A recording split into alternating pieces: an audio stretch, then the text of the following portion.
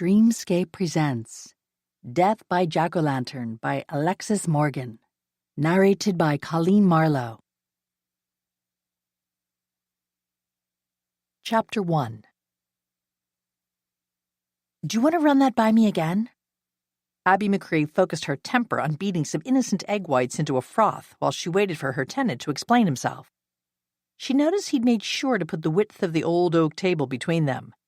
That was smart on his part, because otherwise he might just end up wearing the meringue if she didn't like what he had to say. Meanwhile, Trip Blackston leaned back in his chair, his legs stretched out in front of him and crossed at the ankles. His relaxed look didn't fool her for an instant. The former soldier had blazing fast reflexes. If she went on the attack, he'd be out the door and running before she could stop him. He reached down to pet her traitor of a dog, who was sprawled on the floor by his feet. Sometimes she suspected that the Mastiff mix preferred Trip's company to hers, but maybe it was because Zeke knew a soft touch when he saw one. She glanced up just in time to catch Trip slipping the dog another treat, the third since the pair had invaded her kitchen. Well, after patting Zeke's massive head again, Trip finally started talking. As I already told you, my veterans group wants to hold a fundraiser sometime next year. The goal is to substantially increase our budget in order to fund some new projects we want to take on. Important ones. She didn't doubt that for an instant. The group was known for pitching in to help whenever they could. Evidently, Trip found explanations to be thirsty work, because he stopped talking long enough to help himself to a can of pop from the refrigerator. Rather than waiting for him to gather his scattered thoughts, she tried to help the conversation along. So, have a garage sale. That's what all the other groups here in Snowberry Creek do. She pointed at him with her whisk. I'll even donate all the stuff I've cleaned out of the attic to the cause. I was going to call one of the local charities to come pick it up, but all those boxes can sit out in the garage until you're ready for them. Trip settled back in his chair and tossed Zeke another treat. Sorry, but the board has already rejected that idea for a couple of reasons. Which are? Like you said, every group in town holds garage sales. The frequency results in diminishing returns. There's no way we can raise enough money that way. And the other reason? Well, we'd like to combine the fundraiser with a special event of some kind, as a way to thank the people in town for their support of our group. Abby rolled her eyes. So what you really hope to do is shake everyone's hand and raid their wallets at the same time. That's a cold-blooded way to look at things. Then he grinned. However, I can't argue with your assessment of the situation. The idea is to make the event so inviting, folks won't notice what we're up to. She added vanilla and sugar to the bowl and resumed beating the egg whites. So what does this nefarious plan have to do with me? Trip shifted position, leaning forward, elbows resting on the table. Well, that's where it gets interesting. She picked up speed with the whisk, almost splashing the egg whites out of the bowl. Since when was interesting a synonym for infuriating? How so?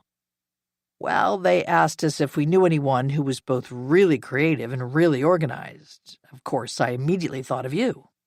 It would be a real shame to waste all her hard work, much less the eggs and sugar. However, the temptation to cut this conversation short by dumping the entire bowl full of fluffy white goo on Trip's head was almost too strong to resist. Why would that be? Several reasons. First, the ladies of the Quilting Guild are still raving about what an amazing job you did organizing their big garage sale. From what Glendon Jean said, it was the best one they've ever had. I know the fire department and police department appreciate all the extra quilts the group has made for them to give to kids when they respond to an emergency. He wasn't wrong. The garage sale had turned out better than anyone had expected, especially her. Yeah, well, you can write it off to beginner's luck. He shrugged his shoulders. I also know that since you took on Mayor McKay's Committee on Senior Affairs, the whole group feels re-energized. I was talking to Connie Polar at City Hall. She said this is the first year that committee has taken on organizing the annual trick-or-treat event on Main Street. They're expecting such a huge turnout that she asked if the veterans group could help with escorting the grade school kids on their rounds and with chaperoning the games at the middle and high schools. Abby had to laugh. That sounds like her. I bet Rosalind McKay is grateful every day that she was smart enough to hire that woman to be her assistant. Connie has a real talent for volunteering people. I swear you walk into City Hall to ask a simple question about property taxes and somehow walk out in charge of a major town event. You're even grateful for the chance to help out. She should know. That's how she had ended up working on the trick-or-treat event in the first place. Tripp was still talking. I think Connie missed her calling. If she'd gone into the military, she'd be running the Pentagon by now. He might just be right about that. At least she uses her powers for good and not evil. Yeah, she does. Tripp's smile faded a bit. So, back to our fundraiser. We all agreed you'd be perfect to head up the committee. She sighed and set down her whisk. Tripp, but you of all people know that I'm not in a position to take on any more commitments right now. First of all, I still have the rest of my term on the Quilting Guild to serve out. Thanks to the sudden influx of money from Dolly Cahill's estate, the group has become a lot more active than it was. As for the seniors group, the mayor originally asked me to fill in just until Fred Cady, the next chairman, recovers from hip replacement surgery. He was supposed to take over back at the beginning of September, but now it looks as if he won't be up to it until mid-November at the earliest. A less trusting person might think that was deliberate on Fred's part. The postponement meant he wouldn't be taking over until well after all the hustle and bustle of the town's upcoming Halloween festival celebration. She did her best to look sincerely regretful. Please tell your friends that I'm flattered they thought of me, but I really can't take on anything else right now. Tripp clearly wasn't buying her excuses. Either that or he didn't care how busy she was. Sorry, Abby, but it's too late. I already accepted on your behalf. Okay, maybe it was time to start pelting him with globs of meringue. What were you thinking? You know you can't make a commitment of that magnitude without asking me first. He slowly rose to his feet, came around to her side of the kitchen, and planted his size 13s right in front of her, his massive arms crossed over his chest. I was thinking you owe me, Abby. You know, what with a dead body in the backyard, not to mention my rushing to the rescue when you managed to put yourself right in the crosshairs of a killer. The stress alone probably shaved 5 years off my life expectancy. Darn, he had to go and play the hero card. Still, he was exaggerating. After all, he had spent 20 years as a former Special Forces soldier, which probably put him somewhere in his late 30s. Despite his claim to the contrary, she figured he'd lost 2 years, 3 at most. That didn't mean she would make it easy for him. Fine, you win, but only if you agree to be my co-chair. I'm not doing this by myself. He looked as if he was about to argue the point. She did her best to look as serious as death and gave him an ultimatum. You and me as co-chairs. That's the deal. Take it or leave it. While he mulled over her offer, clearly still looking for a way to weasel out of it, she started spreading the meringue on the coconut cream pie she'd made with Tripp in mind. Right now, she still wasn't sure if he was going to end up eating it or wearing it. After sliding the pie into the oven to brown the top, she set the timer. Well, what's it going to be? Fine, co-chairs. The first meeting is in a week. They'll expect at least some preliminary suggestions of what we can do. She started cleaning up the mess she'd made on her baking spree. Okay, then. You make a list of ideas and I'll do the same. We'll get together before the meeting to narrow it down to the most viable suggestions. Sounds good. He started toward the door, but then turned back. I know this isn't what you wanted, Abby, but there is one bit of good news. At least the members of this group are used to taking orders and working as a team. That would be a nice change. I'll deny saying this, but I swear it's like herding kittens with the other 2 groups. Meanwhile, Zeke had parked himself right in front of the door, and he whined softly. Tripp gave him a good scratching. I didn't forget, boy. The 2 males looked at her with the exact same hopeful look on their faces. I promised Zeke I'd take him for a run in the park this afternoon. Is that okay with you? Evidently, Tripp wasn't the only soft touch in the room. That's fine, and the pie should be cool enough for you to take home by then. She shot him a nasty look. Not that you deserve a treat right now, but I'd hate to see all my hard work go to waste. He clipped on Zeke's leash. Thanks for taking on this project, Abby. You won't regret it. So not true, but it was too late to back out. I have a couple of errands to run, so make sure you have your key with you so you can let Zeke back in and get the pie. If it's still here when I get back, I might just decide I made it for me. He winked at her. Not a chance of that happening. See you later. She watched from the window as Zeke led the charge up the driveway with Tripp right on his heels. A few seconds later, the timer dinged, and she set the pie out on the counter to cool. It looked delicious. Too bad she'd already promised it to Tripp, but then she'd made coconut cream knowing it was one of his favorites. Like many of her other friends, he frequently benefited from her love of baking. In this particular instance, however, If he hadn't dropped by with his little bombshell about the committee, she would have used delivering the pie as an excuse to check in on him. Not that she would admit that to him. They hadn't known each other all that long, and Tripp was clearly a man who valued his privacy. Still, discovering a dead body in the backyard had a way of bringing people closer together. She liked to think that they were now friends, maybe even with the occasional hint of the possibility of something more when he'd surprised her with a kiss. Not that she was looking to dive into the deep end of the dating pool so soon, but the couple of times he'd kissed her still replayed in her dreams on a regular basis. Abby had only moved to Snowberry Creek a few months back after the sudden death of her favorite aunt. She'd also just gone through a tough divorce. As part of the divorce settlement, her now ex-husband had bought out Abby's half of the small import business they'd built together, leaving her in her early 30s, single again as well as unemployed. She was still working on what came next in her life. Aunt Sybil had always rented the small mother-in-law house on the back of the property to a college student, so Abby had inherited both of her aunt's houses along with her dog and her tenant. But back to Tripp. Lately, he'd been acting withdrawn. She wouldn't exactly say he'd been avoiding her, but she missed the time they'd spent working in the yard together, or just enjoying a cold drink out on the back porch at the end of the day. Tripp's college classes kept him busy, but she had good reason to think there was something else going on in his life right now. Back when she'd been caught up in trying to clear her late aunt's name, Tripp had confessed that he sometimes had trouble sleeping at night.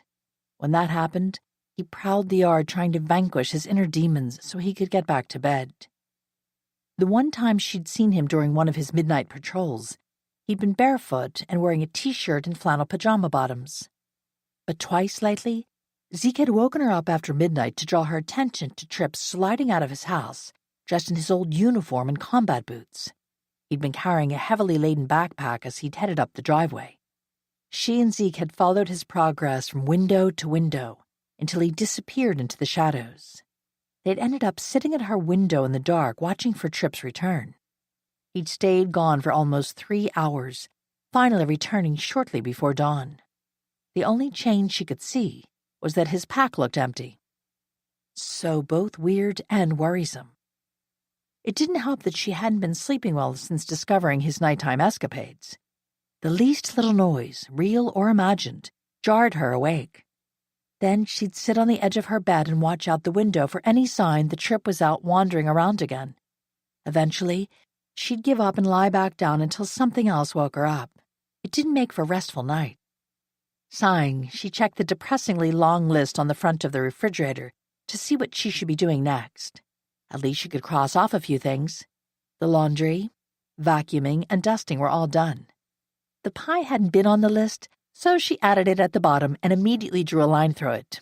Maybe that was cheating, but she got a lot of satisfaction from seeing that the completed jobs outnumbered the ones left to do. With that done, she gathered up everything she needed to take with her as she made her rounds through town. Her first stop would be the fire department, to drop off the latest batch of quilts for the first responders to hand out to children at accidents and fires. She had another bunch for the police department, but she dropped those off when she got to the meeting at City Hall regarding the Halloween festival, which was now just over 2 weeks away. She had been counting the days, looking forward to finally having a little downtime after the big celebration was over.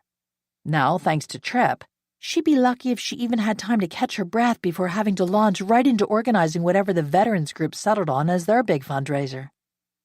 Take it one day at a time had become her mantra. If she thought too much about everything she had to get done, she'd end up in a corner sucking her thumb and whimpering. Rather than dwell on that charming possibility, she picked up the first box of quilts and carried it out to the car. On the second trip, she grabbed her purse, the canvas bag with the library book she needed to return, and the final box of quilts. 5 minutes later, she drove over to Main Street and the first of her stops. The only positive note was that if everything went smoothly, she'd have time to stop at Something's Brewing to pick up an iced coffee before the meeting. No doubt she'd also give in to temptation and try out one of Bridie's latest creations, especially if her friend had made another gooey butter cake. Evidently, she'd gotten the recipe from someone who'd grown up in St. Louis, and the response from the folks here in Snowberry Creek, Washington, had been enthusiastic. Already, imagining biting into the delicious concoction had improved her mood. Who wouldn't love a thick layer of sweetened cream cheese and butter on top of a coffee cake? With that happy thought, she drove to the fire department to drop off the quilts. Unfortunately, nothing went smoothly at all. Her stop at the fire department took longer than expected, which put her behind schedule. By the time she pulled into the parking lot in back of City Hall, she had to hit the ground running to avoid being late for her meeting. Under normal circumstances, that wouldn't have been a big deal, but she didn't trust the rest of the committee members not to volunteer her for something if she wasn't there to defend herself. She'd seen it happen to someone else, and the last thing she needed was to get saddled with another project for the upcoming festival. While she liked Connie Poehler a lot, the woman's idea of a small favor was the stuff of nightmares as far as Abby was concerned. Luckily, the meeting hadn't yet been called to order when she walked into the conference room located down the hall from the mayor's office. Bridie's husband, Seth Kaiser, smiled as she slipped into the empty seat next to him. "Did I miss anything?" He laughed. "We didn't sign you up for another project, if that's what you're asking." Then he reached down to pick up a cardboard drink tray from the floor on the other side of his chair and handed it to her. "Bridie thought you might need these." Bless the woman. It was an iced coffee and a huge piece of the cake she'd been craving. "Thank her for me. I might just make it through the day after all." He winked at her and then turned to answer a question from the man across the table. Abby glanced around the table and was relieved to see she wasn't the only one who was using the last few minutes before the meeting was called to order to finish off a quick snack. "Boy, that cake looks a lot better than what I'm having. What is it?" Abby smiled at the woman sitting next to her. "It's called gooey butter cake, one of Bridie Kaiser's latest experiments. Would you like a bite?" Not that she really wanted to share. "That's okay.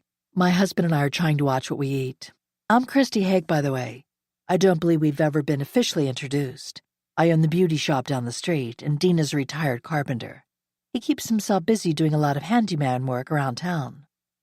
"It's nice to finally meet you. I've heard a lot of good things about you from Glenda Unger and Jean Benson." Christy brightened up. "That's nice of them. They're two of my favorite customers." When Connie Poehler entered the room talking on her cell phone, Christy leaned in closer. "This is your first year helping with the festival, isn't it?" She didn't wait for Abby to respond before continuing. "I always head up the pie eating contest, and Dean is in charge of the games and activities for the kids at the middle school and high school. I'm helping organize the trick-or-treating on Main Street, and the Quilting Guild is putting together all the candy bags for that." Before they could continue the conversation, the meeting was finally called to order. Abby sipped her coffee and did her best to avoid making eye contact with Connie, as the woman asked for status reports and then listed the jobs she still needed someone to take on. The meeting dragged on for almost 2 hours, but Abby made it through without getting tagged for anything else. On the way out, Seth held the door open for her. Neither of them said a word until they reached the parking lot. Then he made a pretense of looking all around them. "I like Connie a lot, but it sure doesn't pay to let her corner you when she's on the hunt for volunteers. Think we made a clean getaway?" She laughed. "So far, so good. I have to stop at the library and the police department, but just in case, I'm tempted to put those things off until tomorrow. Maybe by then she'll have found all the volunteers she needs." "Dream on, lady. Even if she has a full roster for Halloween, there's always Thanksgiving, Christmas, and New Year's to think about." Even if he meant that assessment to be funny, it didn't make it any less true. "Maybe I'll just mail my books back to the library." They'd reached her car. "Need a ride back to the coffee shop? I'm going right by there." "Thanks, but the walk will do me good." He looked a bit sheepish. "I ate 2 pieces of that gooey butter cake before the meeting, and that was on top of the pumpkin spice cookies Bridie made me sample this morning."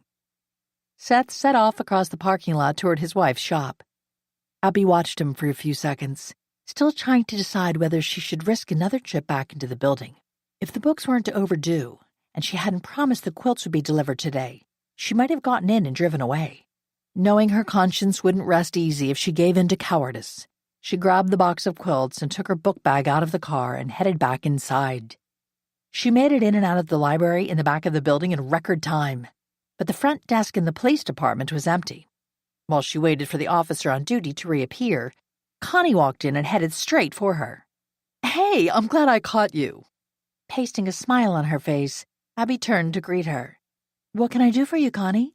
One look at the list clutched in Connie's hand told her she might regret asking that question. All she could do was wait to see how much trouble she was in now. Chapter 2. Connie glanced at the paper in her hand. I just want to make sure that you have everything you need for your committees. As far as I know, I have meetings scheduled with each of them later this week. We'll go over the plans in detail to make sure we haven't forgotten anything. We'll also be putting together bags of treats for the businesses to hand out to the kids on Halloween. Perfect! Connie's smile was a bit apologetic. I know heading up 2 different activities for the festival is a lot to ask of anyone, but it's such a relief to have someone in charge who stays on top of things. Without naming names, I can tell you that's not always the case. Then she patted Abby on the shoulder and was off and running again. I'd give anything to have that woman's energy, or at least a way to siphon some off now and again to help me get through the day. Abby turned to smile at Gage Logan, the chief of police, who had just walked into the room. Me too. Although right now I'm just glad she wasn't looking for another sucker. Oops. I meant volunteer to take on running the entire festival. His deep laugh rang out across the room. So true. I'm on the hook to help out at the high school on Halloween night from 8 until 11. Before that, I'll be helping escort the Munchkins on Main Street with the Veterans Group. Trip mentioned that Connie had volunteered a bunch of you for that duty. Sounds like fun, though. I can't wait to see all the kids decked out in their costumes. Yeah, they can be pretty cute. He gave her a long look. Have you decided what you're going to wear? His question left her speechless. Seriously? We're expected to dress up too? No one said anything to me about that. It's become a tradition over the years, but they probably forgot that this is your first Halloween festival here in town. Great. One more thing to add to her ever-growing to-do list. Sighing, she said, I guess I'll figure out something. How about you? I'm guessing going dressed as a police officer would be considered cheating. He grinned. Yeah, I tried that one year. My daughter gave me grief for weeks. Along about September every year, she starts nagging me to think of something new. Seems she doesn't want me to be an embarrassment in front of all her friends at the high school. Coming up with this year's costume, though, is a slam dunk. How so? Gage glanced around the lobby to make sure they were still alone. Don't tell anyone, but the veterans all decided we come dressed as G.I. Joes or Janes. We've already bought the squirt guns we plan to carry. Okay, that was funny. Had Tripp offered up his own personal collection of action figures as inspiration for the group? She knew he had a bunch of them, because she bought the set for him at the Quilting Guild's garage sale after she'd seen him admiring them. She offered Gage a hopeful look. I suppose it's too late for me to enlist? You know, as a mascot or something? Yeah, sorry, but I'm sure you'll come up with a great idea. He glanced at the box of quilts she'd set down on the floor while she was talking to Connie. Are those for us? Yep, and Glenda said to tell you we'd have more for you in a few weeks.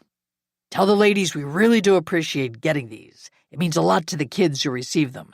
It's amazing how much better they feel when we give them one of the teddy bears and a quilt to cuddle up with.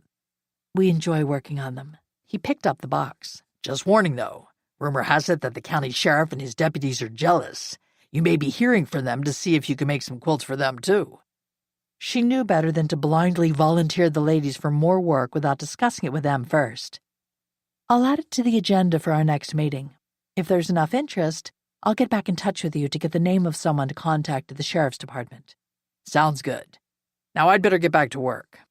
He glanced back one last time. Good luck with the costume. Thanks a lot. Although at least now she knew she needed to come up with something to wear. It would have been awful to have shown up for the big event and been the only person not in costume. One more thing to worry about. At least with her errands done, she could head back home. A nap was sounding pretty good about now. After all, this could be another night where she stood watch and waited for Tripp to return from his mysterious midnight wandering. Well, Zeke, there he goes again. The dog whined softly and wagged his tail. It was hard to tell if he was worried about his buddy or jealous because he wasn't getting to tag along on Tripp's late-night walk. That got her to thinking. Even if Zeke didn't get to go exploring with Tripp, there was no reason she couldn't. Might not be the smartest thing she'd ever decided to do, but she was worried about him and needed to know what was going on. After exchanging her pajamas for sweats, she pelted down the stairs to the kitchen, where she grabbed her cell phone and keys off the counter and then dug a flashlight out of the drawer. After putting on shoes and a jacket, she charged out the front door and down the sidewalk to the street. There she paused to look both ways and finally spotted Tripp about 3 blocks away as he walked under a streetlight. She hesitated a few more seconds. He was a grown man, a trained soldier, and a very private person. All good reasons to believe he could take care of himself. Regardless, driven by a compulsion she couldn't seem to override, she set off after him. If she could get some idea of where he was going and what he was up to on his mysterious forays, maybe she could start sleeping through the night again. She hoped so. It took considerable effort on her part to close some of the distance between them, leaving her breathing hard. If she hadn't hustled, though, she would have missed seeing where he turned off the street to disappear into the trees, part of a national forest that surrounded the town of Snowberry Creek on two sides. She always enjoyed the dense woods that formed a backdrop for the town, and she often walked Zeke along the trail that led deeper into the trees. In the daylight, the dappled shade was cool, and the air was fragrant with the spicy scent of the enormous cedars and Douglas firs. But in the dark of night, the place took on a more sinister appearance. To make matters worse, all the Scream Queen movies she'd watched back in high school started playing out in her head. Hoping she wasn't crossing into too stupid to live territory, she took a deep breath and kept right on walking. To keep Tripp from realizing he was being followed, she kept the small flashlight aimed on the path just a step or two in front of her feet. Every so often, she paused to listen for any sign that her quarry was nearby. If he was, the man had some serious stealth skills going on. The deep silence gave her the creeps, and the goosebumps on her skin had nothing to do with the temperature of the cool night air. Then the sound of twigs snapping from somewhere off to her left had her spinning around to head straight back home where she belonged. What on earth had she been thinking? For sure she hadn't been thinking that someone would reach out of the darkness to clamp his hand across her mouth and drag her deeper into the shadows. She fought with everything she had, but the man who was holding her was far stronger than she was. He smelled bad, too, making it likely that it had been a long time since he'd showered or put on clean clothes. Not that either of those things mattered right now. Who cared if her attacker practiced good hygiene? It was more important that she break free and get the heck out of Dodge, or at least back to her house, where she could barricade herself inside. Her foot made hard contact with a jerked shin, but her best kick had no effect on him at all. Neither did biting the hand he had over her mouth, although it must have hurt from the way he cursed and tightened his grip. It was impossible to keep track of time or distance as he half-carried, half-dragged her through the trees. Each terrifying step took them farther and farther away from any chance of crossing paths with anyone else, someone who could call for help. God, she didn't want to die out here in the forest. She had meetings scheduled, obligations that had to be met, a dog who depended on her, a tenant she wanted to kick for his midnight ramblings. She gradually became aware of a faint scent of wood smoke. Were they nearing a campground? Hope was such a fragile thing, but she clung to it as the smell continued to get stronger. As the two of them headed down a steep slope, she thought she saw a flicker of fire at the bottom. A campfire, maybe. Finally, the trees thinned out enough that she could see more of her surroundings, which included a solitary tent. So not a campground, but a single campsite. That wasn't good news at all. Then a deep voice rang out through the trees, freezing her captor in place. "Sergeant Montgomery, report." The big body behind hers immediately jerked to attention. "I've captured an enemy scoutmaster, Sergeant." Abby fought without success to break free, her terror growing exponentially with the addition of the second man. Meanwhile, the two men continued their conversation. It was only after she slumped in defeat that she gradually realized one of the voices was familiar. Tripp stepped out of the shadows into her direct line of sight. His hard-eyed gaze raked over her top to bottom. His facial expression was totally blank. He looked so cold and unforgiving, nothing like the man she'd come to know. Finally, he looked past her to the man who continued to hold her prisoner. "Sergeant, I promise you that woman is not the enemy or a spy. I have no idea what she was doing wandering around out here in the dead of night, but I will find out and report back to you. For now, please allow me to escort her out of your territory. I promise she won't return." The other man tightened his grip on her, and it felt like he was shaking his head in denial. "Sorry, Master Sergeant, but the enemy has shown a lot of increased activity recently. I know one of them is a woman, but I haven't gotten close enough to see her face. How do we know this isn't her?" Okay, so the man wasn't exactly operating in the same reality as she was. Tripp maintained a calm facade as he talked his friend in off the ledge. "I know you're worried about your territory being infiltrated, Sergeant, But I promise you Abby here is nosy but not dangerous. You remember Zeke? He lives with her. You know he wouldn't stick with someone who wasn't trustworthy." It was the first time she'd ever heard anyone use a dog as a character reference, but she was all for it if the Mastiff Mix's opinion of her carried weight with this guy. "You're sure?" Trip gave a sharp nod. "I am. As I said, I'll take responsibility for escorting her out of the area. If you decide to move your camp, leave word in the usual place. I'll find you." "Yes, sir."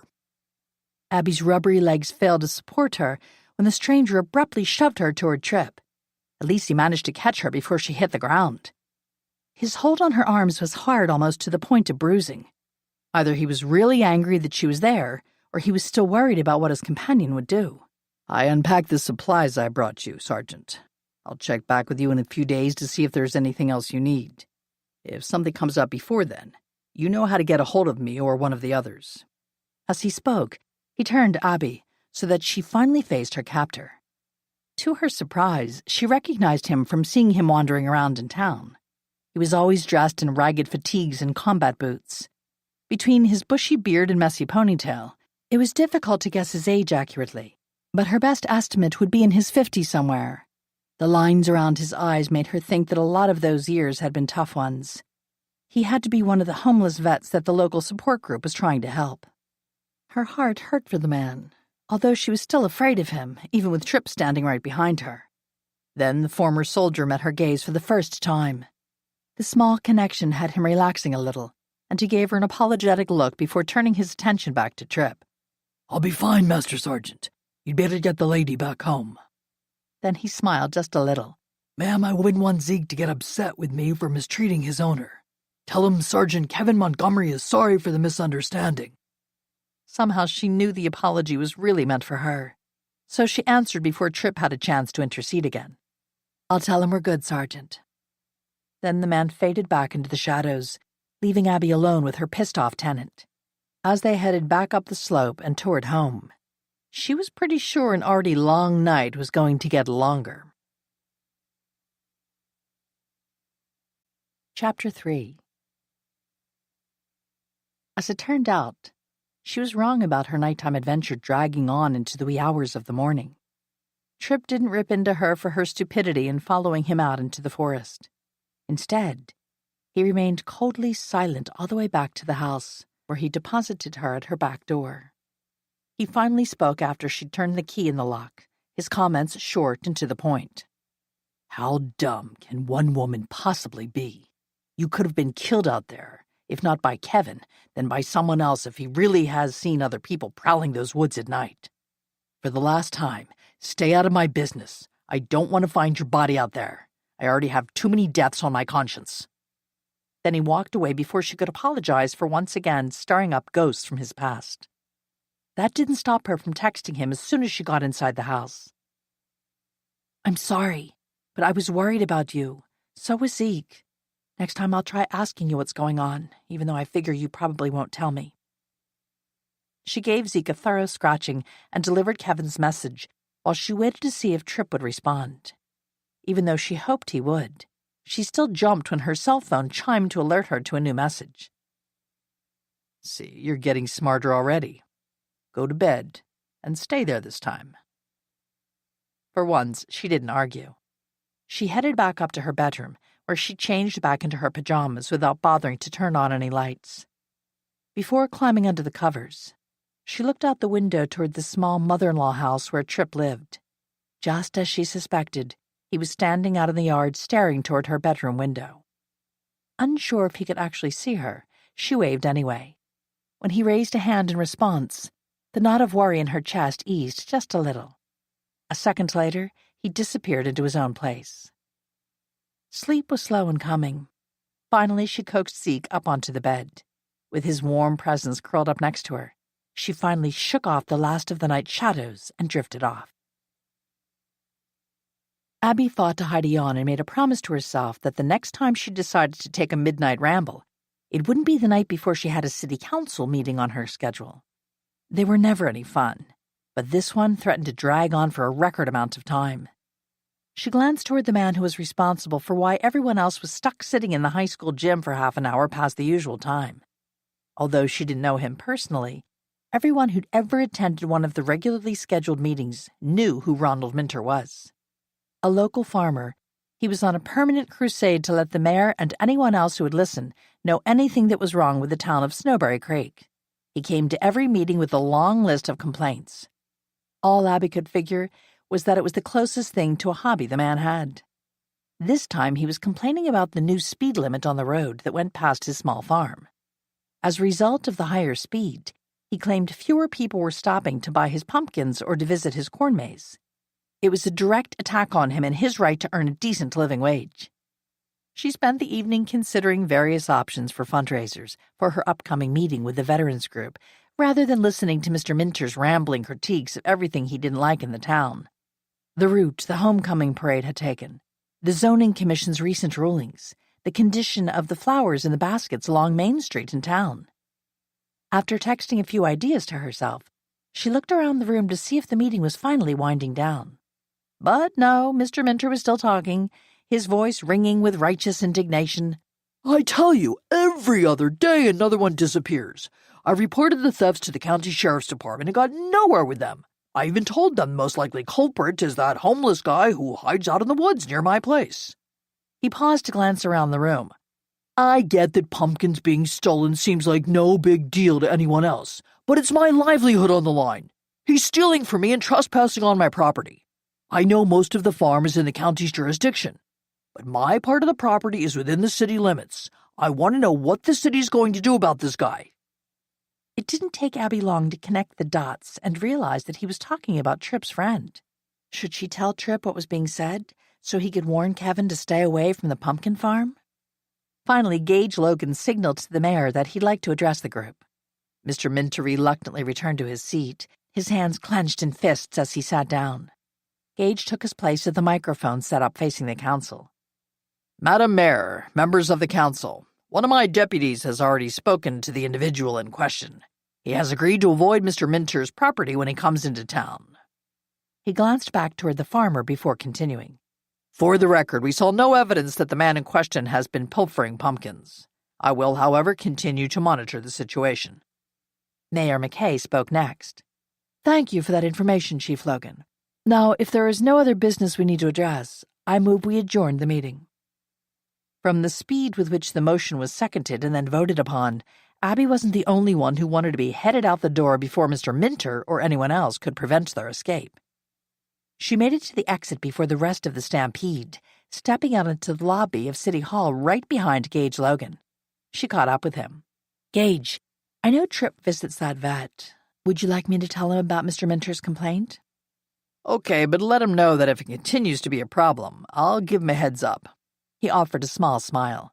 One thing, though, I would have thought you'd have learned your lesson about getting involved in police matters, Abby. Her cheeks burned hot. After all, this wasn't a murder investigation. Rather than point that out, she changed the subject. I probably shouldn't say anything, but I've been worried about him. Tripp, that is, not Kevin. I know he prowls the yard at night when he has trouble sleeping, but slipping out in full uniform seems to be taking it to a whole new level.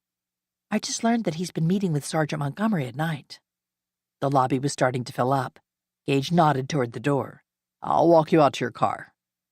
He waited until they were outside and safe from being overheard before he spoke again. I get that you worry about Tripp, Abby. As far as I can tell, he's doing fine. He checks on Kevin at night because he knows that's a hard time for him, too. Having said that, if you ever have cause to think there is something going on with Tripp, don't hesitate to call me. Not as chief of police, but as his friend. I will.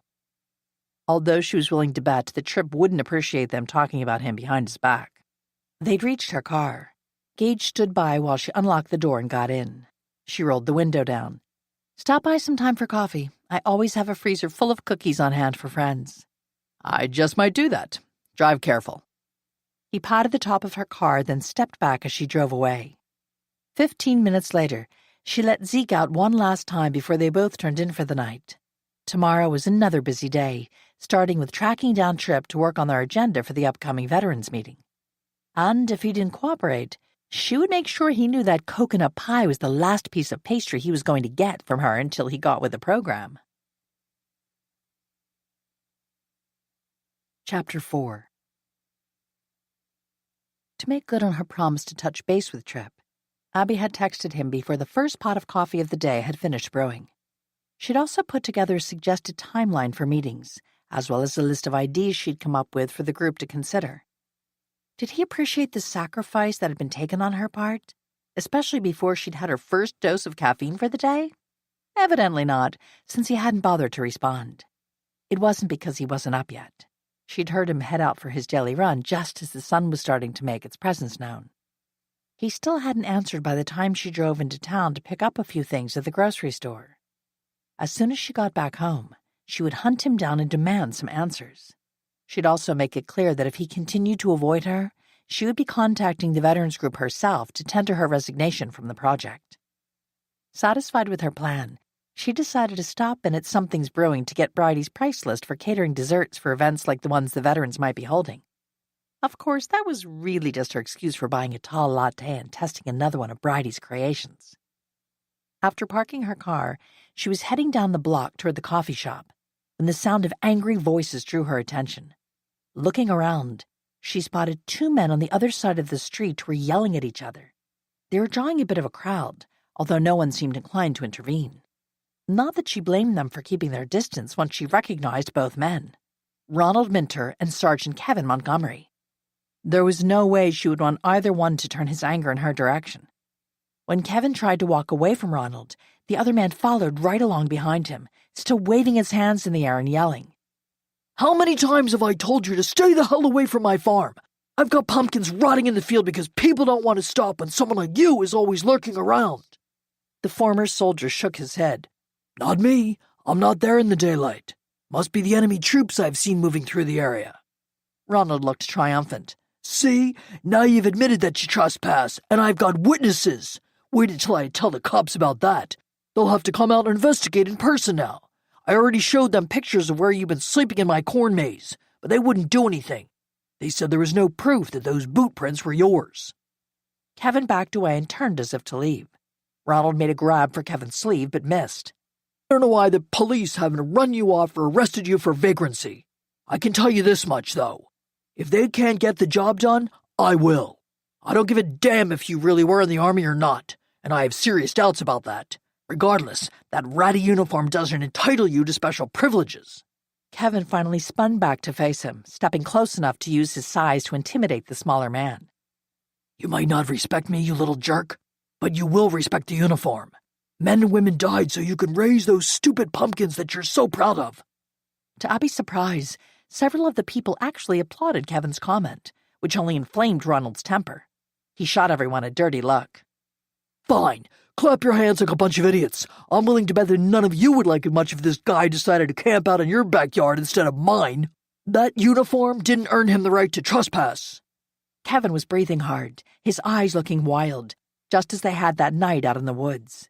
She really wished Tripp was there to intervene on the part of his friend before things really got out of hand. Still, he kept his hands down at his sides as he snarled, "Get out of my face, little man, or you'll be sorry." Ronald didn't heed his warning, but at least Kevin made no move to touch him.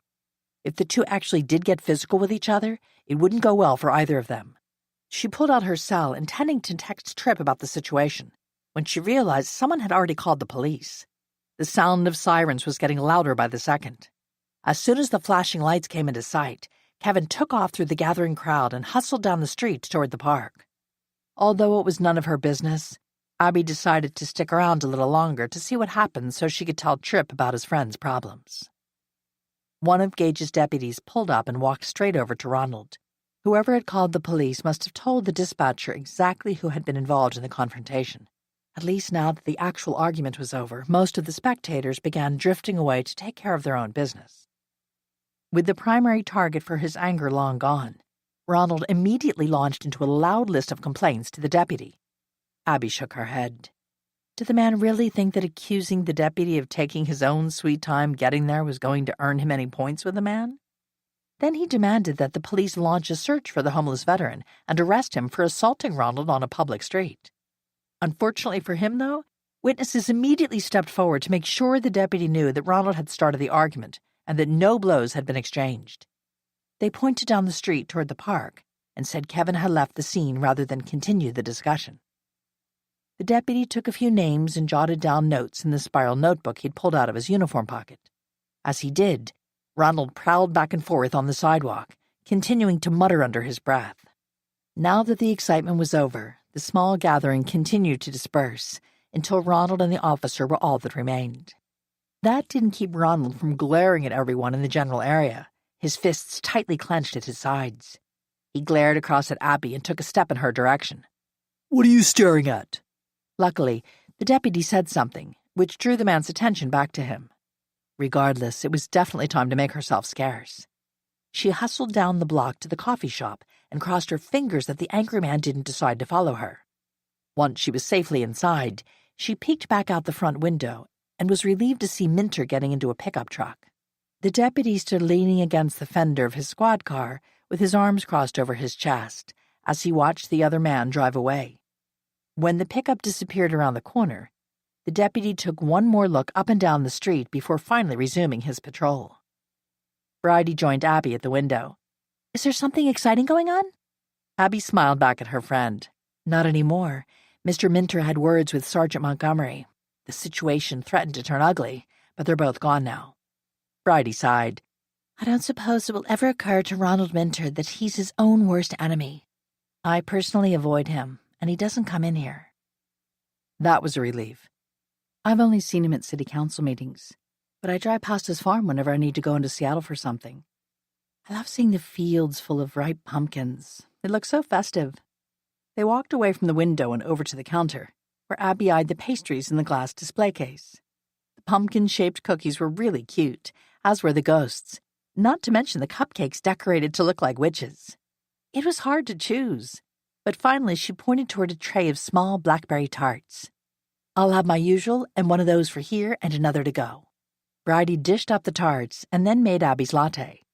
Speaking of pumpkins, have you heard about the big mystery in town? Her friend's grin made it clear that whatever was going on wasn't a bad thing. No, I haven't. Evidently, someone has started carving pumpkin portraits of people here in town and leaving them on their doorsteps. So far, Mayor McKay found one of hers sitting on the steps outside of City Hall. The next person to find one was Franny over at the diner. You wouldn't think it would be possible for a jack-o'-lantern to look so, well, lifelike isn't exactly right. But you know what I mean. Both portraits were unmistakable. Bridie pulled out her cell phone and brought up a pair of pictures for Abby to see. Wow, you're right. I would have recognized them immediately. Whoever carved those is really talented. Any idea who is doing them? Not so far. A few people have asked my husband if he carved them, but it wasn't Seth. His only medium is wood. He swears he's never had any urge to express himself through vegetables. Okay, that was funny. I can understand why. It's a lot of work to put into something that isn't going to last much past Halloween. The bell over the door chimed as a handful of teenagers came streaming into the shop. Abby paid for her order. I better grab a table before the place fills up. Good idea. I love the kids, but they do tend to take over the place. I almost forgot that it's a half day at the high school. I'd better go get my assistant. Take care, Abby. I will. As she settled at a small table near the back, her phone buzzed. Finally, Trip. But as she quickly scanned his response to her text, she wanted to throttle him. Obviously, the man was either jerking her chain or, worse yet, not taking his responsibilities to the committee very seriously. His best ideas for fundraisers included a lemonade stand and a topless car wash. Next, he'd probably suggest they go door to door selling cookies and candy. At least he'd gone on to explain that the topless part of the car wash equation meant they wouldn't wash the roofs of the cars. Funny, but not helpful. Rather than respond, she ate her blackberry tart and decided his would make a nice dessert for her evening meal. Of course, he would know he was missing out on such yummies unless she told him. After snapping a quick picture of the tart, she sent it to him and pointed out the error of his ways. Sorry, but no blackberry tarts for those who don't pull their weight, mister. His response wasn't long in coming. That's okay. I still have one piece of the coconut cream pie left. Enjoy it while you can. It will be the last one you get for the foreseeable future. Too bad, so sad. Her phone remained silent long enough that she thought he wasn't going to answer. She disposed of her trash and got ready to leave. Just before she reached the door, her phone buzzed again. Seriously, I'm at school studying for a test. Want to meet up tomorrow morning around 10 to discuss plans? I promise to behave and work hard. Cursing herself for being such a soft touch, she texted back. It's a deal, but I'm holding your tart prisoner until you make good on that promise. Even knowing it wasn't possible, considering Tripp was across town at the college, she could have sworn she heard him laughing. The next morning, 10 o'clock came and went with no sign of Tripp anywhere. They hadn't actually said if they were meeting at her place or his, but she'd assumed they'd work at her kitchen table. For one thing, he'd never once invited her into the small mother-in-law house he rented from her. When the clock ticked past 10:30, she and Zeke headed across the backyard to knock on Tripp's door. No response, and there were no lights on inside either. His usual parking spot was empty, another obvious indication he wasn't home. Zeke, I don't know what's going on with your buddy, but I have to admit I'm getting worried about him. The big dog whined and sniffed at Tripp's door. She patted him on the head. I know, it's not like him to stand us up like this. If he needed to reschedule, he could have just called. Well, there was no reason to keep lurking outside his door. Let's go back to the house, Zeke. We can keep an eye out for Tripp while I organize the candy for the goodie bags the Quilting Guild will be putting together this afternoon. She wasn't always sure how much Zeke actually understood when she talked to him, but it was a sure bet he recognized any and all food-related words. At the mention of candy, he wolfed and charged across the yard toward the house. She caught up with him on the back porch. Sorry, buddy, but no sweets for you. Do you remember what happened the last time you helped yourself to the candy dish? Evidently he did, because his enthusiasm immediately dimmed. Taking pity on her loyal companion, she fed him one of the organic treats that she made for him on a regular basis. She fixed herself a cup of coffee and headed into the dining room to start opening the bags of candy and pouring them into the large bowls she'd set out earlier. Half a dozen of the ladies from the guild were due to arrive at 1 to spend the next 2 hours putting together a bunch of goodie bags for the merchants on Main Street to hand out on Halloween. The candy had been donated for that purpose, and the committee had volunteered to get it all organized. Considering the number of kids she'd been told were expected to participate in the town's festival, she was glad the group was getting an early start on the project. She just wished Tripp would take his group's fundraiser as seriously. Just as she opened the last bag of today's allotment of candy, she heard the familiar rumble of Tripp's truck coming down the driveway. Rather than charging outside to confront him, she kept working. Even if he wanted to offer an excuse for not showing up, she was no longer in the mood to listen. When Tripp knocked on the back door, Zeke gave a cheerful bark and charged down the hall to the kitchen, leaving her no choice but to follow. She didn't immediately open the door, preferring to glare at her tenant through the window. At least the man had the good sense to look apologetic. Come on, Abby, let me in. She knew a stubborn man when she saw one, so she gave in and opened the door. That didn't mean she was going to go easy on him. You're late. I know, and I'm sorry. He shuffled from one foot to the other. Worse yet, I can't stay very long. I have a class in a couple of hours. Fine. She started to shut the door, but he reached out to stop her. At least give me a chance to explain. Her temper got the best of her. Why should I? You were supposed to be here over an hour ago. If you changed your mind about wanting to meet, all you had to do was make a simple phone call or even send me a text. I was at the hospital. The blunt statement diffused her anger and converted it right into a huge dose of guilt. What happened? Are you okay? He ran his fingers through his dark hair. It wasn't me. Rudy, one of the guys from the veterans group, called me at 6 to say he wasn't feeling all that good this morning and asked if I could come give him a ride to the clinic. When I got there, he looked like hell, and I ended up calling 911. They transported him to the county hospital, and I followed to keep an eye on the situation. Abby stepped out of the way and opened the door wider. Is he okay? He should be. They kept him for observation, though. Seems he had a bad reaction to some new medicine his doctor put him on for his heart. We'll know more by tomorrow. Pastor Halliday came to sit with him, and a couple of the other guys will take turns to cover the rest of the day. That's good news. But it was clear the whole event had taken its toll on Tripp. He looked pretty haggard, with those dark circles under his eyes and a day's worth of whiskers shading his jaw.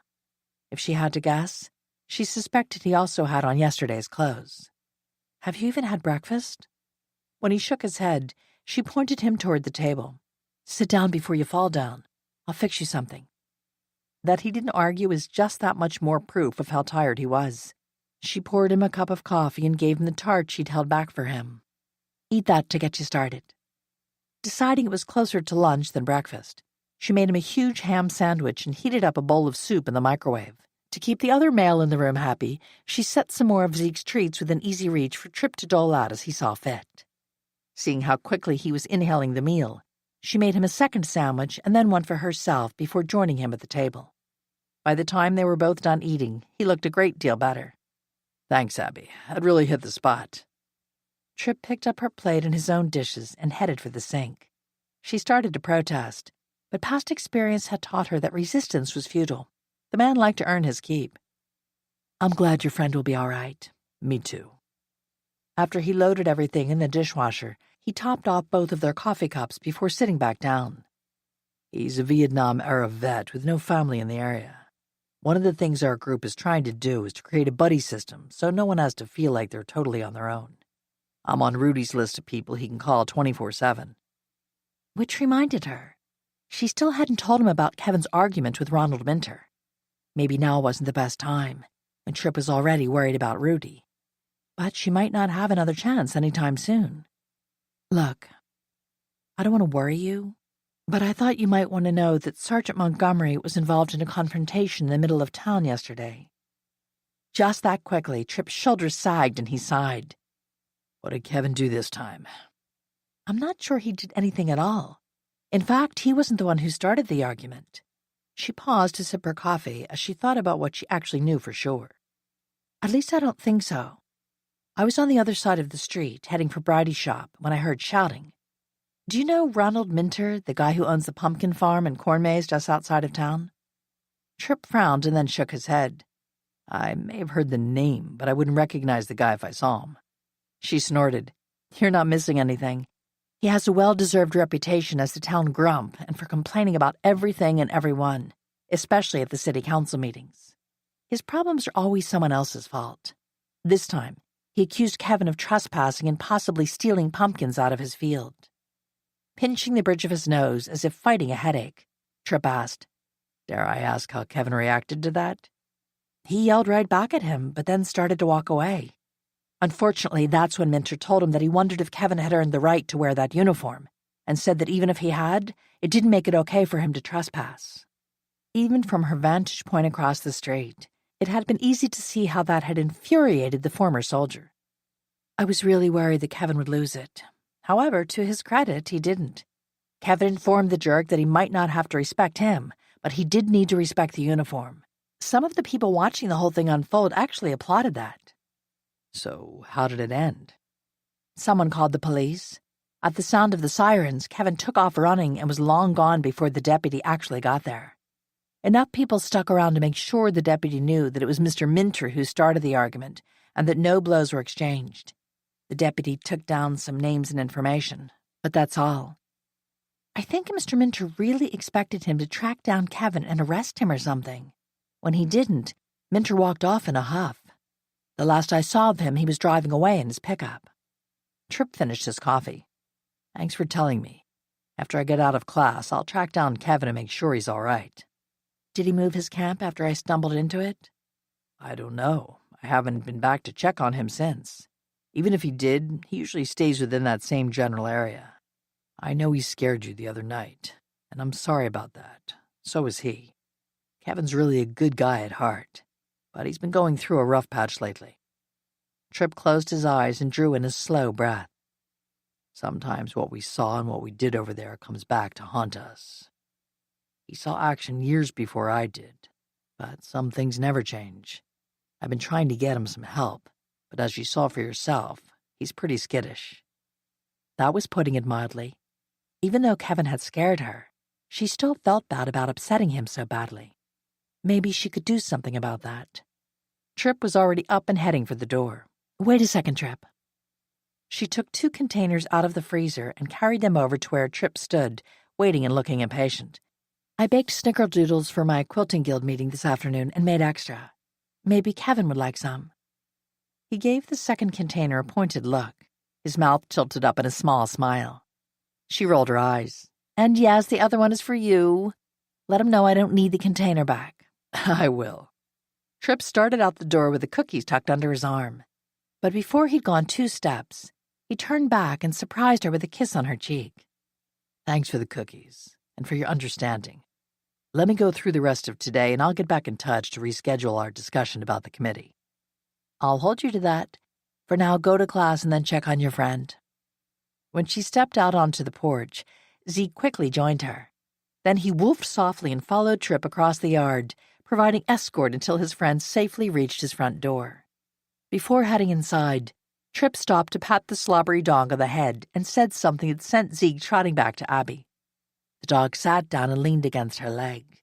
He whined, clearly concerned about his buddy. She gave Zeke a hug.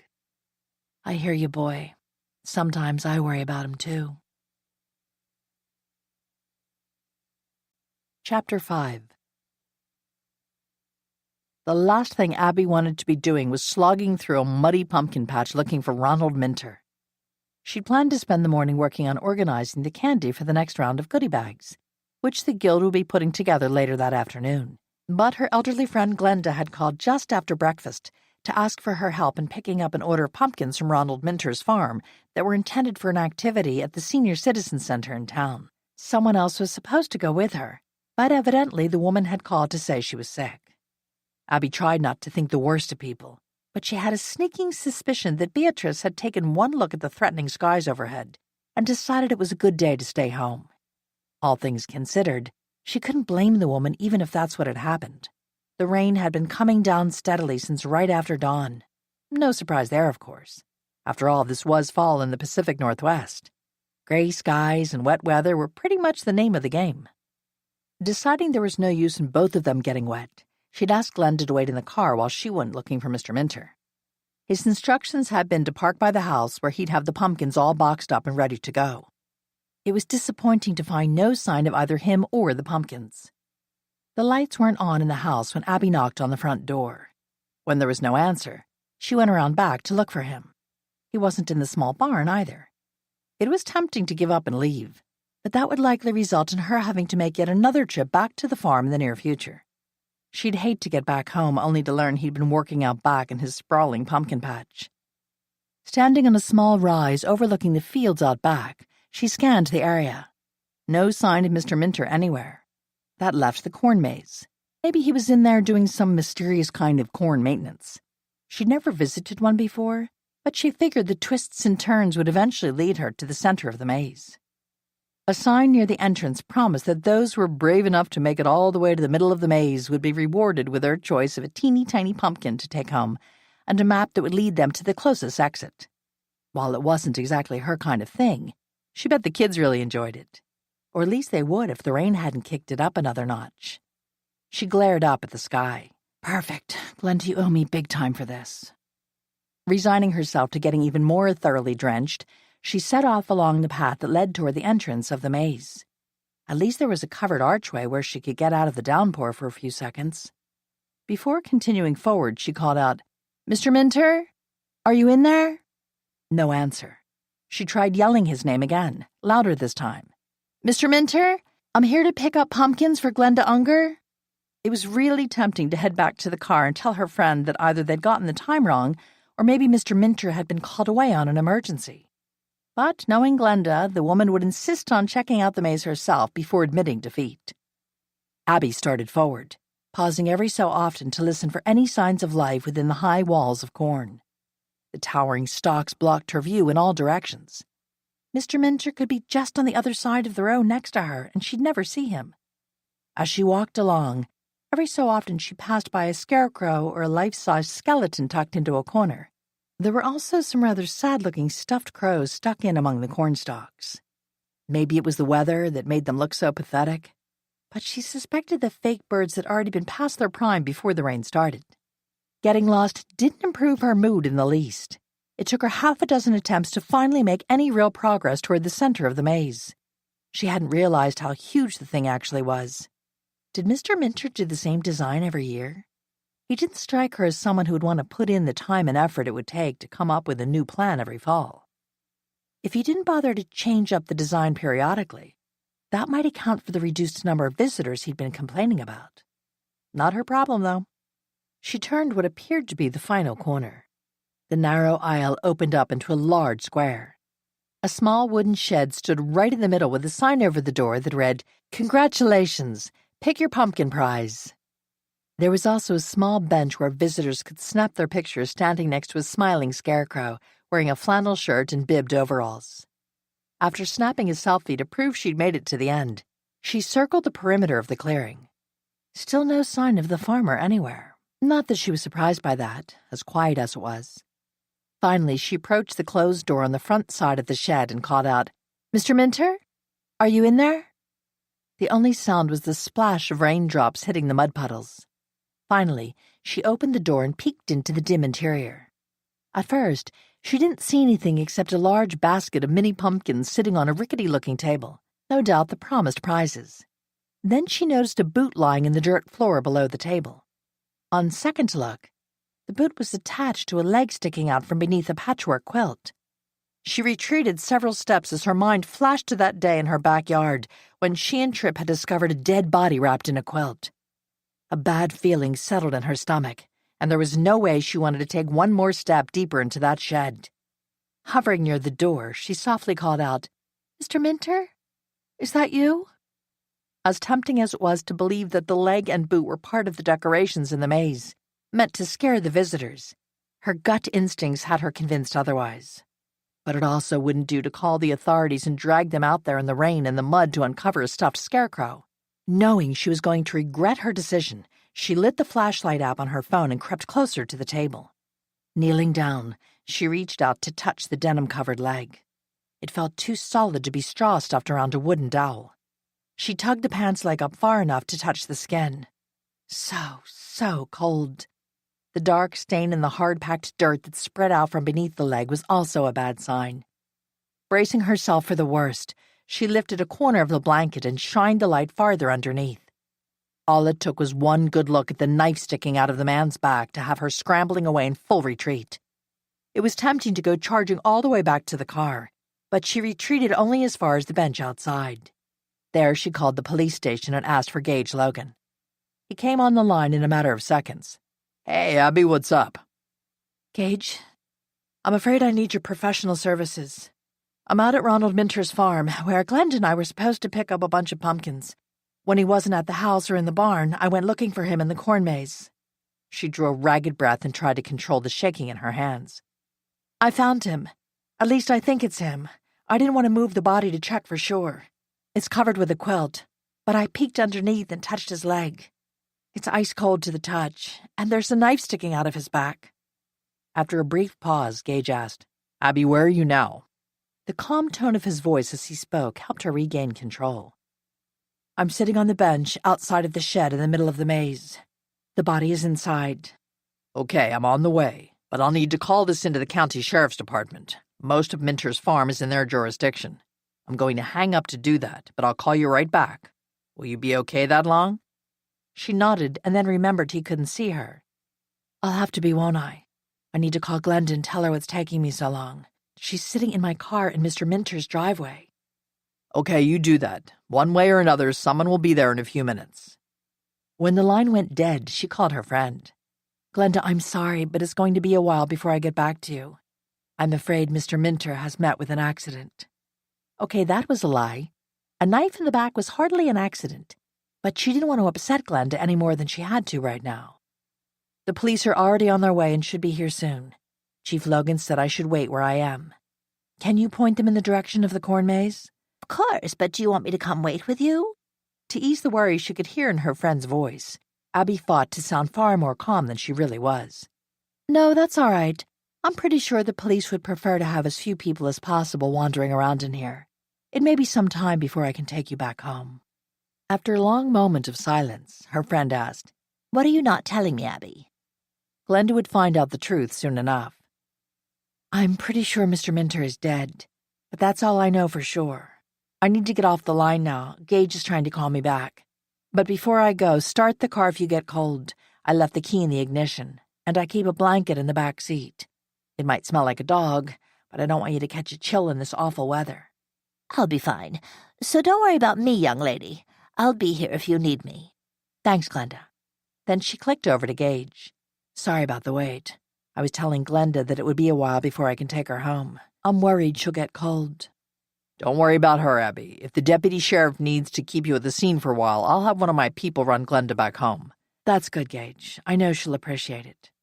I'm about 5 blocks out, and I can see the county guys rolling in from the other direction. You won't be alone for much longer. Good. He kept up a steady stream of conversation, which helped keep her centered. It wasn't long before she heard a strange voice shouting, "We're at the entrance of the maze and coming in." She called back, "I'll wait right where I am. If you have trouble finding your way, I can keep calling out if that would help you track me." "We'll let you know." Gage was still talking to her. "I'm with Glenda now. She's doing just fine. One of my deputies just pulled in so he can take her home. I'll be heading your way as soon as I talk to him." "I think the other officers are getting close, so I'll hang up now, Gage." Then she called out, "Sounds like you're almost here, deputies." Sure enough, a man and woman both stepped into sight a few seconds later. She remained seated on the bench, mainly because she wasn't sure her legs would support her right then. At least this time she didn't pass out like she had when she and Trippett found Dolly Cahill's body. Maybe she was getting better at handling this stuff, which was in itself an unsettling thought. "Ma'am, I'm Deputy Sheriff Solkowski, and this is my partner, Deputy Meg Venter. I take it you're Abby McCree?" "Yes, I am." Solkowski walked closer to her while Deputy Venter remained near the entrance.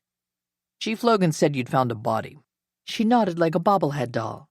"I did. He's on the floor inside the shed. I peeked under the blanket to make sure it wasn't just another scarecrow." Her eyes clouded up with tears. "I really wish it had been." The deputy's expression was sympathetic. "Me too, Miss McCree. Deputy Venter needs to go back to the entrance to the maze to guide the rest of our crew in as they get here. While we're waiting for them, I'm going to step inside and take a quick look around. Will you be all right out here by yourself?" A familiar figure stepped into sight. "I'll stay with her." Abby surged up off the bench and ran straight to Gage, who wrapped his arms around her. "I'm glad you came." He looked over her head to the deputy. "I know this is in your jurisdiction, but Abby is a personal friend. I'll keep out of your way, but I'd like to stay with her." "Not a problem, Chief." The deputy ducked into the shed but didn't stay there long. "Gage, can you step inside for a second to see if you can give me a positive identification on this guy?" Abby stepped back away from Gage. "I'll be fine. Go do whatever you can to help." "Okay, but then I'll take you back to your car to get warm. I asked my deputy to bring you something hot to drink when he comes back." Gage followed Deputy Sokolsky into the shack. They talked for a minute or two, but Abby didn't even try to make out what they were saying. A few seconds later, Gage walked back out. "Okay, lady, let's get you in out of this rain. Once Deputy Venter points their people in the right direction, she'll come find us to take your preliminary statement. Once that's done, I'll drive your car home for you. I can hitch a ride back out here to get mine with one of my deputies later." "Sounds like a plan." They sloshed their way back out of the maze and across the pumpkin field. Several more deputies, and others who she thought were likely the forensic techs, passed them going the other way. Several said hello to Gage by name. He acknowledged their greetings but made no effort to stop and chat. She had to wonder if he wouldn't rather be back in the thick of things rather than babysitting her. "Am I taking you away from what you should be doing?" "Not particularly. This area falls in the jurisdiction of the Sheriff's Department, but we have a pretty good working relationship with them. If they need anything, they'll let me know." Her car was empty when they got there. Abby was relieved that Glenda hadn't had to sit out in the cold any longer than necessary. But she was even more glad she didn't have to answer any questions right now. To her surprise and relief, Gage pulled her keys out of his pocket. He clicked the button to unlock the car and then opened the passenger door for her before getting in on the driver's side. While he started the engine to warm the interior, she reached back over the seat to grab the blanket she kept there for Zeke to sleep on. It was covered in Zeke's hair, but right now she needed the extra layer of warmth it provided. Gage waited until she got settled before asking, "You doing okay over there?" She thought about it and then went for the truth. "Not really." After tugging the blanket up higher around her shoulders, she glanced at Gage. "That really was Mr. Minter there under the table, wasn't it?" He nodded. "Yeah, it was. I have to tell you the same thing I told Mrs. Unger. You'll need to keep what's happened to yourself for a little while. just until the sheriff's department has the chance to notify his next of kin. I will. The last thing she wanted to do was talk about what had happened. It was bad enough that the blood-soaked ground and cold feel of that leg would probably haunt her dreams for a while. Heck, she still had occasional nightmares from the Dolly Cahill case. Do you know if he has any family close by? A cousin or two, I think. Then Gage gave her a hard look. Your part in this ends when you give the deputy's statement. After that, you stay away from the entire affair. For the first time, she smiled. Yes, Gage, I learned my lesson. I have no desire to get involved in another murder investigation. Pointing at the pale streak in his otherwise dark hair, Gage said, See those gray hairs? They all appeared when Tripp and I found out you decided to follow a stone-cold killer all by yourself. He pinched the tips of his finger and thumb together, leaving just a thin space between them. We came that close to getting there too late. And he was never going to let her forget it. Neither was Tripp, for that matter. Not that she blamed them. She'd scared herself that day, too. Looking back, she couldn't figure out what had possessed her. Well, other than the driving need to clear her aunt's name, which was a stupid idea. Sybil would never have wanted Abby to put herself at risk for such a foolish reason. Her lifelong friends would never have believed Sybil was capable of murder, and the opinion of anyone else wouldn't have mattered to her. Abby leaned her head back and briefly closed her eyes. I just want to go home and forget all of this. Looks like you'll get your chance soon. Abby sat up straighter and looked around. Sure enough, Deputy Vinter was headed their way. Reliving the whole experience wasn't going to be any fun, but the sooner Abby answered all the woman's questions, the sooner she could go home, take a hot bath, and do her best to pretend the day's events hadn't ever happened. The deputy slid into the back seat. Phew! Feels good to get out of the rain for a few minutes. Miss McCree, I've got a few basic questions for you. Then I want you to tell me step by step everything that you can remember about what happened. I'll pass the information on to the detective who takes charge of the investigation. If he or she has any more questions for you, they'll get in touch. Okay? As soon as Abby nodded, Deputy Vinter launched right in. Then let's get started. Her rapid-fire questions were to the point and her attitude professional. Abby appreciated the woman's calm demeanor, which helped her get through the ordeal as quickly as possible. That didn't change the fact that every second of the discussion was like having a horror movie playing out in her head in Technicolor.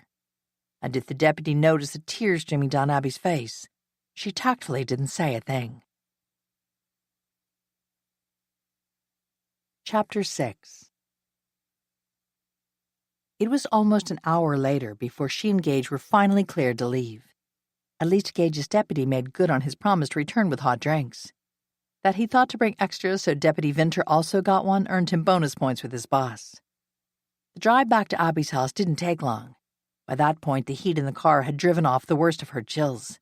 But she couldn't wait to get out of her damp clothes and wet shoes. Come on inside, Gage. It's still a little early for lunch, but I could use something to eat.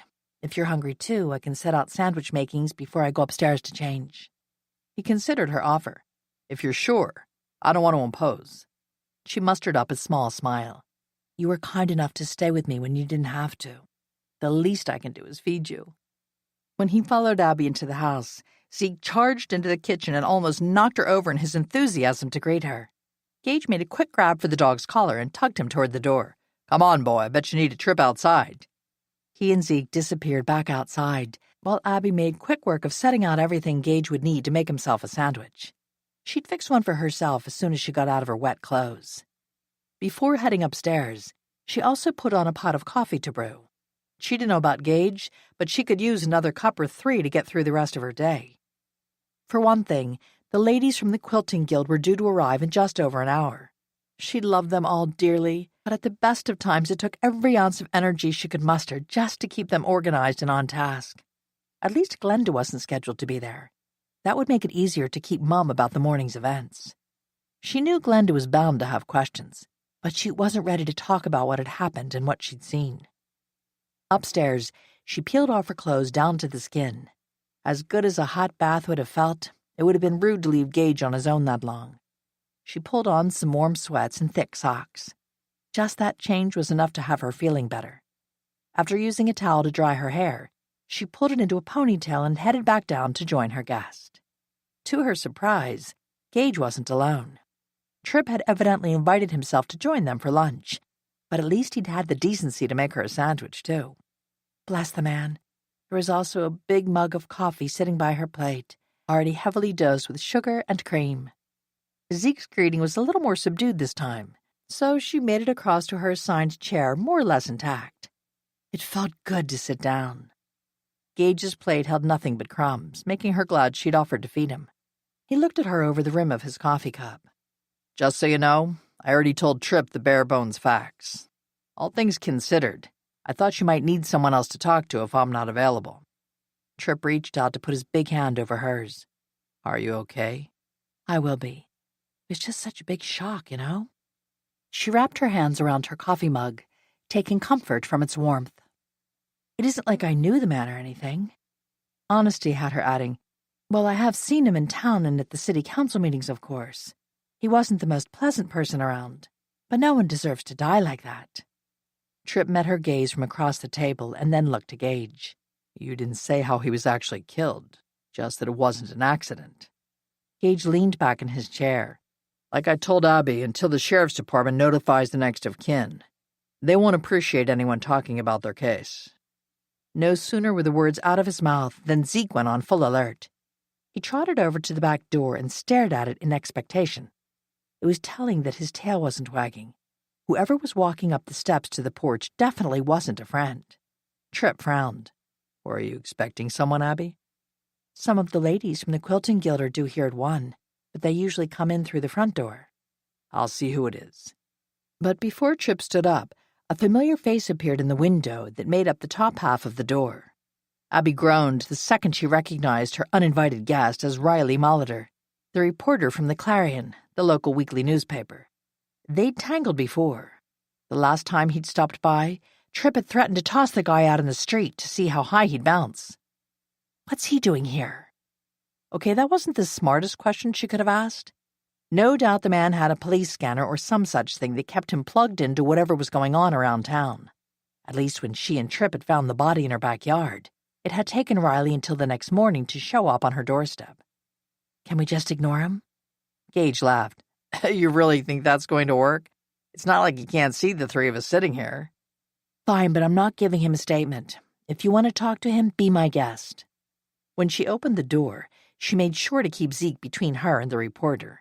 Her furry friend had served as a rather handy deterrent the last time Riley had tried to get in her face over an unfortunate incident, if a murder could be called that.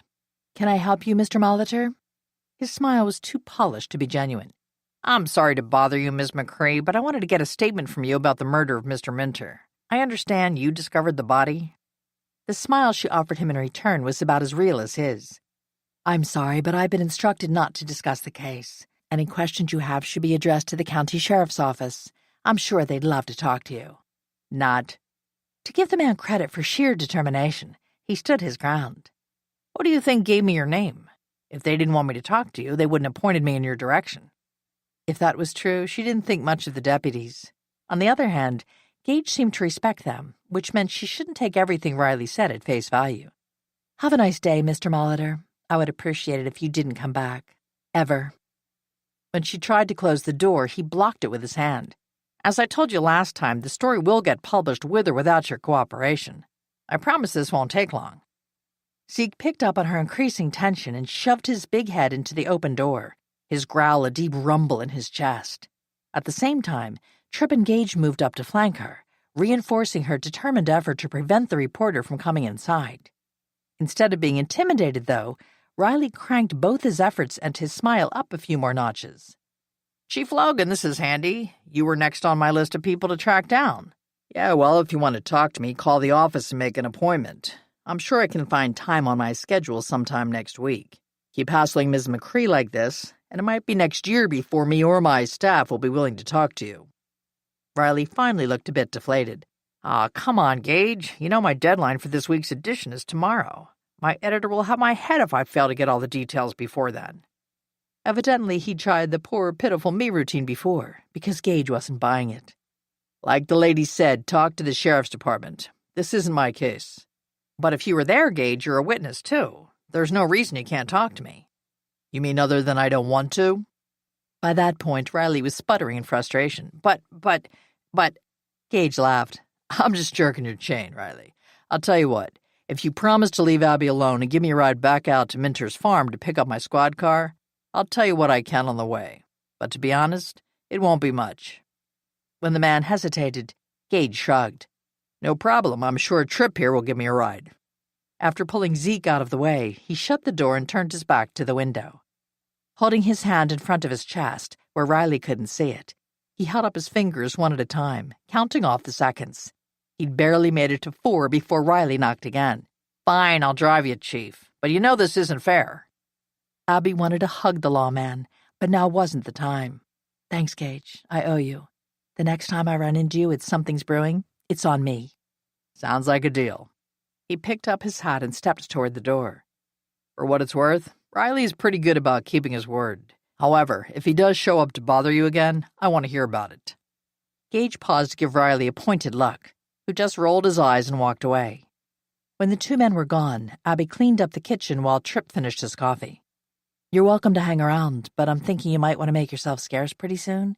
The Quilting Guild is having a work party here this afternoon, and Jean will be coming. I'm not saying she'll come armed with one of her tuna casseroles or anything, but if she sees you, she might just get inspired. Abby knew Jean was fond of her, but the elderly woman really doted on Tripp. Right now, he had a particularly pained expression on his face as he gulped down the rest of his coffee. Seriously, Abby? I really need to figure out how to convince that woman she doesn't need to feed me. It was hard not to laugh. What was her latest secret ingredient? He winced. You know how she uses crushed potato chips for a topping? Abby snickered as she nodded, already guessing where this line of conversation was headed. Well, it seems she ran out of the regular flavor. Can you imagine what barbecue chips taste like dipped in tuna? Yuck, no wonder Tripp looked a bit sick. You've got to give the woman credit for being creative. Tripp snorted. That's one way to put it. He drained his cup before heading for the door. Let me know if you want company or anything after the ladies leave. I'll be around this evening. I can do my homework over here as well as I can at home. I should be fine, but I appreciate the offer. Tripp paused to sneak Zeke an extra treat. I delivered the cookies to Kevin, by the way. He really appreciated them. She'd been worried about him. Was he all right after his argument with Mr. Minter? Yeah. He said he'd make himself scarce for a few days and that he planned to do what he could to avoid the man. I guess he won't have to worry about that anymore. No, he won't. In fact, no one would. And despite how unpleasant Mr. Minter might have been, that was a real shame. For sure, the city council meetings wouldn't be the same without him there with his monthly list of complaints, some of which were actually legitimate. She also suspected there was probably a long list of people in the area who had exchanged hot words with the man over the years. But that didn't justify such awful violence. She really hoped the sheriff's deputies found the culprit quickly and brought him or her to justice. Mr. Minter deserved that much. The rest of the day passed in a blur. She and the ladies made quick work of the goodie bags and finalized plans for their part of the festival's celebration. It was hard not to laugh as Jean found several excuses to wander into the kitchen, where she peeked out the back windows toward Tripp's place. At least she'd arrived without one of her casseroles ready to deliver to him. Poor guy. He was unfailingly polite to Jean and even made a valiant effort to eat whatever she brought him. As far as Abby was concerned, that was definitely above and beyond the call of duty. After the ladies left, Abby made quick work of washing the dishes and wrapped up the last few lemon bars to give to Tripp. She poured herself another cup of coffee and headed to the living room to watch one of her favorite cooking shows. But speaking of him, they still needed to get together to talk about their upcoming meeting with the veterans group. Time was running out, and she didn't want to walk in without at least some solid ideas to offer them. It would also be nice to have a chance to pull some definite numbers together before the meeting. She muted the television and tried calling him, but there was no answer, which was odd. He'd said he'd be home all evening. After hanging up, she sent him a quick text asking him to call her or at least give her a date and time to meet. An hour later, she was ready to turn in for the night. She perched on the edge of the mattress and looked out the windows to see if he was home. His truck was in its usual spot, but his front windows were dark. Maybe he'd gone to bed earlier than normal. She hoped he hadn't had to go hiking out to the woods to check on Kevin again. Rather than staying up to all hours, she decided to delegate worrying about Tripp to her furry companion, who who could sleep all day whenever he wanted to. "I'm going to bed, Zeke. Only wake me if it's a real emergency." With his sometimes uncanny way of understanding her, the big dog jumped up on the bed and settled where he could watch over the backyard. Satisfied Trip was in good hands, she turned out the light and went to sleep. Errands and meetings kept Abby running for the next 2 days, too busy to track down her favorite, if only, tenant. Her frustration with the elusive man had reached an all-new high. The only bright spot was the increasing buzz about the mysterious pumpkin carvings that had continued to appear around town. She had to wonder how Gage Logan felt about being immortalized in vegetable art. His was only the most recent portrait to show up. It had mysteriously appeared outside of the back entrance to the police department. To date, there hadn't been even a hint about the artist's identity. She suspected Gage would have preferred to hide the huge pumpkin, maybe by taking it home for his daughter to enjoy. However, Riley Molitor had taken it upon himself to prowl the city right after dawn each morning looking for the latest addition to the collection. Once he spotted a new portrait, he snapped a few pictures and rushed back to his office to post them on all of the newspaper's social media. While Gage might not agree, a lot of people seemed to think being chosen as one of the artist's subjects was quite the honor. Regardless, it was adding a whole new spice to the town's usual Halloween celebration. It had occurred to her to wonder if somehow Connie Poehler was behind the whole thing, using the portraits as a way to increase support for the festival. If so, her efforts were a brilliant success. Abby made a quick stop at the bookstore to pick up the latest novel of one of her favorite authors. With a murderer on the loose, she wanted to get home before dark, where she planned to spend the evening with the doors locked and a glass of wine within easy reach. The only question was whether to head straight home or if she should stop in at Bridie's for a little pick-me-up first. In the end, it was no contest. She also planned to confront Tripp as soon as she could find him. If she finally managed to corner him, she was going to need all the energy she could get. She had just reached the coffee shop when she spotted Gage headed her way. She still owed him that coffee she'd promised him for deflecting Riley's attention away from her the day she'd discovered Mr. Minter's body. Instead of going in, she waited outside the shop to invite him to join her. "Hi, Gage. I was heading inside to take a breather before heading home. I'd love to buy you that coffee I owe you, and I'll even spring for a treat to go along with it, although I can't stay for long. I'm really hoping to catch up with Tripp this afternoon. I don't know where that guy's been hiding, but he hasn't been answering my text messages or anything. You haven't seen him, have you?" Instead of his usual friendly smile, Gage looked wary as he coasted to a stop a few feet away. "I take it you haven't heard." "Heard what?" "If you're talking about the sheriff's department, I haven't heard from them since Deputy Vinter took my statement." "Have they made an arrest?" She wasn't sure why his grim expression released a flock of butterflies in her chest, but it did. His answer didn't help.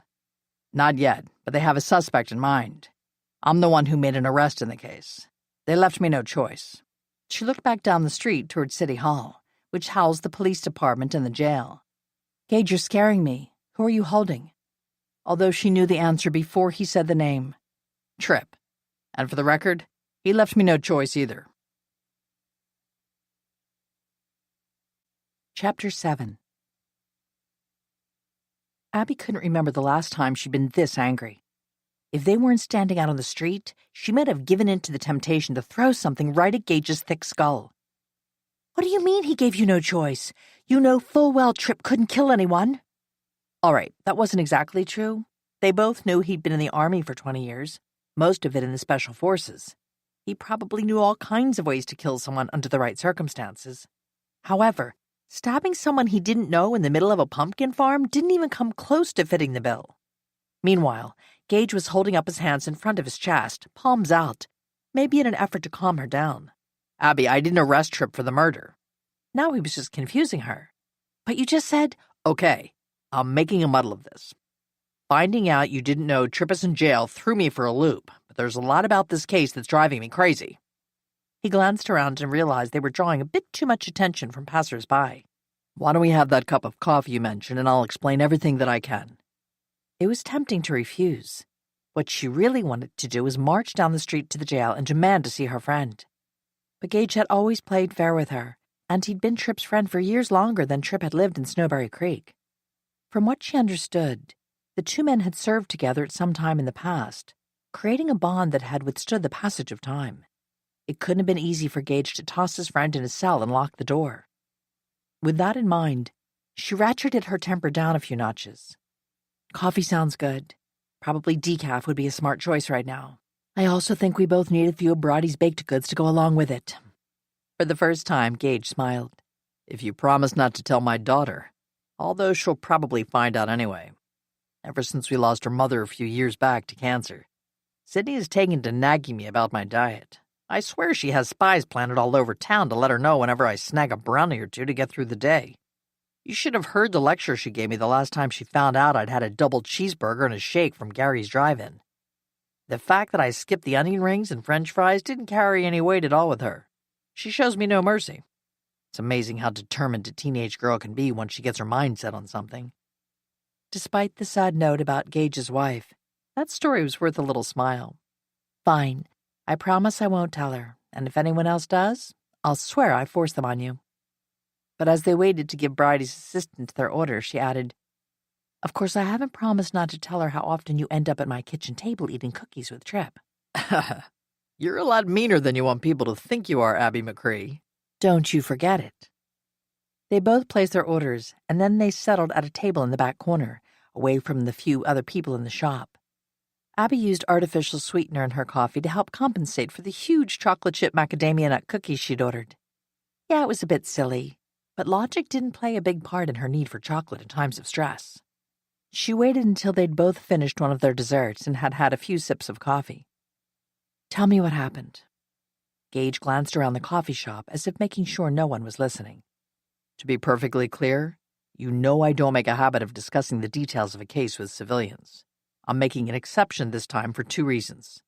First, you're already involved, since you're the one who discovered the body.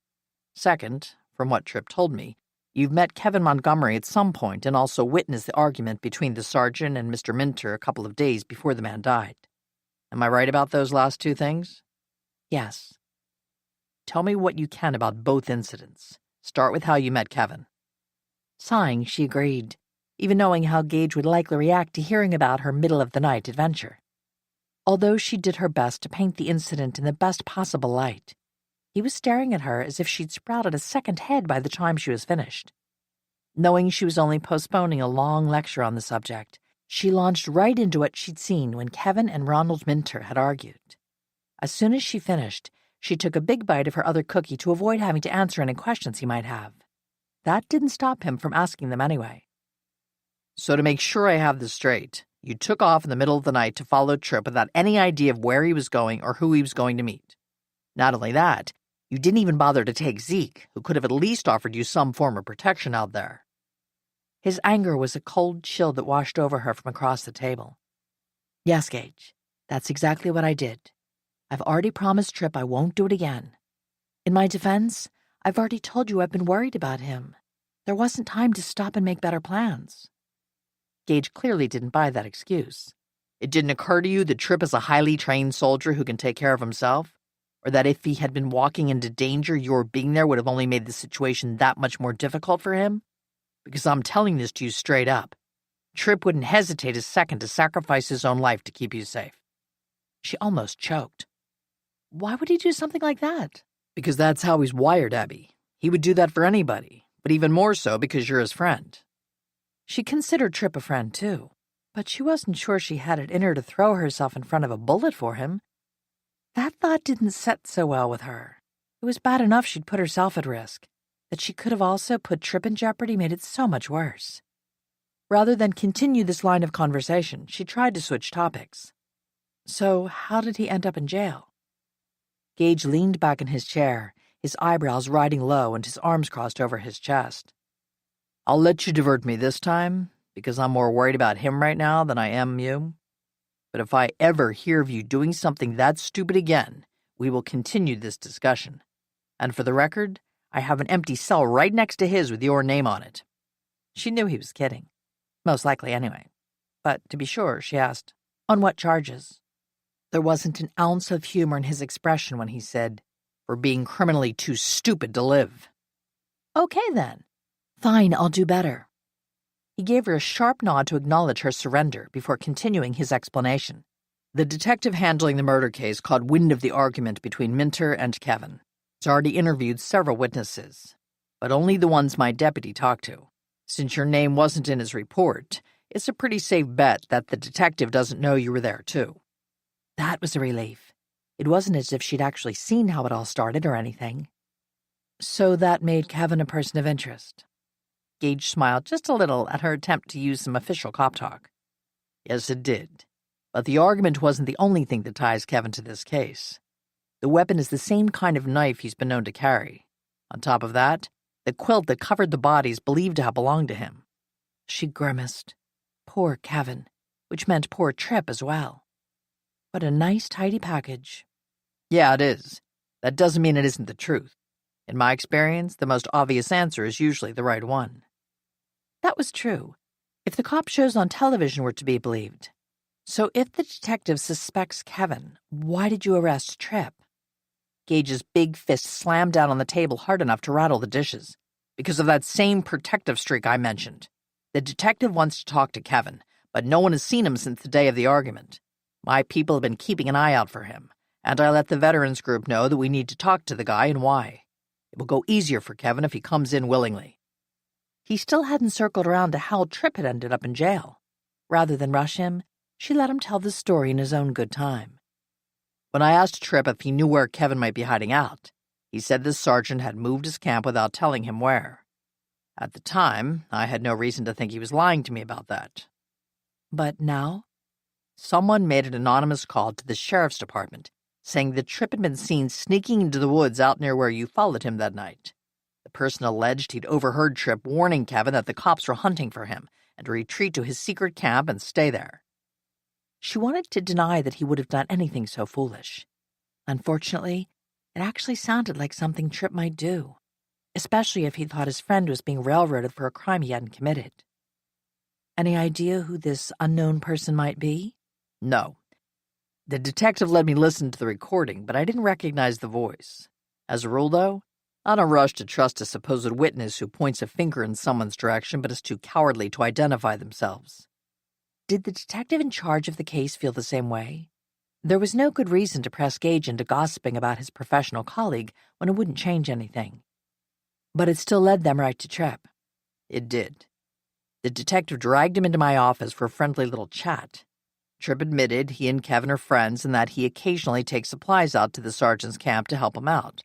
He said he can't remember the last time he was out there. Should she tell Gage what she knew? Maybe. She already knew how he reacted when she held back information that he thought was important to a case. Then there was that empty cell he'd mentioned. "I gave Tripp some cookies for Kevin. He told me he appreciated them, so I know Tripp went back at least once after the night I was there. I also told him about the argument with Mr. Minter. He was going to check on Kevin after that, but I don't know if that's when he delivered the cookies or not." That pretty much jives with what little he would tell me. I'm guessing the detective didn't believe him. He might have believed that much. I did, for what that's worth. It was when Tripp said Kevin had moved his camp without telling him where he was going that the detective had issues. That fit a little too well with what the anonymous tipster said. Tripp tried to explain that the sergeant had been complaining for some time now that empty troops had infiltrated the area. It's obvious Kevin has been having some serious issues staying in touch with reality recently. She nodded. Tripp said Kevin has been going through a rough patch and that he's been trying to get him some help. The veterans group has been trying to set up a buddy system so none of the vets are ever on their own. And I think Tripp volunteered to be the contact person for Kevin. Maybe not, though. I know Tripp also took a veteran named Rudy to the doctor and then stayed at the hospital with him until someone else could take over. Gage nodded. I'm part of the group, too. We've been making a real effort to reach out to every veteran in the area to make sure they all know they're welcome and that we're there for them anytime they need help. There aren't quite enough of us to go around, so it wouldn't surprise me if Tripp took on more than one guy to help. Then Gage's eyes took on a sly twinkle. Speaking of helping out the veterans, I hear Tripp volunteered you to head up the big fundraising event for next year. She groaned. Yeah, he did, the big jerk. He knew I was trying to wind down my involvement on committees, but he signed me up anyway. Something about me owing him a favor after the whole dead body in my backyard thing. And you fell for that? She'd already figured out she was being played and had been kicking herself ever since. You know, I'm beginning to think I have sucker tattooed on my forehead or something. There has to be some reason I ended up running the Quilting Guild, the Committee on Senior Affairs, and now this project for your group." Gage leaned back in his chair. "I probably should deny that, but I suspect you are a bit of a soft touch, which isn't a bad thing. It means you care, and a lot of people are benefiting from your efforts and organizational skills. For sure, my deputies in the fire department really appreciate the steady supply of quilts the group has made for us recently. Before you took over, it was more hit and miss. And for what it's worth, Connie Poehler mentioned the other day that the seniors group has never been this excited about helping out with the Halloween festival." Abby loved flattery as much as the next person, but not all the work she'd had to do to earn it. That was a discussion for another day. But again, if Tripp doesn't know where Kevin is, how did that result in him ending up in a cell? Gage swept the table clear of crumbs from his cookies and dumped them in his empty coffee cup. "The detective doesn't believe Tripp has no idea where Kevin is, or Tripp's claim that Kevin wouldn't hurt anyone. Evidently, the sergeant has a police record that says otherwise." She thought back to the regret in Kevin's eyes the night he'd taken her prisoner. "I hate to say it, but that doesn't surprise me. I can see why people would be scared of him when he goes off on one of his rants about the enemy being on the prowl. He's also a big man, and surprisingly strong for someone his age." "Another reason you should give the sergeant a wide berth if you happen to run into him." "I plan to." She couldn't resist adding one more detail to her story about the night they'd met. "Do you know what finally convinced him that I was trustworthy? The fact that Zeke belongs to me, or maybe he thinks I belong to Zeke. Evidently, the two of them hit it off when they met. He asked me to apologize to Zeke for him bothering me." Gage laughed. "Well, we've all had good reason to trust Zeke's judgment when it comes to people." Abby added her own example to the discussion. "He doesn't like Riley Molitor, and we both know what a pest that reporter can be." "Yeah, he's a real prize, that's for sure." Gage gathered up their trash. "So do you want to go see our favorite jailbird? I'm sure he'd appreciate seeing a friendly face about now." She followed him out the door. "For the record, Gage, I know you're only doing your job, but that doesn't mean I'm happy with you right now. There has to have been some way to keep Tripp from being arrested." Gage gave her a look of total exasperation. "Yeah, there was. He could have told the truth when the detective asked him where Kevin might be hiding out.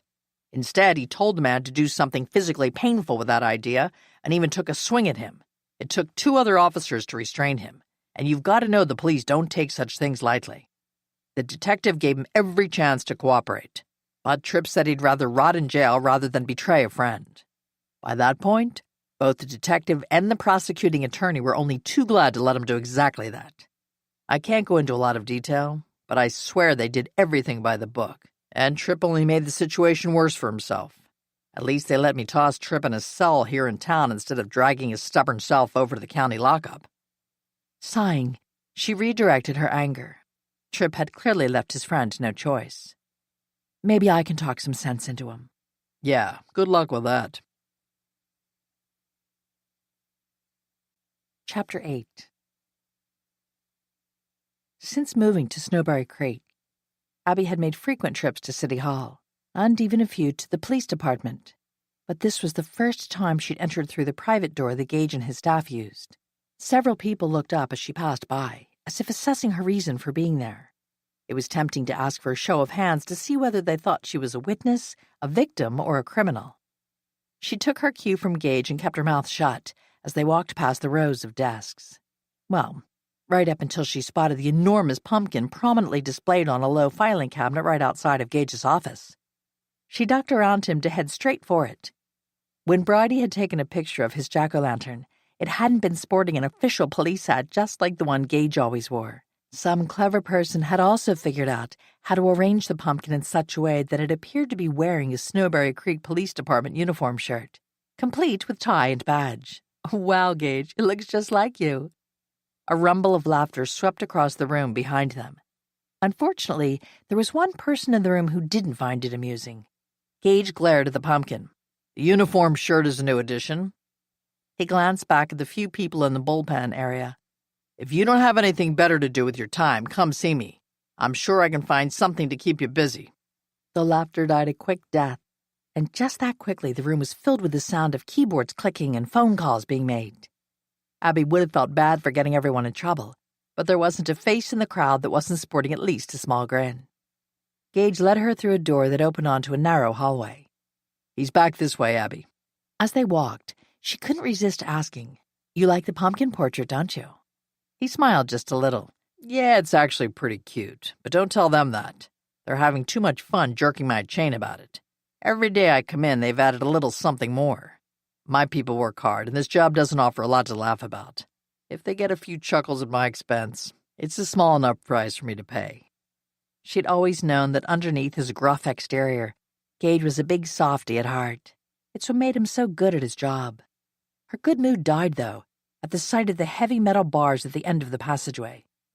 Visiting a friend in jail wasn't something she'd ever experienced before, and she wasn't sure of the protocols. The guard sitting on the inside of the locked door stood up and reached for his keys. Deputy Chapin, this is Abby McCree. She's here to visit the prisoner. No time limit. Yes, sir. Gage turned his attention back to her. You can leave your things in the locker next to the desk. The deputy will secure it for you and give you the key. There's a chair around the corner that you can drag over in front of Tripp's cell if you want to sit and talk for a while. Suddenly, this whole thing had become serious as death. Okay. She must have sounded a bit shaky, because Gage's big hand came down on her shoulder. You'll be fine, Abby. When you're ready to leave, Tim here will see you out. Just try to talk some sense into your stubborn friend back there. But don't feel bad if you don't get anywhere with him. He's worried about Sergeant Montgomery, and his sense of honor won't let him betray the guy. If he were just dealing with my department, he might be willing to trust me to make sure that Kevin is treated fairly. That made sense to her. Like you said, the evidence is stacking up against the sergeant. If they do arrest him, Tripp probably worries they'll concentrate on proving Kevin guilty instead of looking at other possibilities. Exactly. The problem with that thinking is that right now they're focusing most of their efforts just on finding him. There is that. She stepped closer to the door. Well, I guess I'm ready. Gage patted her shoulder one last time. I'll be in my office. Stop in before you leave. I will. The deputy unlocked the door to let her in. Once she'd stuck her purse in the locker, he led her around the corner to where the row of cells was located.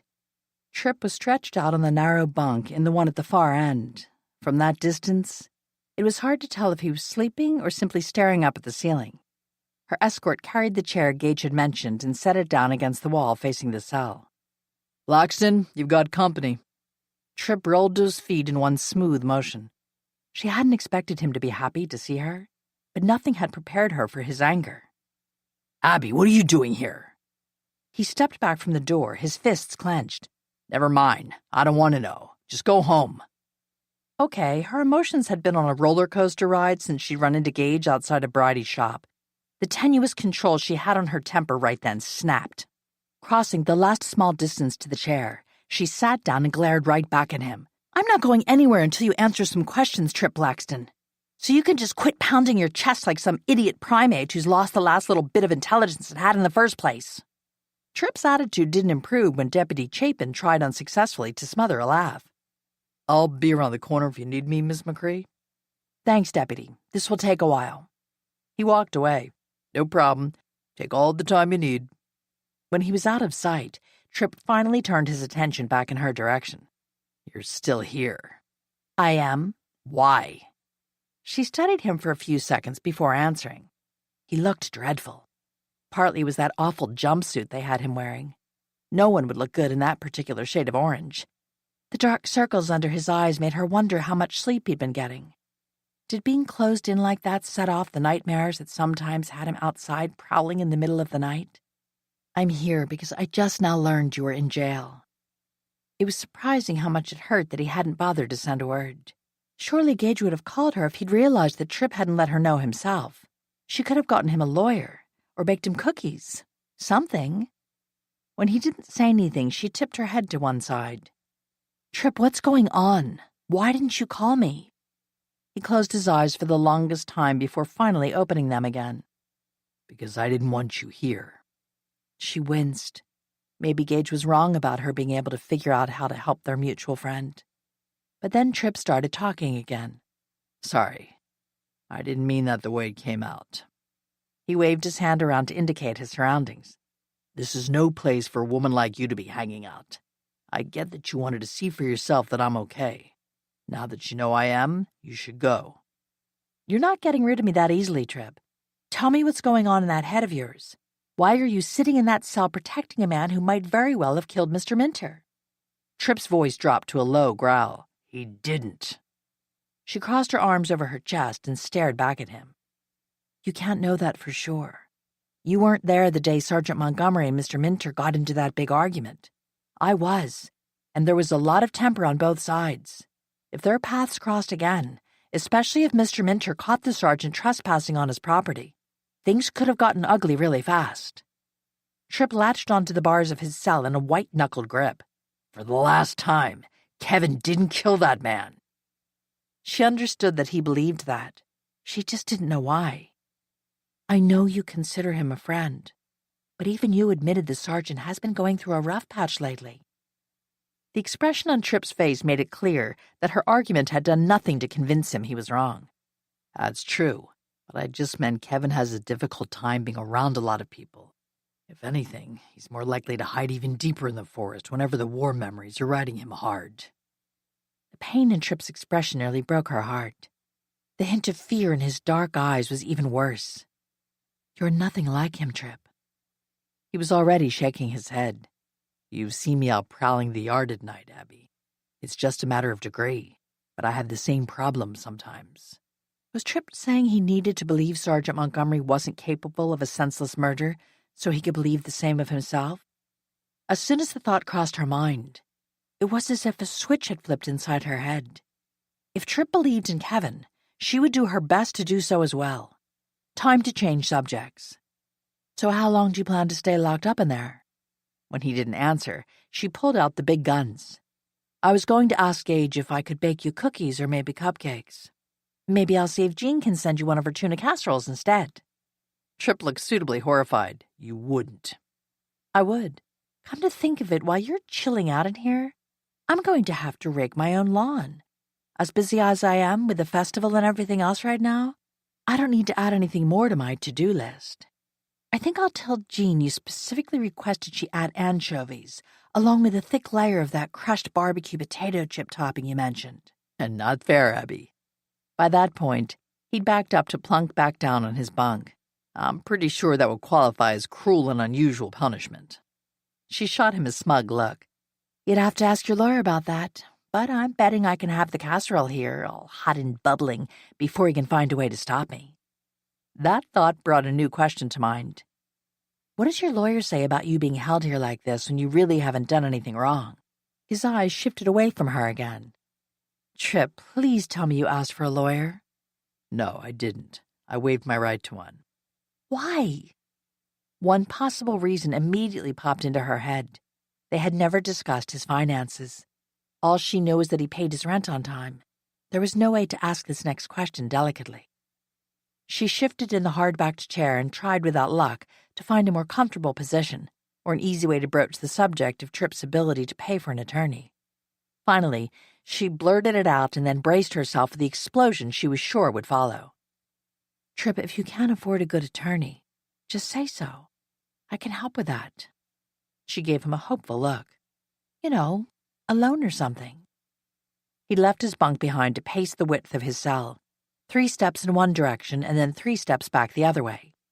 But as soon as the words left her mouth, he froze and slowly turned to face her. Instead of blasting her with anger, Tripp stared at her for an uncomfortably long time before finally speaking. "Thank you for the generous offer, Abby. While I appreciate your concern, I don't need a loan or, for that matter, a lawyer." Stubborn man. "Fine." His mouth quirked up just a little on one side. "So is it going to be cookies or a casserole?" She was about to say that it depended on whether he was ready to hear her ideas for the veterans fundraiser when he abruptly held up his hand as if to ask for silence. What was going on? Then she heard deep voices arguing and the clang of the jail door opening and slamming shut again. "Who?" she mouthed at Tripp, since he looked as if he was bracing himself for a major confrontation. He didn't answer, but that didn't matter. The source of his sudden tension rounded the corner, headed straight for them. He might not be wearing a uniform, but she was willing to bet that she was about to meet the detective in charge of the murder investigation. His suit was perfectly pressed, his shirt snowy white, and his red power tie neatly tied. She had to wonder how many hours a week he spent polishing those gleaming black shoes. Altogether, he presented the perfect image of a successful man. She wasn't impressed. In fact, she disliked him on sight. The feeling must have been mutual, considering the dismissing glance he gave her before turning his attention in Tripp's direction. Deputy, please escort Miss McCree out of here. She hadn't even noticed Deputy Chapin hovering right behind the detective. He didn't look any happier about having the man there than she and Tripp were. Sometimes the best defense was to go on the attack. She'd learned that from dealing with her ex-husband over the course of their separation and divorce. Abby stood up and moved to plant herself firmly right in front of him. "Excuse me, I don't believe we've met, and I don't—" Her interruption clearly irritated him. I'm Detective. Abby held up her hand to cut him off mid-sentence. "Please let me finish. What I was going to say was that I really don't care who you are, Detective whatever your name is, or why you're here. As I'm sure Deputy Chapin told you, I have permission to be here and to stay as long as I like. I'm sure if you want time to talk to Mr. Blackston, Chief Logan will be glad to schedule you an appointment. This particular time slot, however, is already taken." She wasn't sure what her smile looked like at that moment. Deputy Chapin backpedaled a few feet. "Now, if you'll excuse us, Mr. Blackston and I were talking. I'm sure you can find something to occupy yourself until we're done. I'm betting if you kick some money into the kitty in the bullpen, they'll even let you have a cup of coffee. If not, there's a nice coffee shop right down the street." By that point, all three men were looking at her as if they hadn't understood a single word she'd said. "I'm sorry. Do you need me to repeat that? Maybe slower this time?" She was pretty sure Tripp smothered a laugh, but she didn't dare look back at him to see. Meanwhile, Deputy Chapin did an about-face and headed back toward his desk. Without a doubt, he was going to call in reinforcements. Fine, she could deal with Gage. Miss McCree, this man is my prisoner, and I will determine whether or not he gets to have visitors. Right now, visiting hours are over. They'd see about that. Rather than let him continue to try to intimidate her, she turned her back on him. "So, Tripp, I'm thinking we should do 2 events. The first one will be the big fundraiser. The second one will be for everyone in town who would like to attend. It would be a tiered affair, though, with special perks for those who supported the first one the most generously." Tripp blinked and shook his head. What? Okay, maybe there was something about this place that made it difficult for men to follow a simple conversation. She tried again. "I said we should do 2 events. They'd be on separate nights but connected by a theme. We can work on what they would be after we run the idea by the group to see what they think." She could hear the detective breathing hard from right behind her. Just how angry was he? Not that she cared. At least not much. Although that row of empty cells next to Tripp's gave her a bit of a chill. "So, what do you think?" Tripp jerked his head in the direction of the exit, warning her they were about to get more company. Then he said, "I'll go with whatever you have in mind, Abby. Unfortunately, it doesn't look as if I will be able to attend that planning meeting with you. Please offer the board my apologies." "I will." Then she gave him a pleading look. "Although I'd really preferred if you were there, too. Not to mention back at home where he belonged." "Detective Earl, I must have been out of my office when you came in. I can't imagine you wouldn't have had the courtesy to tell me you were in the building." Abby breathed a little easier knowing that friendly reinforcements had arrived. Maybe it was time to make a strategic retreat. But while the detective was distracted by Gage, she reached her hand through the bars of the cell in the hope that Tripp would take it in his. While he might not need it, she did need that brief touch to reassure her that he was all right. He took the hint and gave her hand a gentle squeeze. A hug would have been better, but she settled for what she could get. "I know you're worried, but don't be. I'll be fine." She hoped so. She really did. The detective re-entered the conversation. "Please step back from the cell, Miss McCree." In another show of defiance, she held on to Tripp's hand for several more seconds before finally letting go. She wouldn't do Tripp any good if she managed to get herself arrested for whatever trumped-up charge the detective might come up with for someone who ticked him off. "Have Gage let me know if there's anything you need. I'll bring it the next time I come." He was already shaking his head. "No, you shouldn't be hanging around a place like this." Don't worry, Blackston, she won't be. As long as you're not cooperating with the investigation, you don't get perks like visitors. Once again, Abby simply ignored the odious man. "Do you want chocolate chip or oatmeal raisin?" Either would be fine, as long as it's not tuna casserole. However, you might ask Gage and his staff, since I'd like to share with them." She forced a small smile, when all she wanted to do was cry. "Bye, Trip." Before she'd gone 2 steps, Detective Earl called after her. "Ms. McCree, I need to talk to you, too. Now is as good a time as any. I'm sure Gage won't mind if you wait in his office until I've finished talking to Mr. Blackston." Enough was enough. "No, actually, this isn't a good time for me, Mr. Earl. I've already given a statement to Deputy Venter. I'm sure she would be only too happy to provide you with another copy if you've managed to lose yours. Otherwise, if you find you need to talk to me, please do me the courtesy to call and make an appointment. I might find time in my schedule sometime next week, but maybe not." He clearly didn't like her refusal to use his title, or when she offered him the same smile that used to put her ex-husband's teeth on edge. "Now, if you'll excuse me, I have other places I need to be." There was nothing but silence behind her as she made her way back to where Detective Chapin was waiting to let her out. She really hoped that he didn't see how badly her hands were shaking. No such luck. When she muddled her third attempt to stick the key into the lock to retrieve her purse, he gently took it from her and opened the locker door. "Thank you." "You're welcome, ma'am. Come on, I'll walk you out." He silently led the way to the same door where she and Gage had entered the building. He stepped outside with her. "Would you like one of the deputies to drive you home?" What a sweetheart. "No, I'm parked just down the street. I'll manage just fine." "If you're sure, I can walk that far with you, to make sure no one hassles you along the way." Meaning Detective Earl. "That's okay. I'm sure Gage will keep that conceited jerk occupied long enough for me to make my escape." "I will admit the detective is a bit full of himself." She snorted at that assessment. The deputy laughed. "Okay, more than a bit. However, for what it's worth, he's got a good reputation. He'll do a thorough job and make sure the right person goes down for the murder. Right now, he's just really frustrated with your friend." Trip can have that effect on people.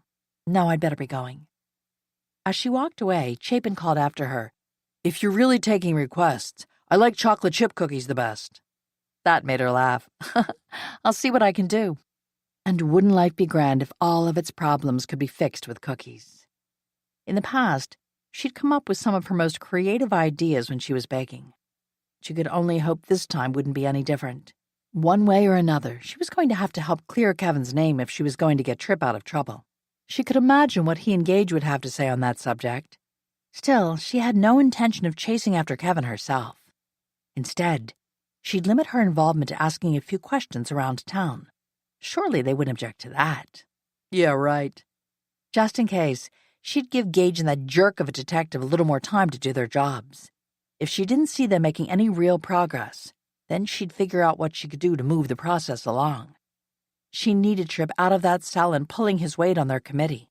And then there were all those leaves waiting to be raked. Chapter 9. On the whole, Monday hadn't been the best day in Abby's life. After she studied the calendar on the kitchen wall, it was clear Tuesday was on track to be more of the same. She had a pair of back-to-back meetings scheduled later in the morning, one at City Hall and one in the meeting room at the library.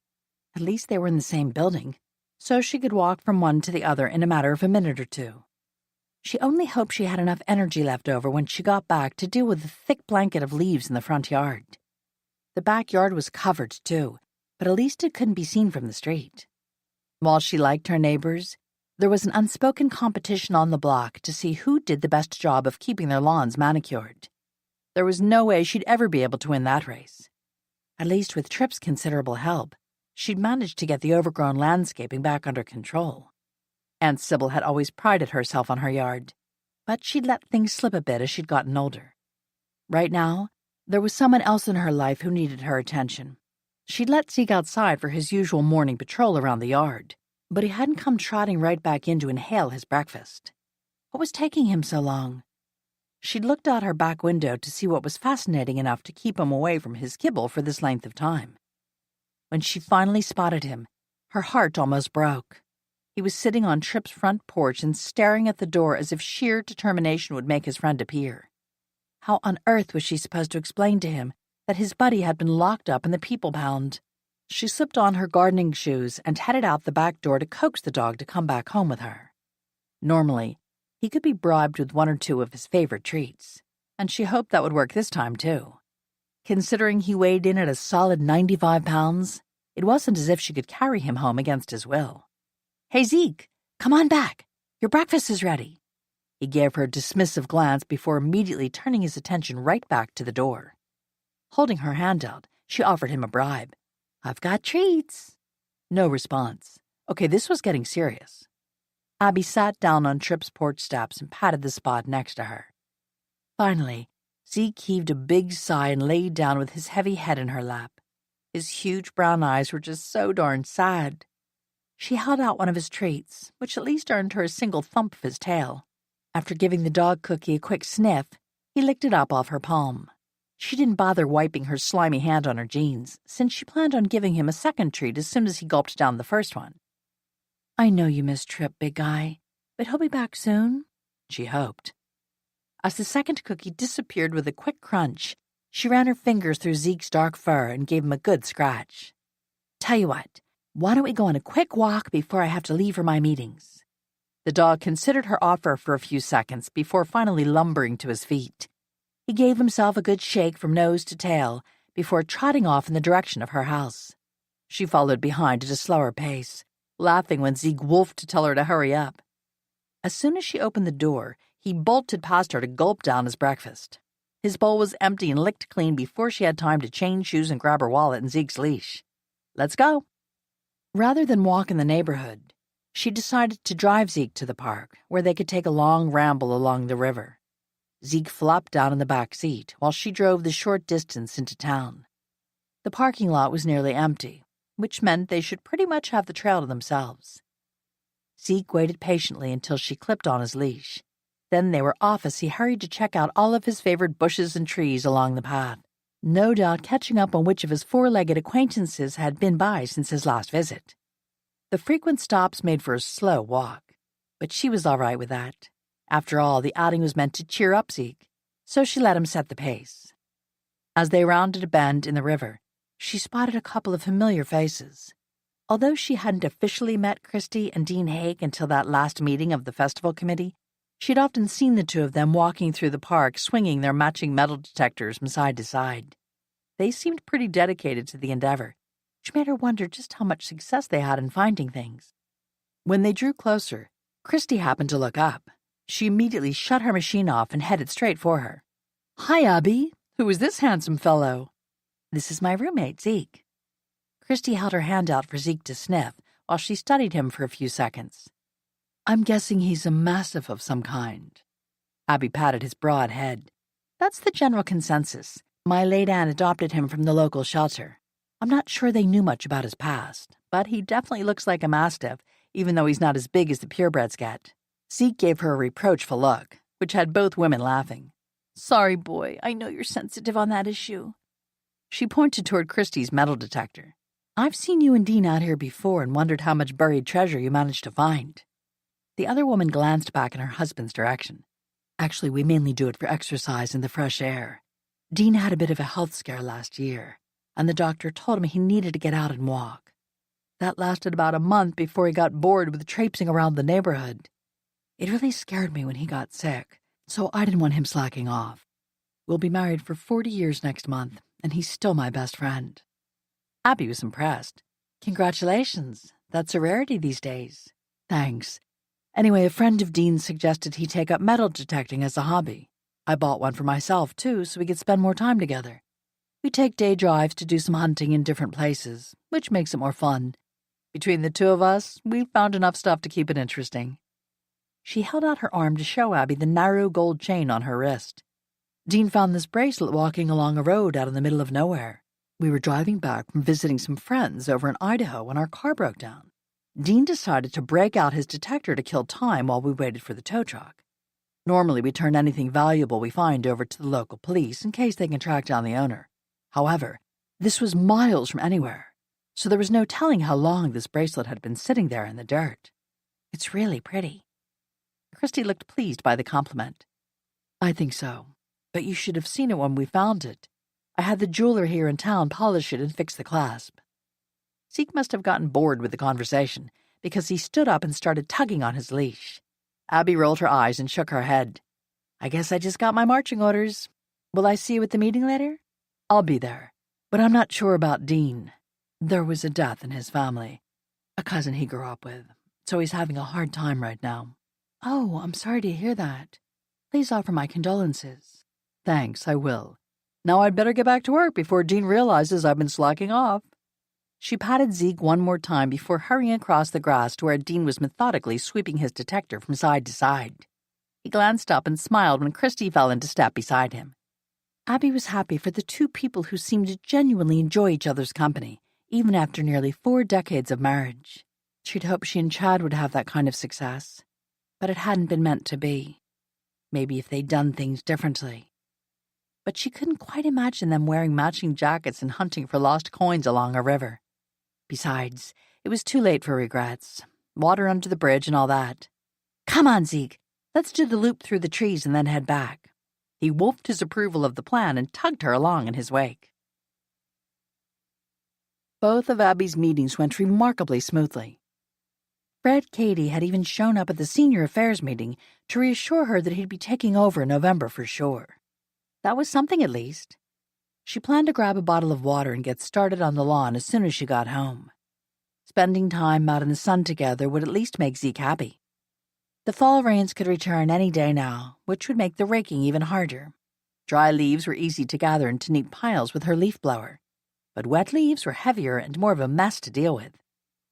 As she turned into the driveway, she slowed as she passed by the front yard to gauge how long it would take her to do at least that much.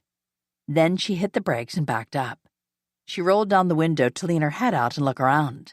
Where had the leaves gone? Then she heard the sound of the leaf blower coming from the backyard.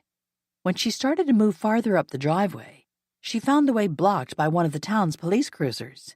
She parked her car and headed around back to find out what was going on. Zeke came charging down off of Tripp's porch to circle around her, barking happily, before bolting right back to where he'd started out. Meanwhile, she was still trying to make sense of the scene before her. First, there was Gage Logan sitting on Tripp's porch dressed in a flannel shirt and jeans with a beer in his hand. He immediately scooted over to make room for her beside him on the steps. She made her way across the lawn to join him. While she was glad to see him, it was the other person in the yard who held most of her attention. Tripp was still dressed in that ugly jumpsuit with Snowberry Creek Jail stenciled in black across the back. Right now, he was so busy herding leaves across the grass with the blower that she doubted he even knew she was there. Rather than interrupt him, she sat down by Gage on the steps. He opened the small cooler sitting on the side of the porch. I've got bottled water and beer. She didn't make a habit of drinking this early in the day, but right now a beer sounded good. After popping the top, she took a big swig. Thanks, but what's going on here? He grinned and winked at her. You're looking at the grand opening of the Snowberry Creek Jail Work Release Program. Really? I hadn't heard such a program was being considered. I would have thought at the very least it would have been mentioned at the city council meetings. Well, I thought since it's a pilot program, we'd hold off on making a public announcement until after we see how well it works out. And how does your victim, I mean your test subject, feel about it? Gage shrugged. Actually, it was mostly his idea. Tripp felt bad about you having to pick up the slack in the yard maintenance around here while he was sitting on his backside doing nothing. Then there's the fact he was going a bit stir-crazy in that cell. You can only burn off so much energy walking laps and doing push-ups in such a confined space. So the two of them had come up with a scheme to get her leaves raked. Dare I ask what the jerk detective thinks about it? Gage kicked his grin up a notch. Since I didn't tell him, he has been understandably silent on the subject. He nudged her with his shoulder. By the way, I'm sorry you and Ben Earl got off on the wrong foot. I didn't know that he'd just come from testifying in a trial where the perp is likely to get off with a slap on the wrist. I won't share the details about what the guy did, but it's the kind of case that drives cops crazy. You know he's committed so many more worse crimes, but you've only got the hard evidence to convict him on a lesser charge. In this case, the guy will be back out on the street and up to his old tricks in a matter of months. Fine. She tried to cut the man some slack, depending on how he treated Tripp. Your deputy already told me that detective has a good reputation in law enforcement circles. I'll try to give him the benefit of the doubt, especially considering I wasn't at my best either. They lapsed into silence as they watched Tripp chasing down the last bunch of leaves. After a minute or two, she asked, Any breaking news on the case that you can share? Not much. They still haven't found Kevin. The forensics team is processing what little evidence they found at the scene. Considering how many people have been traipsing through the maze, not to mention how hard it was raining that day, I would be surprised if they learn a lot." The noise of the blower ended abruptly. Abby watched as Tripp started using the broom rake to pick up the leaves to dump them in the yard waste container. Even from where she was sitting, she could tell it was already pretty much full to the brim. She stood up. "I need to get him some of the biodegradable leaf bags out of the garage." Gage nodded. "Look, I think I'll stretch my legs a bit, maybe walk around out front for a few minutes." In other words, he was going to give her a few minutes alone with Tripp. "Thanks, Gage." "No problem." Gage set his empty beer can aside. "I can't go far, though, in case someone comes by to check on my pilot program." She headed into the garage to fetch the bags. By the time she came out, Gage was out of sight. Tripp was still hard at work. He hadn't acknowledged her presence, making her unsure of her welcome. Well, too bad. He could pretend she was invisible if he wanted to. It was her yard, and she had every right to be there. After unfolding the big leaf bag, she held it open for him. Tripp didn't comment as he dumped his next load inside. They worked in total silence for a minute or two before she finally broke and dropped the bag on the ground. "I'm sorry, I can't do this. I can't pretend everything is okay." Zeke had been stretched out in a sunny spot a short distance away, but he lurched back up to his feet and made a beeline for her. She immediately knelt to wrap her arms around him, taking comfort in his warmth. Bless his furry heart. He stood rock still as she fought against the urge to cry. A second later, Tripp put his hands on her shoulders and gently lifted her up to her feet. She turned into his arms and wrapped hers around his waist. When she sniffed, he muttered something unintelligible under his breath. "Come on, Abby, don't cry." "I'm not," she lied. "I think all these leaves blowing around might have stirred up my allergies." "Funny you've never mentioned having allergies when we've worked in the yard together before." Maybe she would have if she'd known she'd needed a convenient excuse to explain away a few tears. "Well, you don't know everything about me." He laughed quietly. "I know enough to know you've got a big, soft heart." "Yeah, well, that's not a bad thing." His arms tightened just a little. "No, it's not. But I don't like seeing you hurting, Abby. Not because of me or the choices I've made." She wasn't the only one with a soft heart, but she figured there was some kind of manly code Tripp ascribed to that said he wouldn't be happy if she pointed that out to him. It was time to step back. "We should get these leaves bagged up. Gage didn't say how long he would let you hang out here without getting into trouble." Tripp released his hold on her. "Yeah, I was mostly kidding when I suggested we do this, but he took me seriously. It does feel good to get out of the cell for a while." She couldn't help but point out the obvious. "You could probably get out for good if you just told the detective what he wanted to know about Sergeant Montgomery and where he—" When Tripp started to protest, she cut him off. "Let me finish. What I was about to say is that I know that's not going to happen. It's just who you are. I don't like that you're in jail, even if I do understand why you're there. I might even go so far as to use the words noble or heroic. But I hate to see a Special Forces guy blush." Which Tripp promptly did. It was hard not to laugh, but she knew better than to press her luck. For his sake, she pointed at the ground. "Now about these leaves." Between the two of them, it didn't take long to finish up. Gage even pitched in to help with the last bit of cleanup. He looked around the yard and at the surrounding trees, most of which were cedars and firs. "I'm thinking that should hold you for a while. If it gets bad again, though, give me a call. I'd be glad to park myself on the porch again and watch Tripp work." Even the man in question laughed at that. "You should take me back, Gage. You've already wasted enough of your day off with me." "Yeah, although my desk sergeant promised to call if Detective Earl comes nosing around again. We don't want to push our luck." He headed for the porch. "I'll get my cooler and meet you at the car." Once again, he was tactfully giving them a minute alone. "I'll drop cookies by for you tomorrow." Detective Chapin put in a request for chocolate chip. "I hope that's okay with you." Tripp brightened up at that. "Beggars can't be choosers, and it's nice to have something to look forward to. Besides, the deputy has been real decent to me. He should have some say in the goodies we get." She looped her arm through his as they walked back toward Gage's cruiser. "If I get ambitious, any other flavors strike your fancy instead?" He gave it some thought. "Maybe some ginger snaps?" "I haven't made those before, so I'll have to see if I have all the ingredients.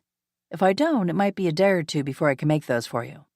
I'd tell you not to go out of your way to do that, but I figure I might as well save my breath. Abby grinned. Maybe you do know me better than I thought. By that point, Gage had the back door of the car open. The sight of Tripp being treated like a criminal made her sick, but at least Gage wasn't dangling a set of handcuffs from his fingers in preparation for snapping them on Tripp's wrists. Maybe he was just waiting until she wasn't there to watch, but she hoped not. I'll move my car so you can get out of the driveway.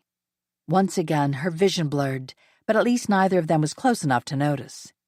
Gage backed out of the driveway, and both men waved one last time before driving away. She blinked to clear her eyes and drove back down the driveway. As she turned off the engine, a single leaf floated down to land on the hood of her car. She whispered, "See, Tripp, the yard is going to be a mess again before you know it." Tonight, she'd bake those cookies, but tomorrow, she'd start thinking what she could do to help the police with their investigation. Chapter 10. Jean set down her cup and looked at the other women seated across the dining room table. I know we shouldn't gossip, which is why I'm reluctant to share this next bit of information. Abby almost snorted tea out through her nose at that comment. If her elderly friend had any compunction about gossiping, she'd never seen any evidence of it. Granted, most of the information Jean shared with her friends was pretty harmless. She took great delight in being the first to know about the new pregnancies, recent engagements, and too was upset about the neighbor's dog leaving presents in their yard. Whatever tidbit she'd learned this time had her cheeks flushing pink, meaning that by her standards, it was pretty racy. Had Jean's 40-something neighbor slipped outside in his boxer shorts again to pick up the newspaper off his front lawn? The first time that had happened, Jean had claimed to be thoroughly scandalized by the shocking sight. Abby might have believed her if the woman hadn't mentioned more than once how often she kept an eye out to see if he ever did that again. "It's all right, Jean. You can tell us. We won't tell a soul," Louise said with a completely straight face. Abby didn't buy that claim either. If there was one thing she knew about the members of the Quilting Guild, it was that their gossip traveled at the speed of light. She'd lost track of how many times she'd heard the same bit of information from several sources, each promising they were sharing it with only her. Jean drew a deep breath and nodded as if having just reached a difficult decision. "There's been another pumpkin portrait appearance in town." The other two ladies seated at the table had been leaning in closer, waiting for the salacious news. Their disappointment was clear as they relaxed back in their chairs. Glenda shook her head and said, Jean, dear, that's not news. Those pumpkins have been showing up regularly for the past couple of weeks. The pictures appear on the Clarion's website bright and early each morning. "That's true, Glenda, but it's where this one appeared that is shocking. I won't mention names, but—" Before she could continue, Abby's front doorbell buzzed 3 times in rapid order. Everyone immediately fell silent. Well, except for Zeke.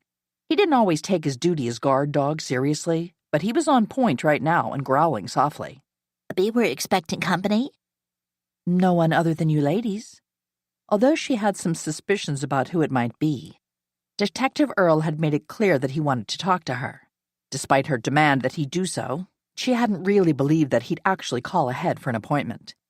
While she remained seated, pondering if she really wanted to know who was standing on her front porch, the doorbell buzzed again. That was followed by a heavy-fisted knock, which pretty much eliminated the possibility of it being some kids selling candy for their sports team. By this point, Glenda looked concerned. Abby, aren't you going to see who it is? Well, yeah, she supposed she was going to have to. Excuse me, ladies. One peek out the window by the door had her sighing. There were times she really hated being right. Pasting a bright smile on her face, she shoved Zeke back out of the way and opened the door. "Detective Earl, I thought we agreed you'd call before stopping by. I'm afraid this isn't a good time." The steady thump of Jean's walker heading straight toward them meant her friends were about to join them. Great, more grist for the guild's gossip mill. "Is everything all right, Abby?" She turned her stiff smile in their direction.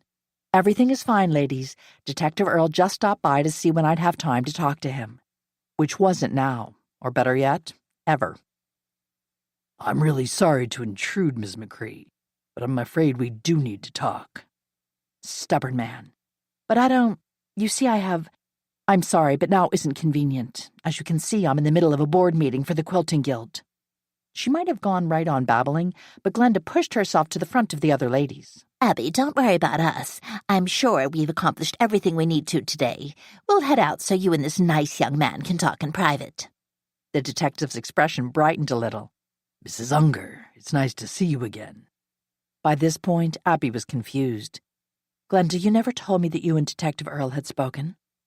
Her friend patted her on the arm. Just briefly. He wanted to make sure that I wasn't too shaken up by the tragic events at the pumpkin farm.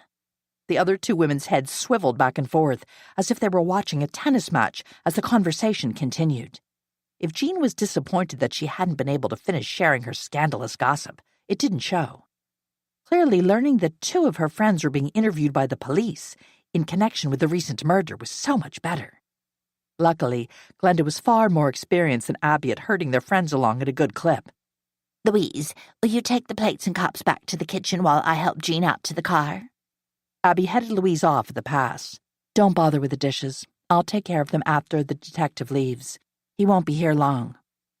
Crossing her fingers that this was true, she took charge of helping Jean down the front steps, while Glenda and Louise fetched their purses and followed them out the door. Once everyone was safely tucked into the huge sedan, Abby stepped back out of the way and waved goodbye as they disappeared down the road.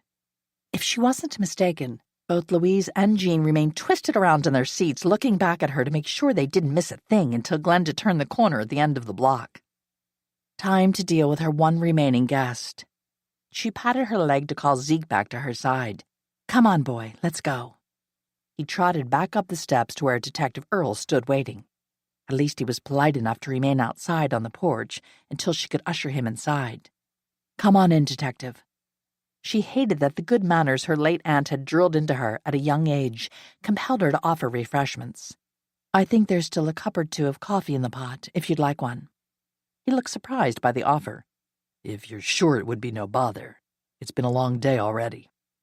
That's when she noticed the lines of strain bracketing his mouth and that his eyes looked tired. It's no problem. How do you take it? With cream. She pointed into the dining room on her way to the kitchen. Have a seat at the table and help yourself to some of the leftover snacks from our board meeting. Zeke played escort, settling himself in a small sunbeam where he could keep an eye on their visitor while she fetched the coffee. When she returned, Ben Earl looked more relaxed. Maybe the decision to play the role of polite hostess had been a good idea. As soon as the detective sipped the coffee, he said, Thank you. That tastes great. When he bit into one of the brownies she'd baked that morning, he actually smiled, which took years off his apparent age. Delicious. I really appreciate this. With a combination of sugar and caffeine, I might make it through the rest of the afternoon. Glad I could help. Sort of, anyway. She'd already had enough of the sweets, but she nibbled on some brie and a cracker while she waited for the detective to come to the point. Finally, when he'd finished off his second brownie, he leaned back in his chair and took out the same kind of spiral notebook that Gage always carried in his pocket. If all cops used them, maybe they got a discount for buying in bulk. I wanted to go over the events of the day in question with you. I know you've already spoken with Gage and Deputy Vinter, but I would really appreciate it if you'd take me through it all one more time. She was so tired of the entire affair, but she couldn't very well refuse. For one thing, Mr. Minter deserved justice. For another, if she continued to avoid the subject, the good detective might very well decide she had something to hide or someone she was trying to protect. She launched right into her story. I wasn't supposed to be at Mr. Minter's farm at all that morning. Another friend of Mrs. Unger's was going to go with her to pick up the load of pumpkins, but Beatrice woke up ill. When Glenda called and asked if I could go instead, I offered to drive her because of the awful weather we were having. From that point, the detective led her through the entire episode right up to and including Gage driving her home. And did Gage stick around for a while? For the first time, she hesitated. How much did he already know? The safest bet would be to assume that Gage wouldn't have held anything back. Besides, sharing sandwiches with two friends was hardly a crime. I invited him in for lunch, which I thought was only polite, since he'd gone out of his way to help me get through all of this. If she sounded a little defensive, so be it. Instead of questioning Gage's actions, the detective actually seemed to approve. He's good that way. It's one reason I usually like working with him. Usually? He didn't answer her question, instead asking one of his own.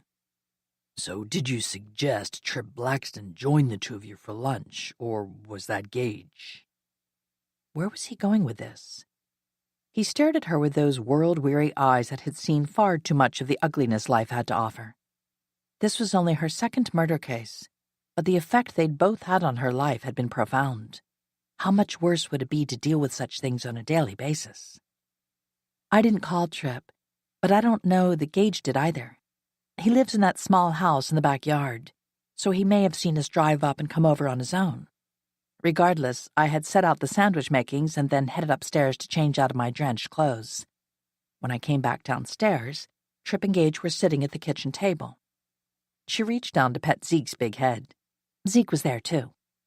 For the briefest moment, her companion's serious-as-death cop expression slipped a bit as he studied Zeke. He's a handsome dog. I bet he can be intimidating when he wants to be. She offered Zeke a couple of baby carrots to chomp on. He gave her a reproachful look for not fetching him his usual treats, but took them anyway. Yeah, but for the most part, he's a big sweetie. Did you and Gage discuss the case with Mr. Blackston at that time? Again, she couldn't lie, but at the same time, she didn't want to add to Tripp's problems. I honestly don't know how much Gage actually told him. I was still upstairs when they talked about it. Gage did say he'd told Trip the bare bones of the situation. He wanted him to check in on me later to see how I was doing. He made a couple of quick notes. Anything else? It probably wouldn't do her any good to ask if she could get a peek at what he'd written down, so she plowed on with her story. Well, Riley Molitor, the reporter for the Clarion, came knocking at the back door. He wanted to take a statement from me about what had happened. To tell the truth, I was surprised by that, considering it had been such a short time since we'd gotten back to the house. He said someone from the sheriff's department at the murder scene had pointed him in my direction. The flash of anger on Detective Earle's face seemed genuine. I hadn't heard that, and I apologize if my team let your name slip. He would have found you eventually, of course, but I don't like my people sicking reporters on witnesses like that. Don't worry about it. I'm guessing Riley recognized my name as soon as he heard it because of the murder victim who was discovered in my backyard a while back. At least Gage was here to run interference this time. Tripp left not long after that because I was expecting guests for the afternoon. He offered to come back that evening if I needed company, but I didn't call him. I was doing better by then, and I knew he had homework to do, which is something she should have asked him about when she'd visited him at the jail, or at least when he and Gage were there dealing with her leaves. It would be a shame if he had to drop out of his classes because of this whole mess. Maybe she'd give Gage a call and ask if she could at least bring Tripp his textbooks and laptop when she dropped by with the cookies she'd promised to bring him. For now, she stood up. If there's nothing else, Detective, I do have other things I need to be doing. He took his time closing his notebook and stuffing it back into his jacket pocket. Have you seen Sergeant Montgomery since the murder? At last, an easy question. No, I haven't. The detective finally looked ready to leave. If you do see him, you will call me or Gage immediately. Not a question, so she didn't bother to respond. While she'd hate to turn Kevin into the police, she would if it was the only way to get Tripp out of jail. One more thing, and then I'll get out of your way. What's that? Once again, he flashed that rare smile that changed his whole demeanor. Would you mind if I took another brownie for the road? Help yourself. Take 2 if you'd like. He did as she suggested, wrapping the goodies in a napkin before sliding them into another pocket. Thank you for your help, Miss McCree. I am sorry that you got caught up in all of this. It's never easy for anyone. No, it isn't. As she followed him toward the front door, she gave in to the temptation to ask one more question. Do you have other leads you're following in the case? Other suspects? Technically, that was 2 questions, but he probably wasn't going to answer anyway. She was right. He immediately spun back to stare down at her.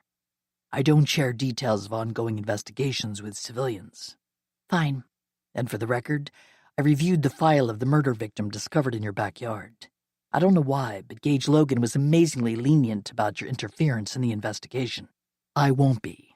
We're the professionals. Stay out of our way and let us do our jobs. Enough was enough. On second thought, Detective Earle, I want my brownies back. He stared down at her outstretched hand, maybe trying to decide if she was serious. When he finally decided she was, he yanked the napkin back out of his pocket and slapped it down on her palm. I'll be in touch if I have any more questions. She waited until he was out on the porch before answering. Next time, call first. Then she slammed the door closed and locked it. Chapter 11. Abby carried 2 plates of cookies into City Hall and headed straight for Jackson Jones, the sergeant who manned the front desk at the police department. She set them down and offered him one of her biggest smiles. "Hi, is Chief Logan available? If not, maybe Deputy Chapin would have a minute to speak with me?" He studied the foil-covered plates for a second or two before making a quick call. Gage joined them a few seconds later. Abby, what can I do for you? "I brought the cookies I promised, but I wondered if I could deliver them to Tripp myself." Gage ran his fingers through his hair. I'm sorry, but that's not a good idea right now. The county sheriff's people have been in and out of here today. Detective Earl is here right now, and if he decides he needs to talk to Tripp again, he wouldn't be happy to see I let you down there." She made a face. "Yeah, he's not too pleased with me right now." Maybe we should head back to my office to talk. This area's a little too public. Before she rounded the counter, she peeled back the foil on one plate and held it out to the desk sergeant. "I baked these chocolate chip cookies for everyone. If you'd like to take a couple before I set them out." He grinned and didn't hesitate. Thanks. They'd likely be all gone before I got a chance to get back there. She followed Gage down the hall to his office and joined him inside. I'll get us some coffee. That would be great. By the way, I also baked some ginger snaps for Tripp, but I'm sure he'll be glad to share some of them with you, too. Gage returned a few seconds later with 2 mugs full of what passed for coffee in the station. After settling into his desk chair, he helped himself to a cookie from Tripp's portion before speaking. So what have you done to aggravate Ben Earl this time? He dropped by without calling first, but I decided to be nice and let that pass. I answered all his questions and even gave him a cup of coffee. I also let him help himself to the snacks left over from my quilting guild meeting. Gage motioned her to continue as he took a bite of his ginger snap cookie and then immediately helped himself to a second one. When we were done, he asked if he could have another brownie for the road, and I told him to take 2, but then I didn't like what he had to say after that.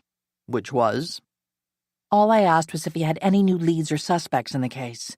Instead of answering me, he said you were too lenient with my alleged interference in the investigation into Dolly Cahill's murder. He made it clear he wouldn't put up with me asking questions, even ones I thought were only reasonable. So how did you respond? Her cheeks flushed hot. Her behavior toward the detective hadn't been her proudest moment. I made him give the brownies back. She suspected it was hard to knock a man like Gage, a former soldier and experienced cop, sideways. However, apparently that's what she'd just done. He slowly lowered the cookie he'd been about to bite and set it down on his desk. For several seconds, he stared at her as if really seeing her for the first time. Or maybe not seeing her at all. Then he closed his eyes and shook his head. Gage? It was even more worrisome when his broad shoulders started shaking. Had she actually broken him somehow? Then his laughter came pouring out in huge gulps. She wasn't sure that was any better than the strange silence had been. It took him a minute or two to regain control. By the time he finally wiped a couple of stray tears from his eyes and was back to breathing normally, she was feeling mildly insulted. Yes, maybe she'd behaved badly. Okay, in fact, had behaved badly. That didn't mean she appreciated being the source of such amusement. Sorry, Abby, but that's the funniest thing I've heard in, well, maybe ever. I would love to have seen the look on his face when you made him fork over those brownies. She found her own mouth quirking up in a small grin. I know I should apologize to him, but I was mad. I get that he can't exactly share all the details from his investigation with a civilian, but a simple statement that he was checking into any and all possibilities would have sufficed.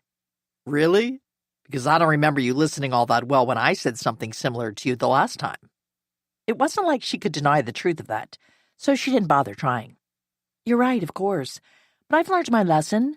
I just wanted to know if any real progress was being made. I don't sleep well knowing another killer is wandering loose in town. Just that quickly, Gage went from amused to serious as death. Has something happened to make you suspect you're in danger?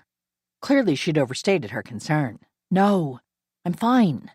No rocks through my window, no one trying to break in during the night. That's good. If that changes, call me. I will. It was time to hit the road.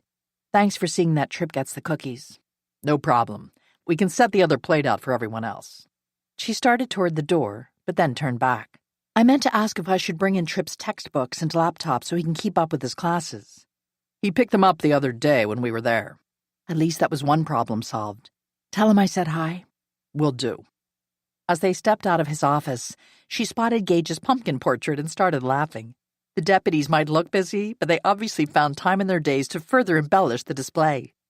The new additions included a few toy police cruisers, a water pistol, and what looked like the kind of red light cops put on the top of unmarked cars, except in miniature. Gage mumbled under his breath, "Don't say a word. It only encourages the idiots." She did her best to muffle the urge to giggle as she set the plate of cookies she'd brought for Gage and his deputies down by the pumpkin. She was about to ask if he played with the cars when no one was around, when she spotted Detective Earl standing on the other side of the room. "Oops, it's time for me to disappear." Gage followed her line of sight. "Too late." Well, darn. Panic danced around the edges of her mind, but she stood her ground. No way she'd let that man figure out that he had her spooked. He stopped just short of where the two of them stood. "Miss McCree, you seem to spend a lot of time hanging around the police department."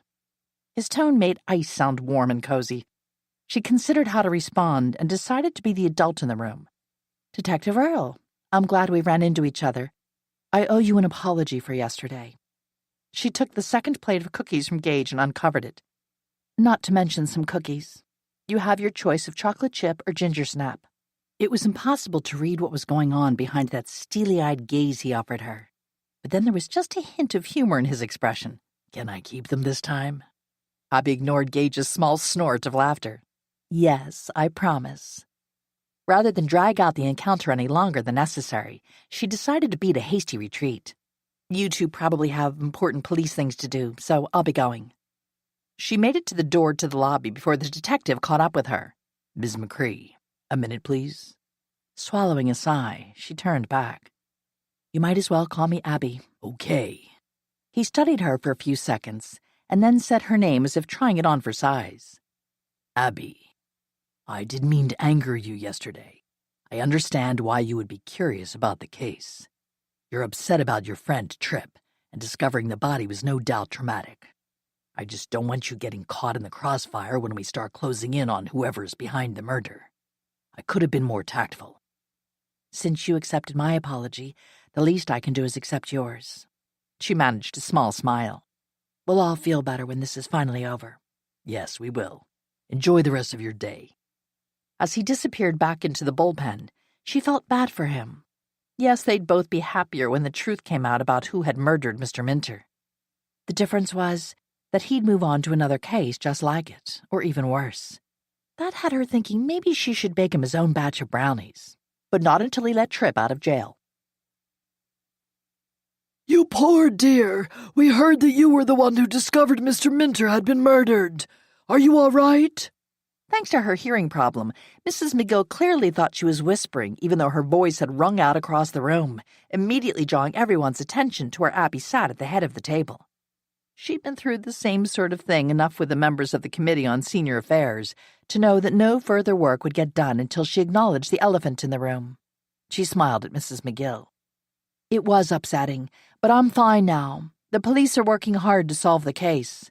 That set off a flurry of comments as people tried to talk over each other.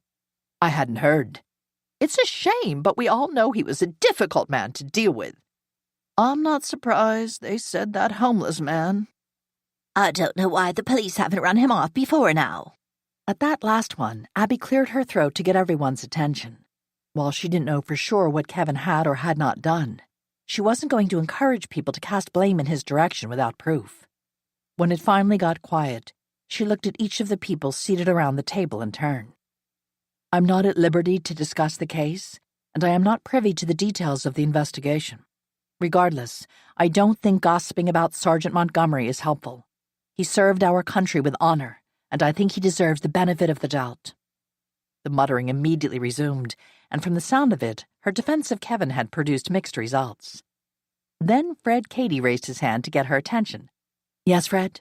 His normally jovial expression was nowhere in sight as he drew a deep breath before speaking. "I knew Ronald Minter for most of my life, and I normally hesitate to speak ill of the dead.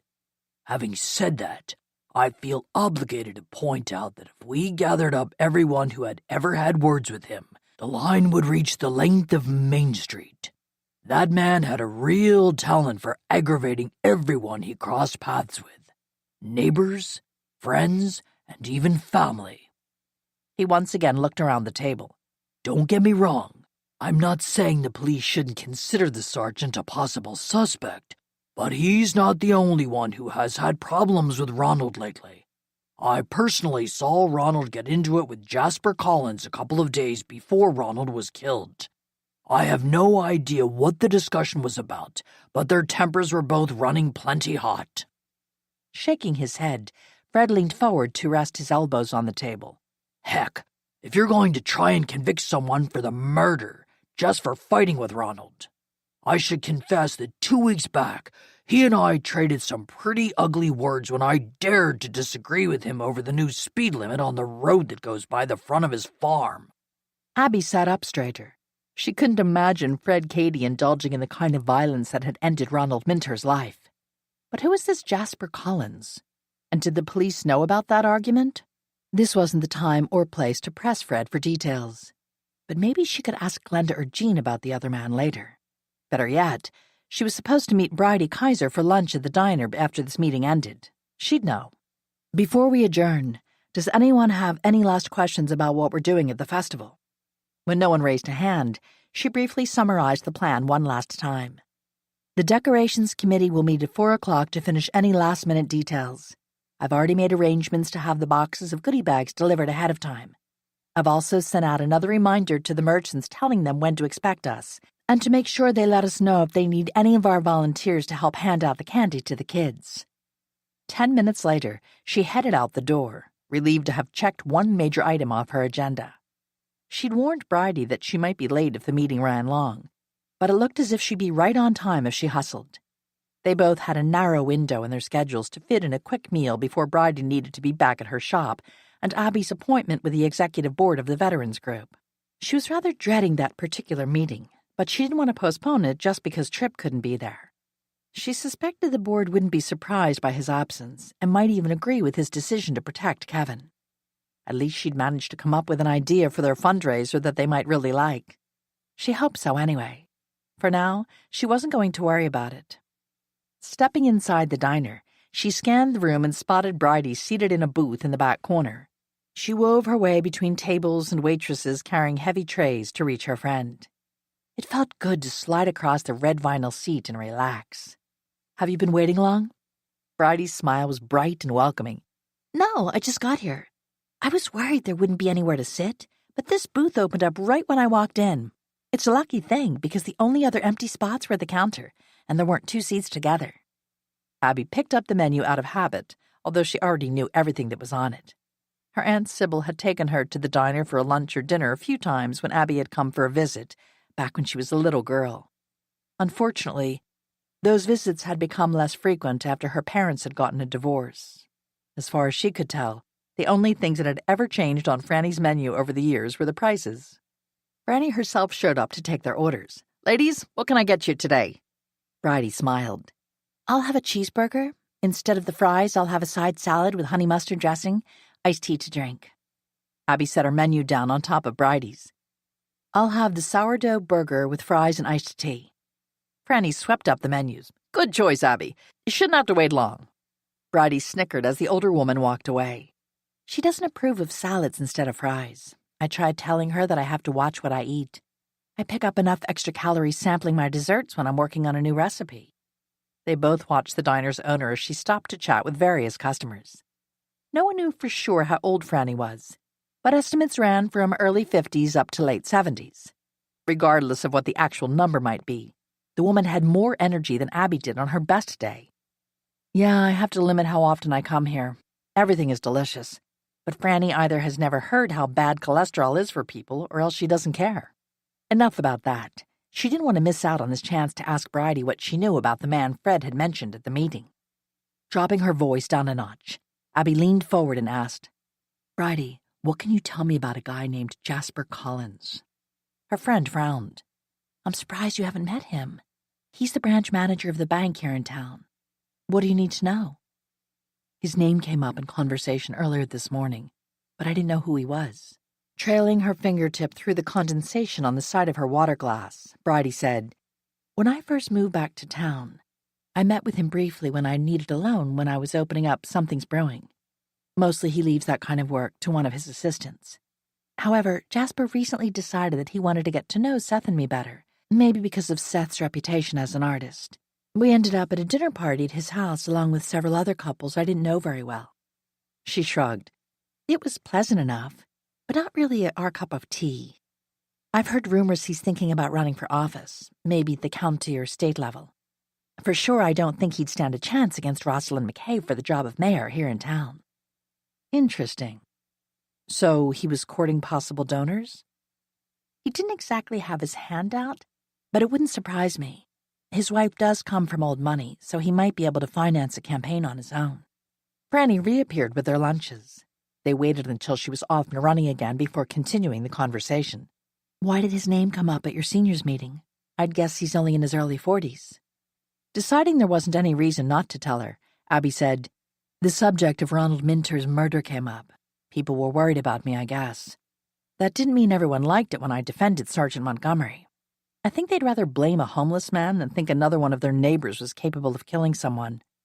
Another man in the group pointed out that Kevin wasn't the only man to have had problems with Mr. Minter in recent days. Evidently, he'd overheard Jasper Collins and Mr. Minter having words. Bridie bit her lower lip. "That doesn't sound like Jasper at all. He's nice enough, if a bit stuffy. Can't imagine him getting into an argument like that, especially in public. It wouldn't fit the image that he's been cultivating." I wonder what it was about, or if the police have heard about it. Then Abby realized her friend was looking pretty worried. "What's wrong?" "You're not trying to investigate on your own again, are you?" Why did everyone make that assumption? Bridie reached across the table to take Abby's hand in hers. "I realize I know you're worried about Tripp and everything, but you really shouldn't be asking questions like this. Please leave it up to the police to investigate, Abby. We came too close to losing you the last time. Promise me you won't confront Jasper Collins about his fight with Ronald."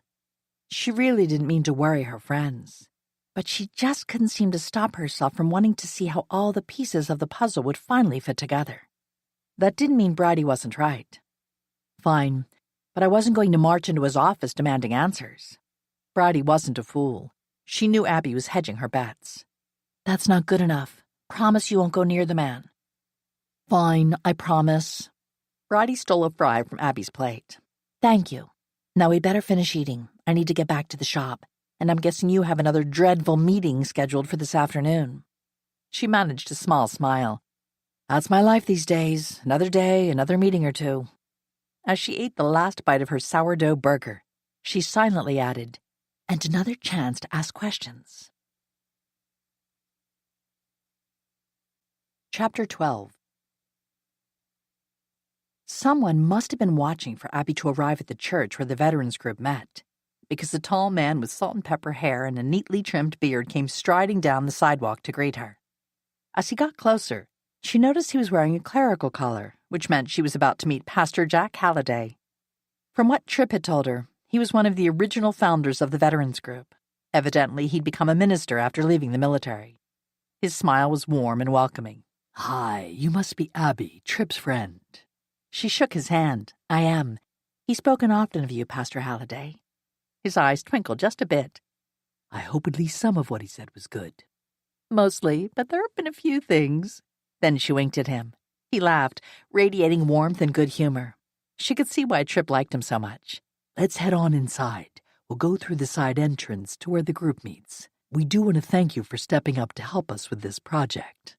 His expression turned a little more serious. "Although I somehow suspect it's more likely Tripp volunteered you. I hope he at least asked you first."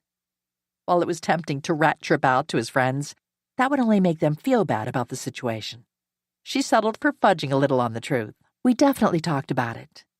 From the skeptical look the pastor gave her, she might not have sold that claim as well as she could have. Even if she hadn't been happy that Tripp had signed her up to help without asking first, she was committed now, especially since he was temporarily unavailable to help out. As they strolled along the winding sidewalk, Jack asked, "Speaking of Tripp, have you talked to him recently?" She wasn't sure how many people knew where he was hanging out these days, but she suspected the pastor probably did. I was able to visit him once. When I stopped by yesterday to drop off some cookies for him, Gage Logan couldn't let me deliver them in person. He assured me Tripp was doing all right. Stubborn jerk. Tripp, that is, not Gage. Pastor Jack smiled and said, I thought I'd drop by later this afternoon to check on him. While I understand what he's doing and why, I'm not sure Sergeant Montgomery would want him to sit in jail just to protect him. It was tempting to ask if the pastor had seen Kevin since the murder, but she resisted the urge. If he had, she'd feel obligated to tell Detective Earl, or at least Gage. Besides, the pastor might feel just as determined to protect Kevin, especially if he considered him to be one of his parishioners, and as well as a member of the support group. None of that mattered. She wouldn't put Pastor Halliday on the spot by asking. They stepped into the dim interior of the church basement, where they were greeted by a group of 6 people, 4 men and 2 women. She spotted at least one familiar face. Clarence Reed owned the local hardware store where she shopped. He waved as he poured himself a cup of coffee from the huge urn sitting on the pass-through counter between the multi-purpose room and the church kitchen. Hi, Abby. Can I pour you a cup? That would be great. One of the women offered her the chair next to hers and introduced herself. Hi, I'm Zoe Brevik. I work as a nurse practitioner at the medical clinic here in town. They chatted for a few minutes while the others got drinks and then drifted over to the table to join them. When everyone was finally seated, the pastor performed the necessary introductions. And finally, this is Abby McCree, who has agreed to head up this project for us. Tripp will be her co-chair, but he's unable to join us today. Zoe leaned in closer. May I say you're awfully brave to take this on? Abby whispered back, Brave or maybe crazy. I'm not sure which. Meanwhile, Pastor Halliday went over a few other bits of business before turning the meeting over to Abby. She passed out the information she'd put together for everyone. From what Tripp told me, you want to host an event that's both a fundraiser and a thank you to the community for their support. With that in mind, I came up with what is actually a 2-part event. We'd start out with the Bachelor-Bachelorette auction. The people who bid on and win one of our volunteers would also get free tickets to the dance. Considering it's a veterans group sponsoring the events, I thought it would be fun to stick to a military theme, like a World War II USO-style dance. We could do away with the auction if you don't think it's feasible. Regardless, I'm confident the second one would be a lot of fun, especially if we schedule it on or around Valentine's Day. I know that's working in a pretty short time frame, so we can pick another date. Maybe it could be part of the town's 4th of July celebration. She gave everyone a minute or two to scan all the information on the page. It was hard to gauge their reactions, but most of the 6 were smiling by the time they looked up from reading her presentation. Jack asked, So to make sure I'm understanding, the Bachelor-Bachelorette auction would be held first, to be followed by the dinner dance a short time later? Abby nodded. Yes. The auction would also help raise funds to cover the cost of the dance. If we promote it right, we should bring in far more than we need. On the night of the dance, we could do a full dinner, but I'd rather keep things simpler and serve drinks and hors d'oeuvres. If you look at the 3rd page, I did a comparison of the costs. The committee members were definitely looking pretty enthusiastic. I've already talked to several potential vendors and explained that this would be a fundraiser to help veterans. One of the bigger costume rental places in the area immediately offered to give us a deep discount on the rental fees for the uniforms and vintage clothing. 2 of the caterers have also offered to provide refreshments, whether it's just hors d'oeuvres or a sit-down dinner, at about 20% over cost, for the same reason. One of the other men asked, Where are we going to get volunteers to be auctioned off? Tripp was going to kill her for what she was about to say, but too bad. Tripp will be the first to sign up. I'm guessing that since he's willing, we'll be able to find more people. I was hoping some of you might even know some active-duty military who might be convinced to join the fun. After she answered another flurry of questions, Jack called for a vote. It was gratifying when they reached a unanimous decision to move forward with the plans. They also set a date to meet again in November to get the ball rolling. Amazingly, each of them agreed to head up one or more of the various subcommittees that would be required. Once the meeting was adjourned, Zoe walked out to the parking lot with Abby. I think your idea is brilliant. I'll talk to the physical therapist at the clinic to see if he'd be willing to join Tripp up there on the stage at the auction. He's former Navy and a great guy. That would be wonderful. I'm also hoping to convince Gage Logan to participate. Zoe's eyes widened. Wow, I was right. You are brave. Don't tell my husband, but I won't mind being there to see the three of them strutting their stuff." They reached Abby's car. Well, let's just hope enough people volunteer to make it worth doing. Regardless, I think the vintage dance will be great fun. Me too. See you soon. Tell Trip hi for me when you see him again. I will. After Zoe walked away, Abby got in her car but didn't immediately start the engine. What should she do next? Well, it was a relief to be done with the day's errands and meetings. She was in no hurry to get back home. Sometimes she and Trip went a day or two without crossing paths, but just knowing he wasn't around the place left her feeling out of kilter somehow. Even Zeke continued to be more subdued than normal. Clearly, he missed his buddy and their walks together.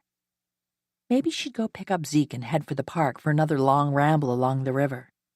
That held more appeal than rattling around in the house all by herself.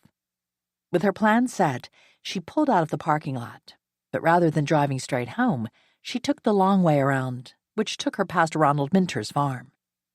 Traffic was light, which allowed her to slow down a little as she drove by. The place looked deserted, lifeless somehow. The crime scene tape didn't help. Seeing all the pumpkins still lying out in the field made her sad. Was no one going to harvest them? But then again, who had the right? She'd never heard who stood to inherit the place. Someone had nailed a piece of lumber that said closed over the sign advertising the corn maze. She shuddered at the memory of sitting outside of that shack with nothing but a dead body for company as she waited for the police. Gunning the engine, she sped up to put some distance between herself and the farm. It was definitely time to head home. As she approached her driveway, she noticed a strange car parked out front of the house. What now? It didn't take her long to recognize the man standing in her front yard. What did Riley Molitor want now? She considered calling Gage rather than getting out of the car to confront the man herself, but that would be cowardly. Besides, by now the murder was almost old news. As far as she knew, there hadn't been a break in the case, so there was no reason Riley would be coming to her for new details. Then she noticed he appeared to be snapping pictures with his phone. What was up with that? Only one way to find out. She got out and headed straight for him. As soon as he spotted her coming, he shoved his phone into his pocket and backed away from the house. Considering his welcome both times he'd come by before, she couldn't really blame him for being a bit wary. Rather than crowd him, she stopped a few feet away from where he stood. "Hi, Riley. Is there something I can do for you?" He shook his head and then pointed toward the porch. "I've been taking pictures of the pumpkin portraits that have appeared around town, but there haven't been any new ones for the past couple of days. I happened to be driving by and spotted that one." She turned to see what he was talking about. Sure enough, there was a huge pumpkin sitting on her top porch step. Where did that come from? Riley got brave enough to move up beside her. "No idea. They just seem to appear out of nowhere. As far as I've been able to tell, no one has caught the artist delivering them. You didn't know it was here?" "No, I didn't, and I've been gone most of the day. When I left, I went out through the back door." She walked closer to get a better look. "Wow, the detail is amazing. I've seen the pictures you've posted online, and I've seen Gage's a couple of times. Whoever the artist is, he or she's got real talent. I'm not sure how much it looks like me, but it's definitely a work of art." "They really are all amazing." Riley offered her a small smile. "It's becoming a bit of an honor to get one. It means you're a celebrity here in town." She wasn't so sure about that. The only claim to fame she had was to have had the bad luck to discover 2 dead bodies since moving to Snowberry Creek. If that's what it took to be a celebrity, she could live without it. "Are you going to be okay with me posting the picture with the others?" It was nice of him to ask, although she had to wonder if he would have bothered if she hadn't caught him in the act. She took a second to think about it before answering. Really, what was the harm? "That's fine, Riley." He looked pleased. "Thanks, I appreciate it. Did you know some of the photos have been picked up by the bigger newspapers in the area? Connie Poehler has also been uploading them to the town's social media, so they're getting a lot of attention. I don't know what the artist's intentions were when he or she started making them, but it's turned out to be good publicity for the whole town." Abby wasn't sure how she'd been singled out for the honor, but she was all right with it. It occurred to her to ask, "Has everyone who has been honored with one been pleased by it?" Riley grimaced. "Not so much. My editor asked me to take down one of the first photos I had posted. Evidently, the people in question weren't happy about having their portraits up on our website. After that, I started making sure I had permission, just to cover all my bases. She found it curious that someone would have taken such offense. I probably shouldn't ask if it was anyone I know. He gave her a sly look. That's probably true. For the record, the subjects of those particular portraits were mainly upset about where the portraits originally turned up. The artist tends to leave the pumpkins someplace associated with the subject of the portrait. Like the mayor's was left at City Hall, Gage's by the police station, and Franny's at the diner. It took Abby a minute to connect the dots. So, in this case, the pumpkin portraits were somewhere the subjects weren't supposed to be. Apparently. He glanced at his watch. Well, I'd better hit the road. I'm supposed to cover the basketball game at the high school this afternoon. Have fun with that. Riley looked excited by the prospect. I will. The varsity team has a real shot at winning the division this year. When he was gone, she dug out her own phone and snapped a couple of pictures of the jack-o'-lantern to send to her parents. Both of them would get a kick out of seeing their daughter immortalized in pumpkin art. After sending them off, she let herself into the house, where Zeke stood waiting for her. Come on, boy. It's nice outside, and you've been shut in the house all day. Let's head out to the park for a while. Maybe we'll even grab burgers at Gary's Drive-In for dinner tonight. The big dog took off running for the kitchen, where she kept his leash and portable water bowl. After grabbing a bottle of water and a few treats to stick into her pack, they went out through the front door. Zeke stopped to check out the pumpkin. After giving it a thorough sniff, he barked and wagged his tail. It was as if he recognized the scent of whoever had left it there and considered the person to be a friend. Not exactly helpful in identifying the mysterious artist, since Zeke couldn't talk. Besides, the only two people Zeke had ever reacted to adversely were Riley and a murderer. That didn't exactly narrow the possibilities by much. She opened the door to the back seat and let Zeke scramble inside. He settled on his quilt and waited patiently for her to lower his window enough that he could stick his big head outside to catch the scents on the wind as she drove down the street. His face filled her side mirror, his big tongue hanging out and no doubt drooling on the other side of the car. He looked so happy. His good mood continued as they reached the park. They headed down the path at a slow jog. It felt good to stretch her legs a bit, and Zeke was definitely enjoying himself. When they reached a fork in the trail, he tried to take the one that led into the national forest. Abby hesitated, but then let him tug her along in his wake. She hadn't ventured into the forest since the night she run into Kevin Montgomery and had to be rescued by a trip. While she wasn't exactly hoping to run into the sergeant, she wouldn't go out of her way to avoid him either, not with Zeke there to protect her. They eventually slowed to a walk and then to a stop so she could take a closer look at their surroundings. She honestly had no idea if they were anywhere close to where she'd encountered Kevin that night. For one thing, she'd started out from the other end of the trail. Zeke sat down and looked up at her with a long sigh. To keep him entertained for a couple of minutes, she filled his bowl with water from the bottle she'd brought and set it down on the ground. When he was done lapping it up, he raised his head with a rivulet of water dripping off his muzzle. It took some fancy footwork on her part to avoid having him use her jeans as a towel. Here's one of your cookies, Zeke. He gulped down his treat while she packed up his water bowl and stuck the empty bottle into her pack. It was time to get moving again. The only question was whether she should finish the loop or turn back toward the river. Zeke answered that question for her when he lifted his head to stare into the distance, a low growl rumbling in his chest. There was no way to know if the danger he sensed walked on 2 legs or 4. Regardless, she had no desire to find out. When she tugged on his leash, he growled one last time before letting her lead him back toward the river. Her legs were feeling the burn, but she kept up the slow jog until she could catch glimpses of the water through the trees. They hadn't crossed paths with anyone since leaving the main trail, and she'd feel a lot better when they got back to the park, where there were more people. Just before they reached the last bend in the trail, Kevin Montgomery stepped out of the trees right in front of her. Zeke wolfed and charged right toward him. Abby barely managed to hold on to the dog's leash until they reached his friend. The former soldier went down on one knee to give Zeke a quick hug. Hey there, boy. As he continued to pet the happy dog, Sergeant Montgomery gave her a worried look, then scanned the surrounding area. Miss Abby, you shouldn't be out here alone, even with Zeke here providing escort. I've been looking for Tripp to let him know the enemy has been moving through the area again, but I can't find him. Will you tell him for me? So he didn't know Tripp was in jail, which made her wonder if he'd even heard about Ronald Minter's death. As twitchy as he was acting, she was hesitant to be the one to deliver the bad news. Also, did she dare warn him that the police were looking for him? Sergeant Montgomery, I don't know how to tell you this, but Tripp is in jail. He lurched back up to his feet, his hands curled in tight fists. He was taken prisoner? Not exactly. You see, Ronald Minter, that man you argued with in town last week, was found dead in his corn maze.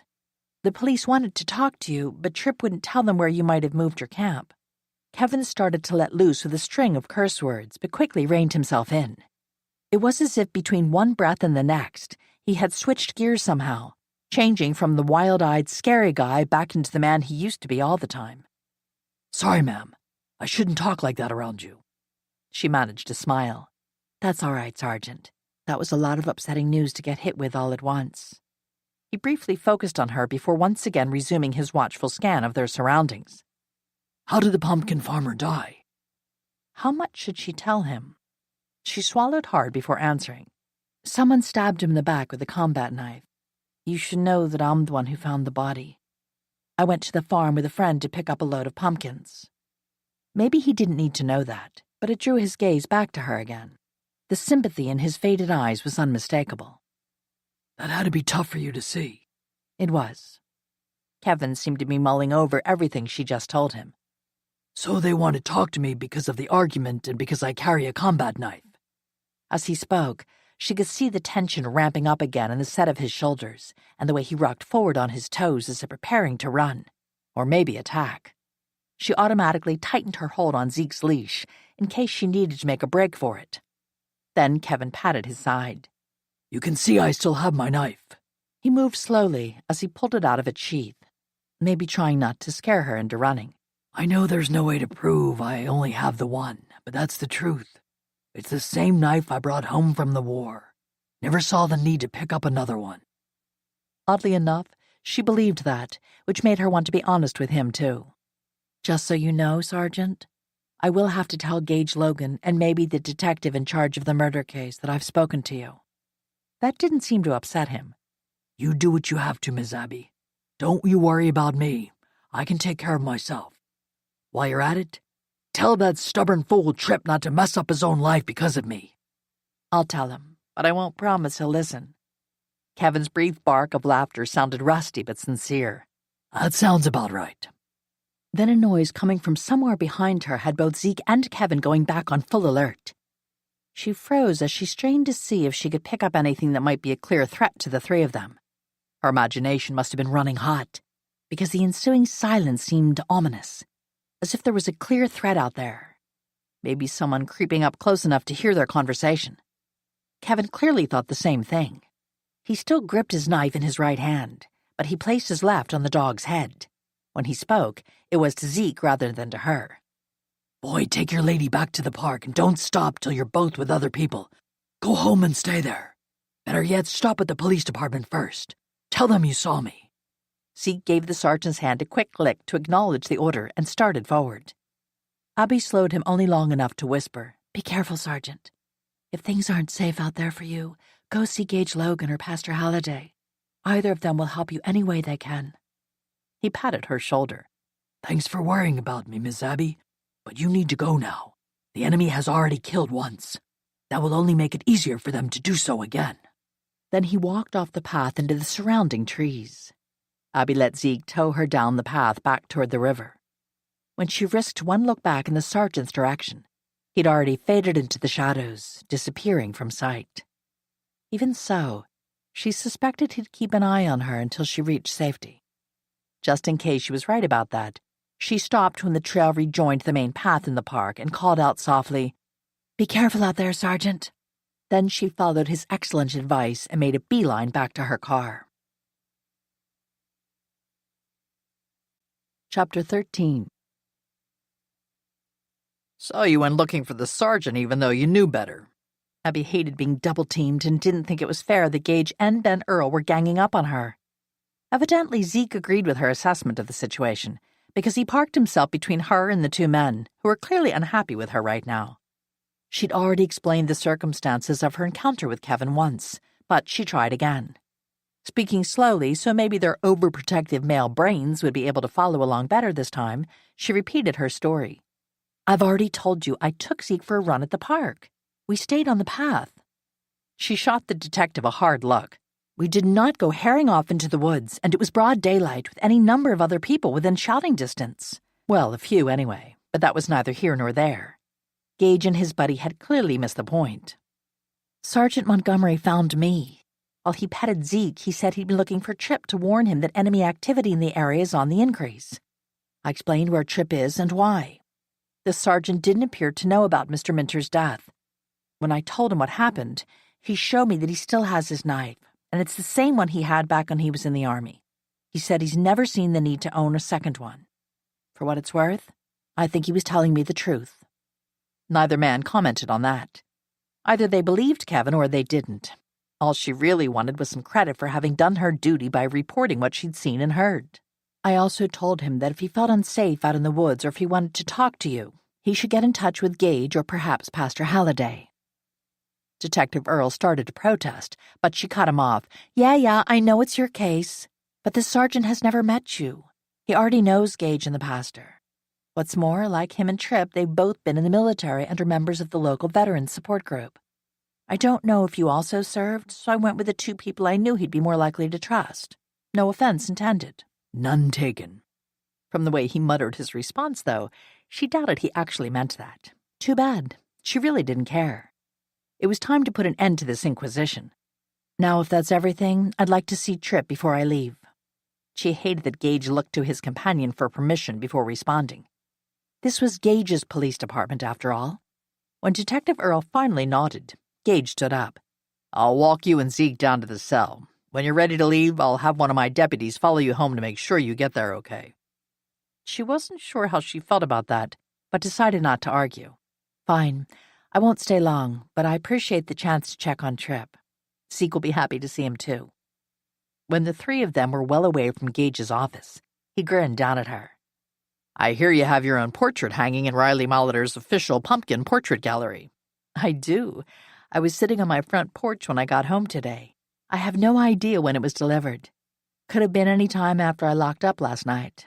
When I left this morning, I went out through the back, so I have no idea if it was already out there or not. Zeke suddenly lurched forward, trying to drag her down the narrow hallway at a full run. Deputy Chapin was just getting up to unlock the door, but one look at Zeke charging toward him clearly gave him pause. "Zeke, heel!" she ordered as she gave his leash a hard tug to slow him down. "Hi, Deputy Chapin. I promise my dog is friendly, but I'm guessing he just caught Tripp's scent." Gage positioned himself on Zeke's other side and took firm hold of his collar. I've got him. You can open the door. As he did, something niggled at the edges of Abby's mind. Something about Zeke and sense. Then it hit her. Gage, speaking of the pumpkin portrait, I did notice one odd thing.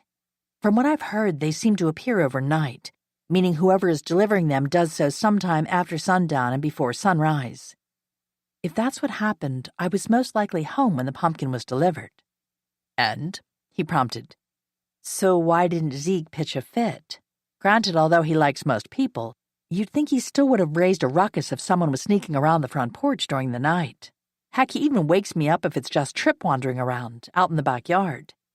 But when he sniffed the jack-o'-lantern, he got all happy like he'd recognized a friend's scent on it. Gage gave Zeke a considering look. I've heard some folks have started a betting pool over who is behind the portraits. You and I could really clean up if only Zeke could talk. Deputy Chapin swung the door open. At least Zeke had the good manners to stop and sniff his hand. After giving the man a sloppy lick, he gave Abby an expectant look, as if to say, "Well, are we going to find Tripp or not?" Chapin remained standing. "Sir, do you want me to escort her?" "No, I'll do it. I plan to let Zeke in to see the prisoner. I'm not sure how Detective Earl would feel about that, and I don't want to put you in his crosshairs." By the time they reached the last turn before the cells, Zeke's tail was a blur. Finally, Abby let go of his leash and let the dog charge off down the hall to find Tripp.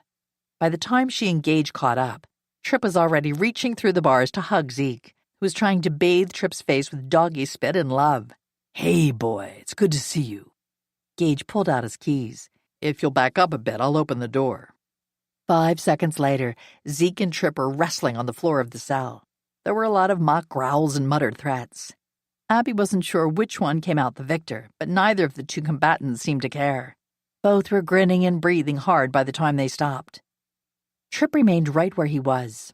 Zeke flopped down by his side and laid his head on his best friend's leg. It probably spoke poorly of her as a person, but Abby was jealous of her own pet. Surely Tripp should be as happy to see her as he was the dog. He must have sensed some of her disappointment, because his smile dimmed a little when he met her gaze. I should remind you that I told you not to come here, but I won't. It's really good to see you, Abby. Is everything going okay? Pretty much. I met with the veterans group and they've given me the initial approval for the fundraiser idea I suggested. There's no need for you to worry about any of that for now. I'll fill you in once you're out of here and get caught up on other stuff. She had no idea if Gage had heard anything about the plan. If so, he didn't say anything, which was a relief. Tripp wasn't going to be happy that she'd exacted a little revenge by volunteering him to be auctioned off. Before he could ask any questions, she changed the subject. By the way, I saw Sergeant Montgomery earlier today. He said for you not to cause yourself problems just to protect him. I said I'd relay the message, but we both agreed it probably wouldn't do any good. Tripp broke off eye contact and turned his attention back to Zeke. How was he?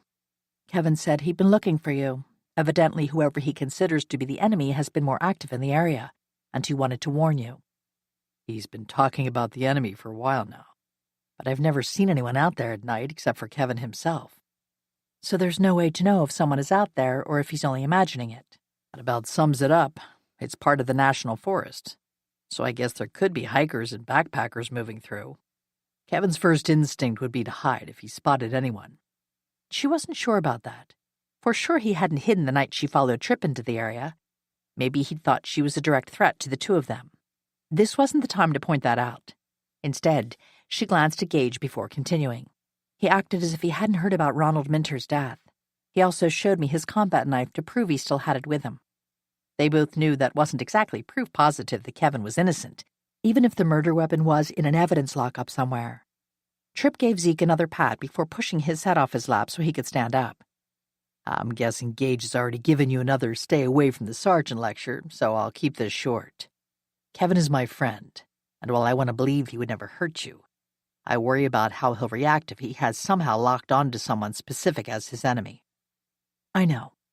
For what it's worth, he did seem a bit jumpy when he first approached me, but patting Zeke seemed to calm him. After a bit, he became more focused, more there with me, if that makes sense. Then he and Zeke heard something coming from the woods behind us, and he got worried again. He ordered Zeke to escort me back to the park where there were more people. We left right after that. She hated that Tripp was so worried about his friend when there wasn't anything he could do to help him. Would you like me to bundle up some food and take it out to the woods for Kevin? Gage snapped, "No way." Tripp glared at her. "Absolutely not." Well, at least the two men were united in their opinion. She didn't bother to argue. It wasn't as if she would know where to take the stuff anyway. Maybe it was time to lighten the conversation. She pulled out her phone and held it up for Tripp to see. By the way, Gage isn't the only one who has his very own pumpkin portrait. Tripp took the phone from her and angled it to catch the light a little better. Looks just like you, especially around the eyes and mouth. I think you went a little heavy on the orange makeup, though. Really?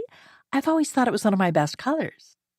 Then she gave Gage a considering look before showing Tripp the picture she'd snapped earlier of Gage's portrait when he was busy talking to Detective Earl. He, on the other hand, can't carry it off at all. Tripp cracked up as he studied the second picture. Wow, Gage. You get all the cool toys. I especially like the squirt guns and the cars. Do the lights and sirens on them work? Looking much put upon, Gage glowered at both of them. It obviously doesn't pay to be nice to the prisoners.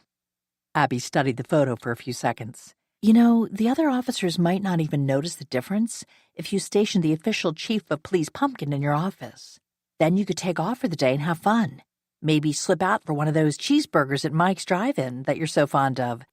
Sydney couldn't fuss, since you'd have witnesses that you were here at the station the whole time.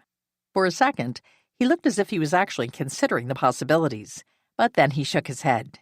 It wouldn't work. I suspect Sid has a tracking app on my phone, or maybe even my cruiser that goes off whenever I get near Mike's. Regardless, one way or another, she'd find out. Tripp looked incredulous. You're seriously worried about what your kid would have to say about you eating a burger? Who's the parent in this equation? I am. Before Trip could give him any more grief, Gage repeated, I am. But after my wife died, Sydney became a bit obsessed about the one parent she had left. If my eating more healthy stuff than I used to makes her feel better, I'm not going to argue. Okay, then. Although he told her the same thing the other day, now she and Trip both felt bad about giving him grief. Gage picked up on it and shook his head. Don't get me wrong, I still sneak off to Mike's every so often. I just do my best not to drive Sid crazy. Trip gave him an appraising look and then smiled. You're a good dad. Abby agreed with that assessment. Her own father had tried to stay involved in her life, but he'd remarried shortly after divorcing her mother and moved out of state with his new wife. If that experience had taught her anything, it was that parenting long distance was hard. We better get going. I wouldn't want to push my luck by staying too long. She mustered up a smile for her tenant. I'll try to get by again in a day or so. That is, if I can't convince you to tell Detective Earl the best places to look for Kevin. The implacable look on Tripp's face was all the answer she needed. That's what I thought. At the very least, I'll drop off some baked goods here at the station as my schedule allows. But it was so darned hard to take that first step back down the hallway. Once again, Gage made up an excuse to give her and Trip a moment alone. Look, I'm going to talk to my deputy for a minute. Catch up with me whenever you're ready to leave, Abby. The two of them, well, three, counting Zeke, stood in silence until Gage turned the corner and disappeared from sight. Then Trip edged a little closer to her while remaining inside his cell. I'm sorry this is so hard for you, Abby. I really don't mean to complicate your life. If you want me to look for somewhere else to live after I get out, say the word. That was the last thing she wanted. Don't be ridiculous. Zeke would never forgive me if I made his best friend leave. Besides, Jean might start targeting me with her casseroles if you aren't around. He looked slightly happier. Nice to know I served some useful purpose. Yeah, well, you also did a bang-up job with cleaning up the leaves. He glanced toward the far corner of the ceiling and then back at her. When she followed his line of sight, she realized he was trying to tell her without words that they were under constant supervision, which meant no hugs. She nodded and held out her hand. It was good seeing you again, and I know Zeke was happy to learn you haven't disappeared completely. He gave her hand a gentle squeeze before turning his attention to the dog. He rubbed Zeke's wrinkled forehead and then scratched behind his ears. Take care of Abby for me, big guy. The dog whined softly and then jumped up to put his front paws on Trip's chest. The impact forced Trip back a step, but then he held his ground. Gripping Zeke's big head in his hands, he rested his forehead against the dog's for several seconds. Both man and dog seemed to take a lot of comfort from the direct contact. Finally, Trip gently shoved Zeke back down onto all fours. You two better get going. Thanks again for coming. When she picked up Zeke's leash and tried to lead him away, he sat down and refused to budge. Even throwing her full weight into the process didn't help. It would have been funny, but if she didn't get out of there soon, she might give in to the urge to cry. She hated seeing Trip in that stupid orange suit, and him staying in that cell wasn't helping anyone, not even Kevin. Finally, Trip snapped, Zeke, get a move on, now. Still, the dog resisted for a few seconds longer before finally standing up. After giving Trip a look that accused his friend of betrayal, he slunk out of the cell and docilely followed Abby down the hall, pausing at the corner to look back one last time. Trip waved and then pulled his cell door closed. The sound that echoed down the hall was one of the saddest things Abby had ever heard. She followed Gage out and dutifully made sure the deputy he sent to escort her home had no problem sticking close by until they reached her driveway. She hated that he felt obligated to park and follow her inside long enough to make sure all was well. She and Zeke watched from the front window as he drove away. When he was gone, she glanced down at her companion. What do you say we bake some cookies for Trip? And meanwhile, I'll do some serious thinking about who killed Mr. Minter, because until someone is in custody, your buddy won't be coming home. Zeke's tail did a slow sweep across the floor to show he approved of her plan. Chapter 14. When a person had important questions, it was always best to go straight to the most informed source for answers. In Snowberry Creek, that meant her closest friends from the Quilting Guild.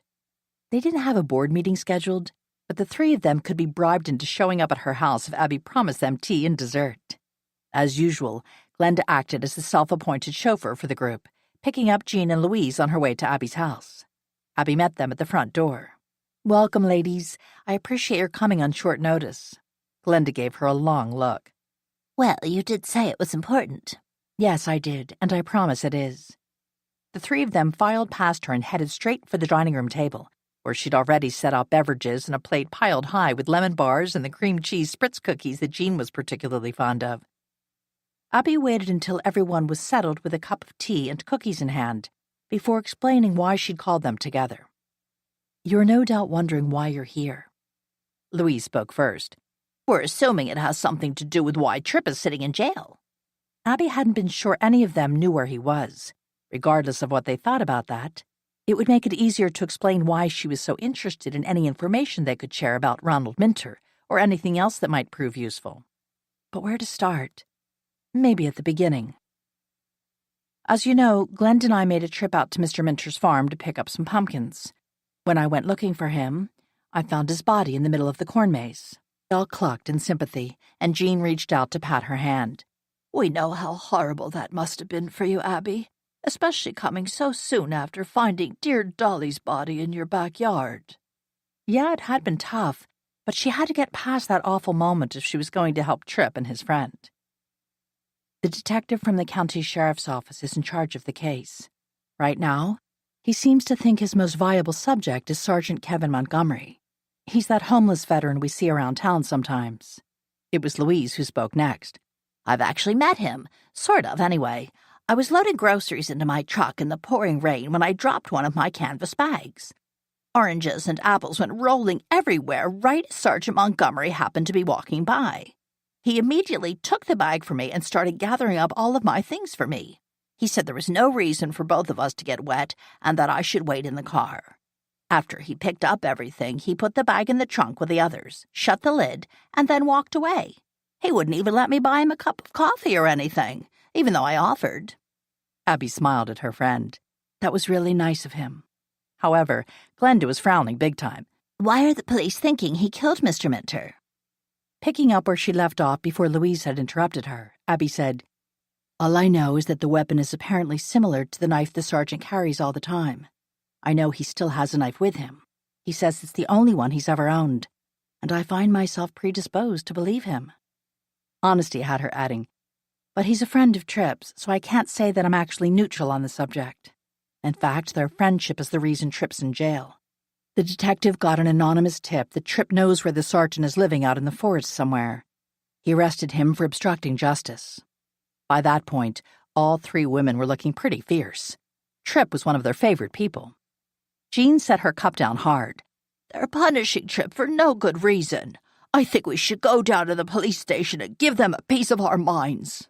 While Abby appreciated the passion, she already knew the getting in Detective Earl's face about the situation wasn't going to help. As much as I hate it, the police are only doing their jobs.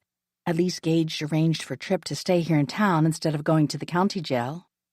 Jean didn't look at all convinced, but at least she picked up her tea and took another sip. Then what can we do to help?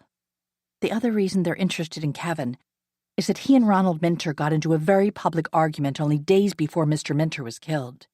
The police were called in to referee, but the sergeant had already left the scene. Since the two men hadn't actually come to blows, the deputy wrote up a report but didn't arrest anyone. I happened to be across the street on my way to Bridie's shop when it happened, so I know Mr. Minter was very unhappy that the deputy refused to hunt the sergeant down and arrest him. He accused Sergeant Montgomery of all kinds of things. Glenda shook her head. I knew Ronald, of course, and I've never known another person with a bigger chip on his shoulder. He didn't always have an easy time of it, but a lot of his problems were his own fault. I'm willing to bet that poor sergeant wasn't the only one to tangle with him lately. Okay, now they were getting somewhere. Abby gave each of her three friends a solemn look. I don't normally want to indulge in gossip, but I'd really like to hear more about what you know. Jean jumped right in, maybe because she'd never had a chance to finish what she'd wanted to tell them when Detective Earl had interrupted their meeting the other day. Well, a certain bank manager and Ronald definitely engaged in a heated discussion about a week ago. In this particular case, however, it wasn't Ronald who started it. I was at the bank to make a deposit, and the line was quite long. Ronald was just finishing up his own business at the teller's window when Jasper Collins stepped out of his office. When he spotted Ronald, he all but dragged the poor man into his office and slammed the door. No one could hear what they were saying, but it clearly wasn't a pleasant discussion. She paused to sip her tea again, although Abby suspected it was more for dramatic effect than because she was thirsty.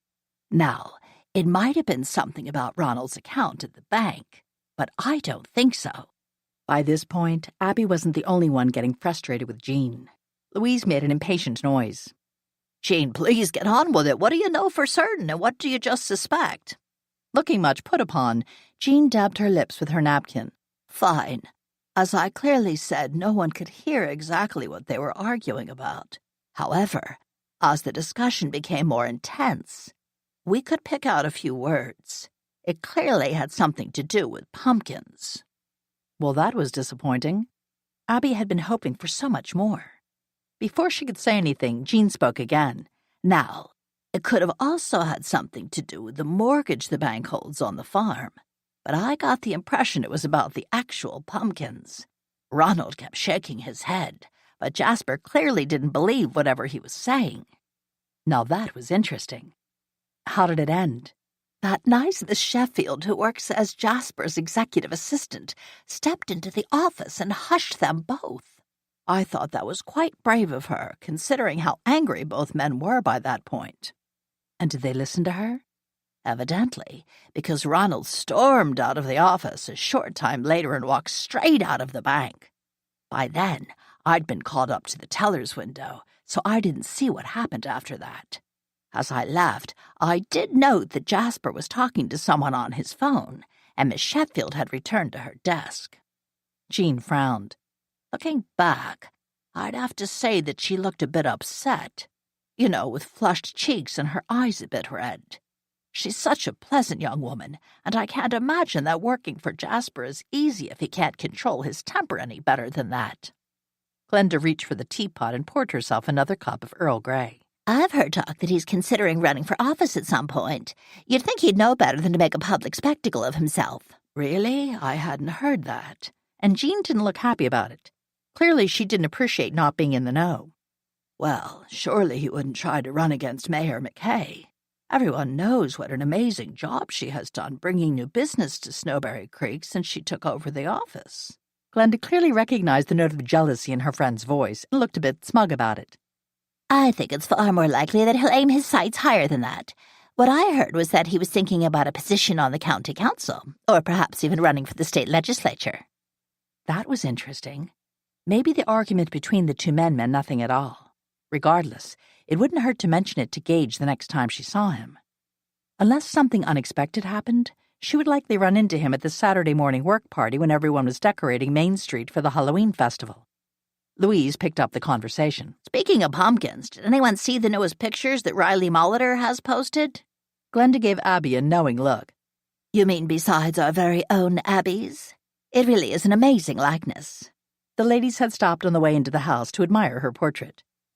I thought so, too. My parents both got a kick out of it. Although it still felt a bit odd to have been singled out for such an honor. The experience had given her new sympathy for how Gage must feel, with all of his staff having such fun at his expense. Louise pulled her cell phone out of her purse and started typing on it. I'm not sure who these two pumpkins are supposed to represent, but I think the expressions on their faces are most unpleasant, especially the man's. Then she passed her cell phone around the table for all of them to see. The pumpkins were found sitting on a trail out in the National Forest, so the location offers no help in identifying who they're supposed to be. Jean studied the picture for several seconds, but then shook her head and passed it on to Glenda. From the way she was frowning, she apparently didn't recognize them either. When the phone finally reached her, Abby could see why. They looked like the work of the same artist as all the others, but the expressions looked more... exaggerated, somehow. Not quite like more traditional jack-o'-lanterns, but not as refined as the other portraits had been. Still, they looked a little familiar. Something about the smiles, which definitely had a hard edge to them. Maybe it would come to her later. For now, she'd bring the topic of conversation back to Ronald Minter and his problems. So does anyone else who might have had issues with Mr. Minter come to mind? When no one had any suggestions, she asked the only other question she had. Do you know who might have inherited his farm? Jean brightened up. I heard he had a cousin who was likely to inherit, even though Ronald didn't leave a will. It's even more complicated than that, although I don't know why exactly. Who knows, maybe he owed back taxes or something. I could ask around if you need me to. Probably not a good idea, especially if it somehow got back to Gage or Detective Earl that she had people asking questions. That's all right, Jean. I can always ask Gage the next time I see him. The older woman looked disappointed, but she didn't argue. Rather than continue the discussion, which hadn't netted her any real useful information, she turned the subject to the upcoming festival. So, are you ladies wearing costumes on Halloween? Gage said everyone does, but I haven't come up with a single good idea. They didn't have any good suggestions on that front either, but that was all right. She still wasn't sure how she felt about dressing up for Halloween. If all else failed, she'd pick up a simple mask at the local party store and call it good. Half an hour later, she ushered her friends toward the front door. On the way out, Jean paused to ask, Do you think they let me bring Trip one of my casseroles? I'm worried about the quality of the jailhouse food. Jean's culinary efforts might be questionable, but there was never any doubt that her heart was in the right place. For Trip's sake, though, Abby hastened to reassure Jean that he wasn't on a bread-and-water regimen. I was allowed to take him some cookies, but Gage said that was the limit of what I could bring. They don't routinely allow prisoners outside food. Not that she knew that for sure, but I assure you the Trip looked to be in good health when I was there. He'll be pleased to know that you were thinking about him, though. Jean didn't look totally convinced as she headed toward Glenda's car, which probably meant the Trip would be facing an onslaught of casseroles the minute he got out of jail. Laughing about how he would react to that, she waved at her friends one last time and went back inside to plan her next move. Saturday morning dawned predictably gray and rainy. Abby studied the sky and considered what to wear, since she would be spending the majority of the day outside. Fall weather could be rather unpredictable in the Pacific Northwest, which meant wearing multiple layers was definitely the best way to go. She settled on her favorite jeans, a cotton turtleneck under a light sweater, comfortable shoes, and a jacket. To keep things simple, she pulled her hair back into a ponytail and put on a baseball cap. A rain poncho and an umbrella went into her pack, along with a couple of bottles of water and a few granola bars. Zeke, I'll be back later. Guard the fort. He lifted his head long enough to acknowledge her orders. He was back to snoring before she made it out the door. At least the sun came out right as she headed for the park, where the work party was supposed to congregate. No doubt Connie was already waiting there to let everyone know what their assigned duties would be for the day. While Abby didn't mind helping out, she hoped she would get to do something more fun than handing out desserts in the lunch line. She took the fact that she found a parking spot close to the park as a good omen. After grabbing her pack out of the car, Abby hurried across the crowded parking lot to where a line had formed in front of the picnic table where Connie was already hard at work.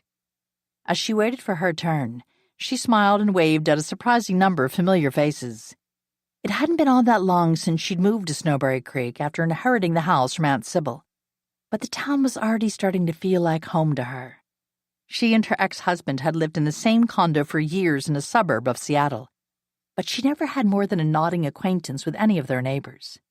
Maybe it was the difference between living in a busy suburban area and a small town, but she'd changed too. Hey, Abby, looks like we're on the same team today.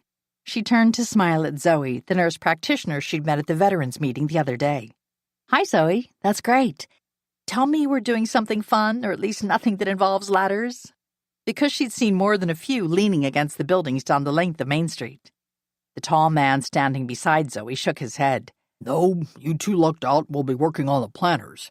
I, on the other hand, will be climbing ladders all day. Zoe performed the introductions. Abby McCree, this is my husband, Leif Brevik. Evidently he's not fond of hanging holiday lights.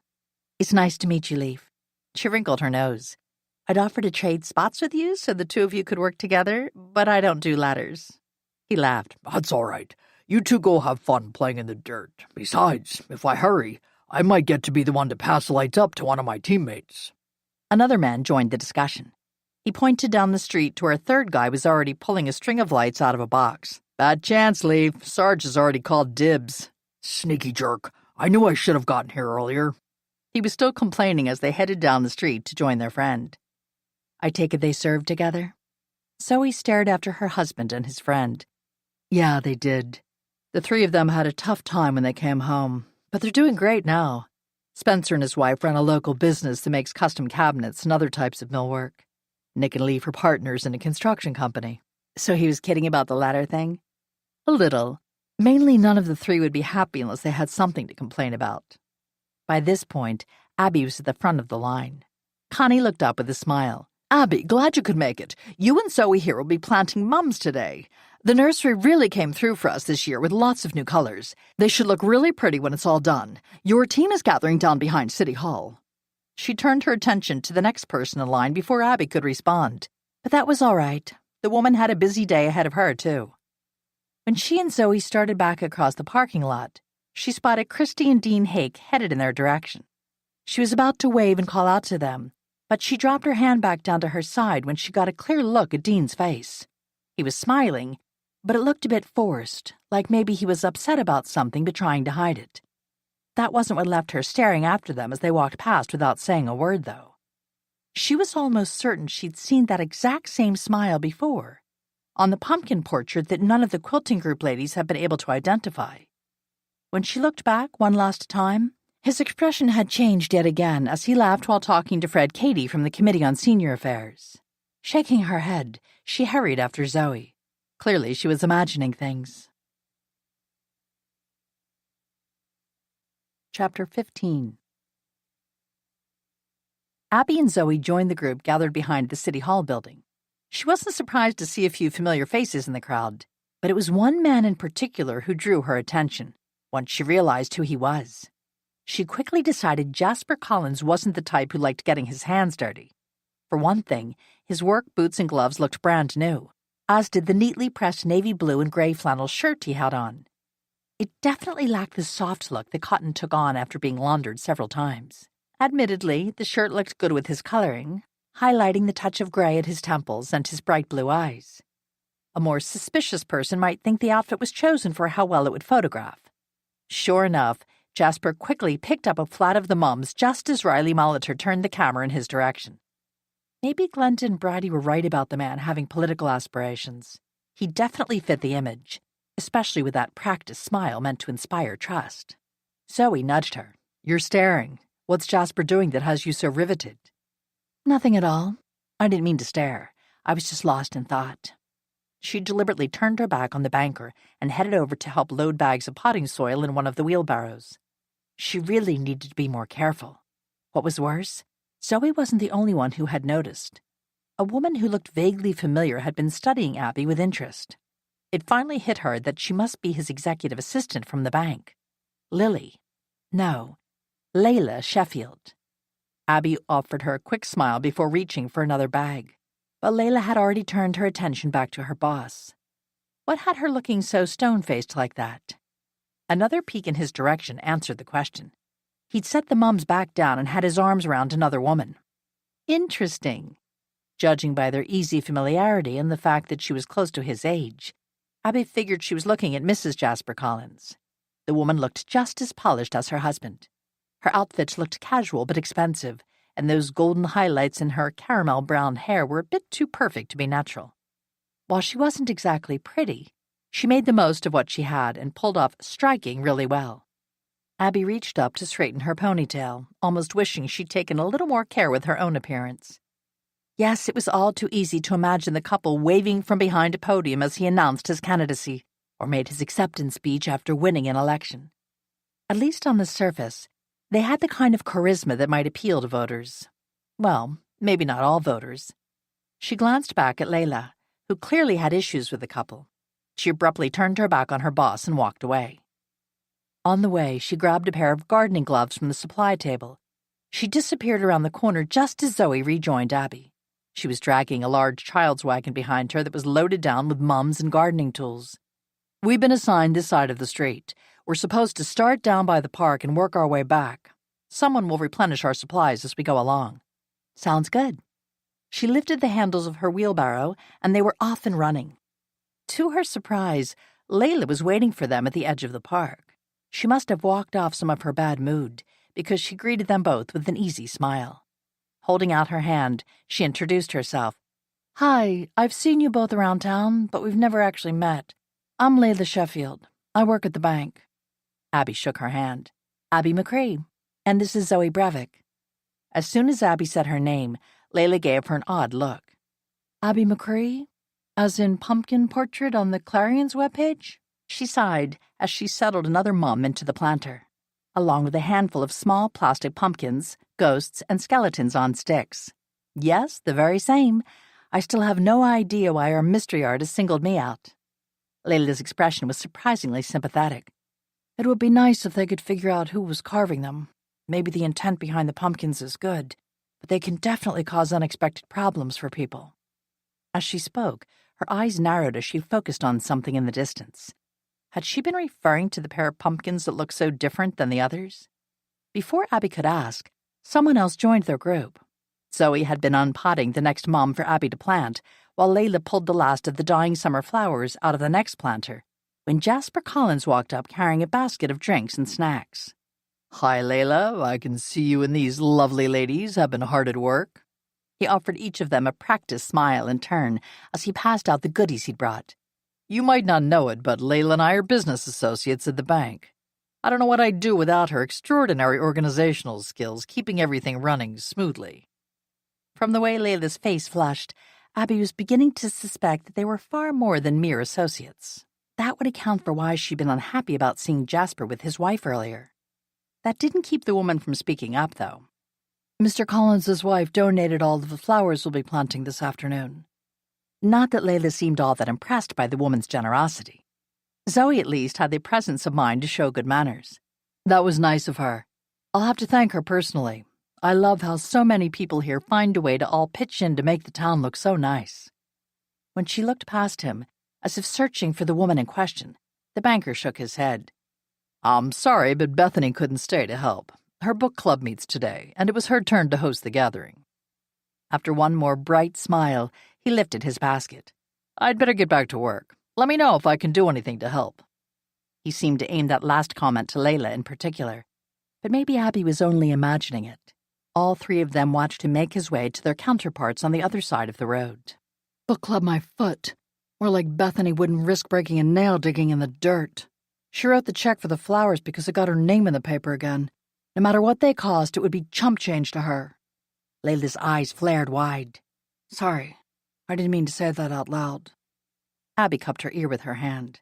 Said what? I didn't hear anything. Zoe grinned. Me neither. Rather than discuss the matter any more, they got busy planting flowers. They were about halfway done with their assigned planters when the signal went up that lunch was being served. Layla said she'd rejoin them afterward and headed off down the street toward the bank. That seemed odd, since it wasn't normally open on weekends. Of course, as the executive assistant to the bank manager, chances were Layla had her own set of keys. You were thinking she's meeting up with Jasper. Darn it, Abby really needed to work on hiding her thoughts better. She sure seemed pretty upset earlier this morning when Jasper was with his wife, not to mention the resentment in her voice when she mentioned Bethany buying the flowers. There was also nothing subtle about her heading straight for the bank, so it seems likely. They both stared at the building as they walked by. Zoe sighed and shook her head. Yeah, it does. If so, that's really too bad. Layla seems really nice, and getting involved with a married man doesn't often end well for anyone. They were quickly approaching the line of people waiting to be served lunch, so Abby lowered her voice. I've heard he might be planning to run for county or state office. A messy divorce won't help him achieve that. Zoe looked at her in surprise. I hadn't heard that, but it would make sense. His father and grandfather were both involved in state politics back in the day. Then her voice dropped to a low whisper. Now that I think about it, Leaf said he and Nick heard that a set of pumpkin portraits were found outside someone's door a while back. You know, like yours was left on your porch. The trouble was the guy didn't live there, mainly because he was married to someone else. Given what Layla said about the portraits causing some people trouble, I have to wonder if she was speaking from first-hand knowledge. If so, Abby hated it for her. Granted, thanks to her own ex-husband's extramarital affair and the devastating effect it had had on her life, she didn't always have a lot of sympathy for the other woman when a man decided to cheat on his wife. But maybe Layla really did love the man. If so, watching him with his wife had to hurt. They were both adults, of course, but that didn't mean the power structure in the relationship was equal by any means. If Jasper really did have aspirations of getting involved in state politics, his wife's checkbook would likely trump Layla's organizational skills. There were too many people around to continue the discussion, so she and Zoe followed along in the food line in silence. As they picked up trays and flatware, Abby's mind kept whirling with the possible implications of what she'd heard. Was the argument Jean had witnessed between the two men at the bank that day about those pumpkin portraits? Maybe Jasper had made the assumption that Mr. Minter was the secret artist carving all those amazing jack-o'-lanterns. If so, she knew for a fact that he was wrong about that. Hers had appeared days after the murder. But what if Jasper had accused Ronald and didn't believe it when he had denied it? Had he confronted the pumpkin farmer one more time with the intention of ending the threat permanently? It would have taken some forethought to make the attack look like Sergeant Montgomery was responsible. But a man didn't become a bank manager at such a young age without being intelligent. Zoe nudged her with her elbow to get her attention. "I see Leaf, and it looks like he saved a seat for me. There's room at the table if you'd like to join us." "I'd love to." She shook off all gloomy thoughts about dead men and pumpkins as she followed her friend through the crowd. There'd be plenty of time later to ponder everything she'd learned and how much of it, if any, she should pass along to Detective Earl. That afternoon passed by in a busy blur. She and Zoe finished the rest of their planters by themselves because Layla failed to reappear after lunch. Maybe that was for the best. She suspected that the woman had been a bit embarrassed by what she'd blurted out about her boss's wife, and maybe even more worried that they might spread gossip about her and her possible relationship with Jasper outside of office hours. Which left Abby in a quandary. If she told Detective Earl or even Gage about her suspicions, they would be bound to confront the pair. If she was wrong, she would cause two innocent people undue embarrassment. Even if she'd come to the right conclusion about the relationship, she had very little in the way of solid proof to substantiate her theories.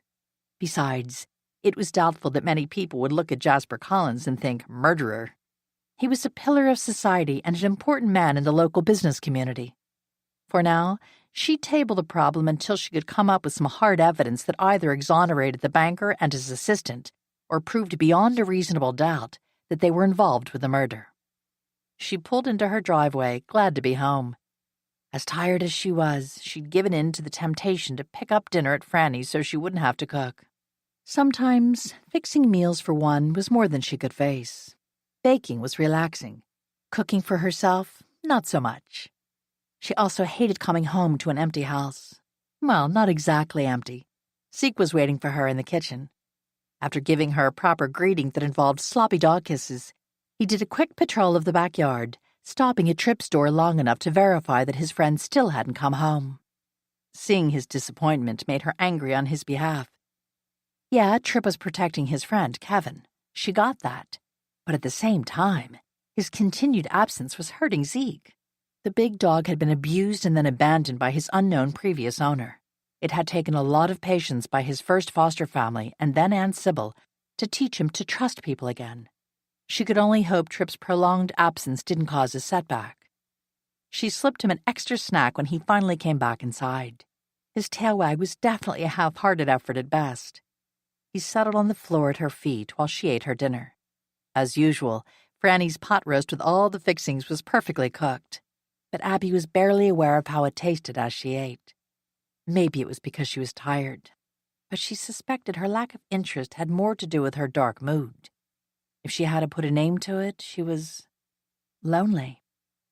"This is ridiculous," she said to the empty room. "I spent the whole day surrounded by people." The trouble was that most of them hadn't gone home alone. Well, maybe Layla, but she didn't know that for sure. A knock at the front door interrupted her little pity party. Now who could that be? Zeke immediately lumbered to his feet to find out the answer to her question. She followed him down the hall slowly and then flipped on the porch light before peeking out the window to see who it was. A tall man stood near the edge of the porch with his back toward her. Why would he do that? She was reticent to open the door to see what a stranger might want. When her uninvited guest suddenly turned back around, she was even more reluctant to answer his summons. What possible reason could Jasper Collins have for showing up both uninvited and unwanted? Unfortunately, since she'd already turned on the light, he knew she was home and most likely still standing close to the door. Just as she had with Riley Molitor the other day, she made sure that Zeke was right at her side. Granted, her furry companion rarely took an instant dislike to anyone, but Jasper had no way of knowing that. It was hard not to laugh at how quickly Jasper backed away as soon as Zeke poked his big head out the door. Abby kept her hand on the dog's collar. Not that she had the strength to hold him back if he decided to act up. Dredging up the good manners her aunt had instilled in her from a young age, she aimed for sounding pleasant rather than irritated that the banker had shown up without calling first. "Hello, Mr. Collins. How can I help you?"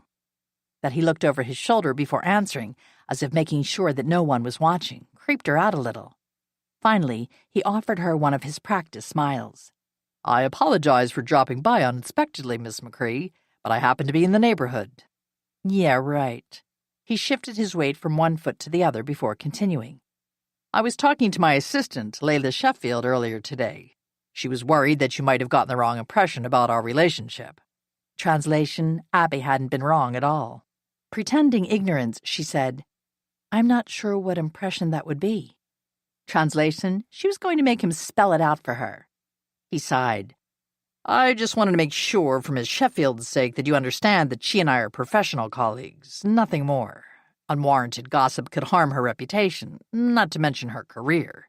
Translation, he would throw the woman under the bus to protect his own backside, not to mention his political aspirations. Philandering husbands were never going to be at the top of Abby's list of favorite people, but she reined in the urge to tell him that. Instead, she decided to use the opportunity to press for more information about his argument with Ronald Minter. "Please reassure Layla that I enjoyed meeting her this morning. She spoke highly of you and your wife, and it was clear that she enjoys working with you at the bank. However, there was nothing about what she said that would have given anyone the impression that you two were anything more than co-workers." His relief was both obvious and irritating. What had he expected her to say?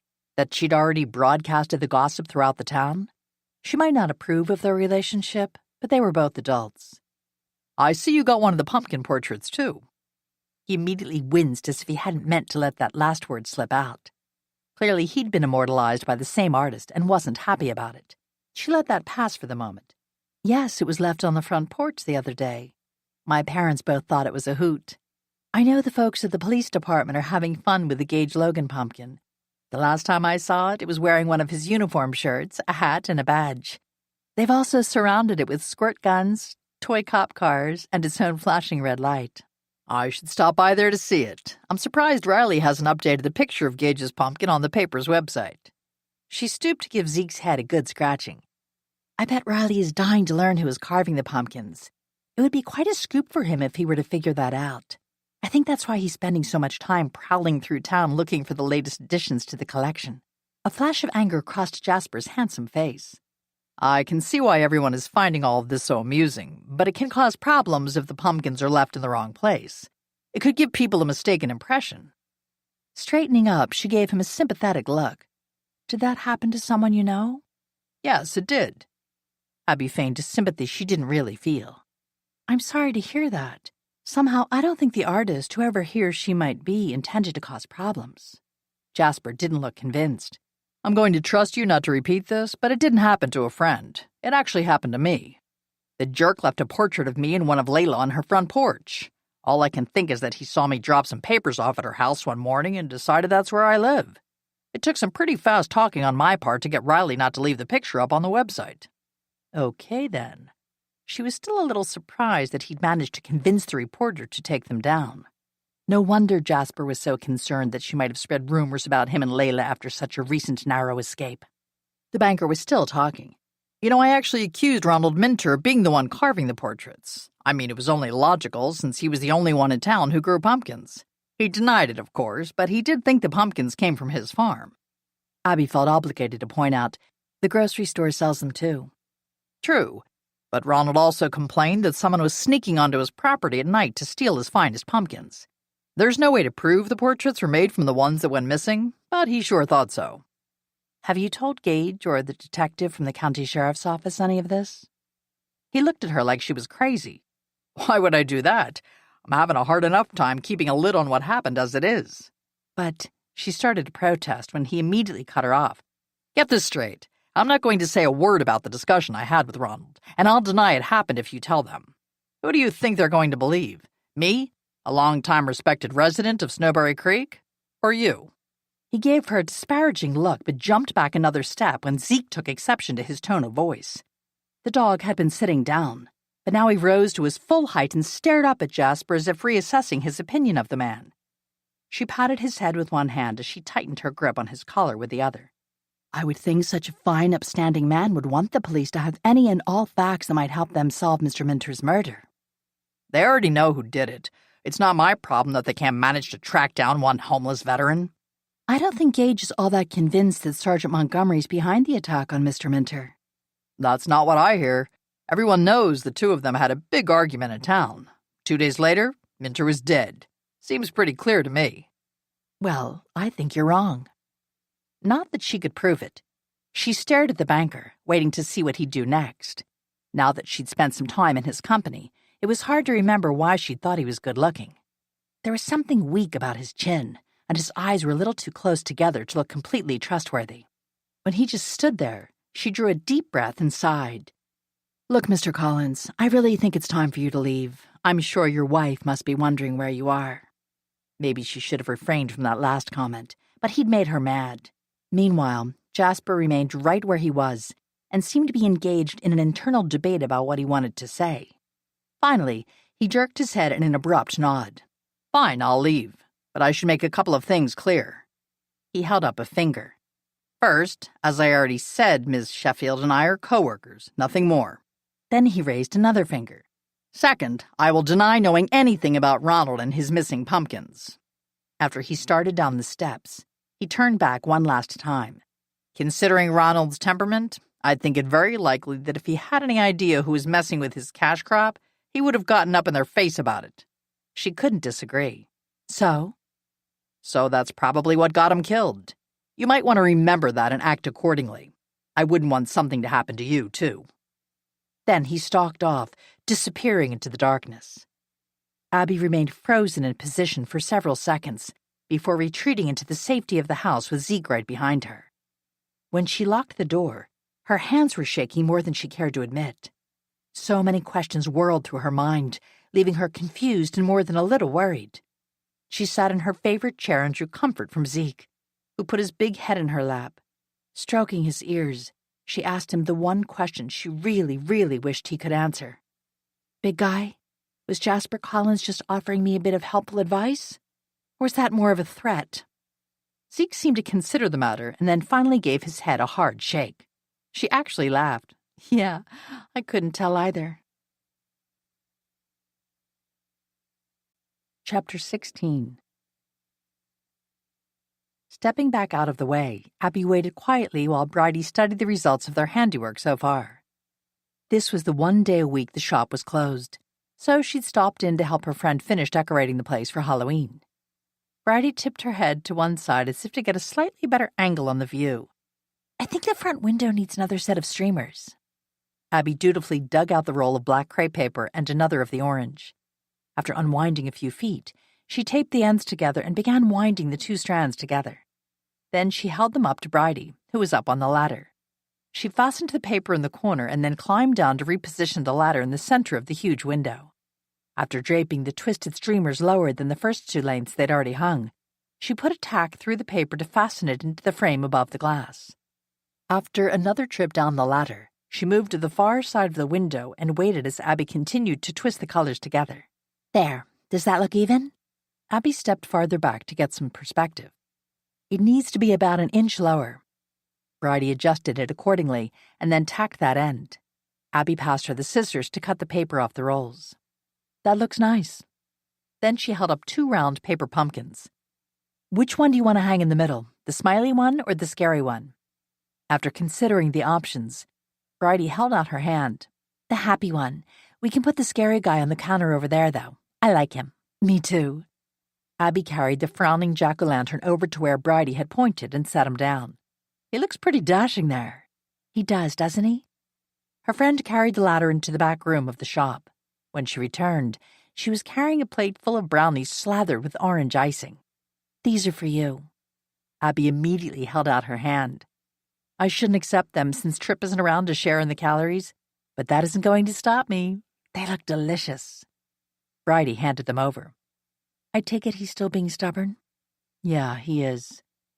I haven't been able to see him again, but I'll probably drop by there on my way home, on the off chance the Gage can let me in for a visit. Would a bribe help? Abby laughed. I'm sure it would. Based on my experience, it seems the stereotype of cops liking sweets of all kinds is based in truth, at least here in Snowberry Creek. Come on in back while I box up a few things for you to take with you. I was experimenting this morning with a few new recipes for Thanksgiving and Christmas, so I have plenty to share. Following her friend, as well as the scents of cinnamon and cloves, to the kitchen in the back of the shop, she asked, Are you sure? Even if I wasn't, I'd still give you whatever it takes to get you in to see Tripp. I know you're worried about him. She made quick work of packing up another plate of cookies. I've got to admit, my mood feels off somehow this year despite my best efforts to get in the holiday spirit. I guess that shouldn't come as a surprise considering it's the second time we've had a murderer running around loose in the area. Without knowing why Mr. Minter was killed, it's hard to feel safe. I try not to let it bother me, but every so often the thought sends a chill up my spine. It has to be so much worse for you, especially coming on the heels of Dolly Cahill's death. It was a shame Abby couldn't find fault with Bridie's logic as they left the kitchen and walked back to the front window of the shop. There they watched their friends and neighbors calmly going about their business, as if nothing was wrong. Maybe if they'd been there to see the poor man sprawled under that table, or how his blood had stained the dirt floor of that shack, his death might have had more of an impact on them. More to change the subject than anything, she found herself asking, Do you know Layla Sheffield very well? Bridie blinked at the left turn in the conversation, but finally answered, Mainly just as a skinny decaf latte. I see her at the bank, of course, but that's about it. She seems to keep pretty much to herself outside of work. Why? She helped Zoe Brevick and me for a while Saturday when we were working on the planters down the street. She seemed really nice, and I was surprised our paths hadn't crossed before. As I recall, Layla only moved here about a year ago, when she transferred from another branch of the bank to take the job as Jasper Collins' executive assistant when his previous one retired. I'm pretty sure it was a promotion for her. Maybe volunteering to help with the festival decorations was her way of getting more involved, and as a way to meet more people outside of the ones she works with at the bank. That makes sense. After all, that's part of why I do it myself. Bridie snickered. Well, that and the fact you haven't figured out how to say no whenever Connie Puller asks you to take on another project. That was nothing but sad, sad truth.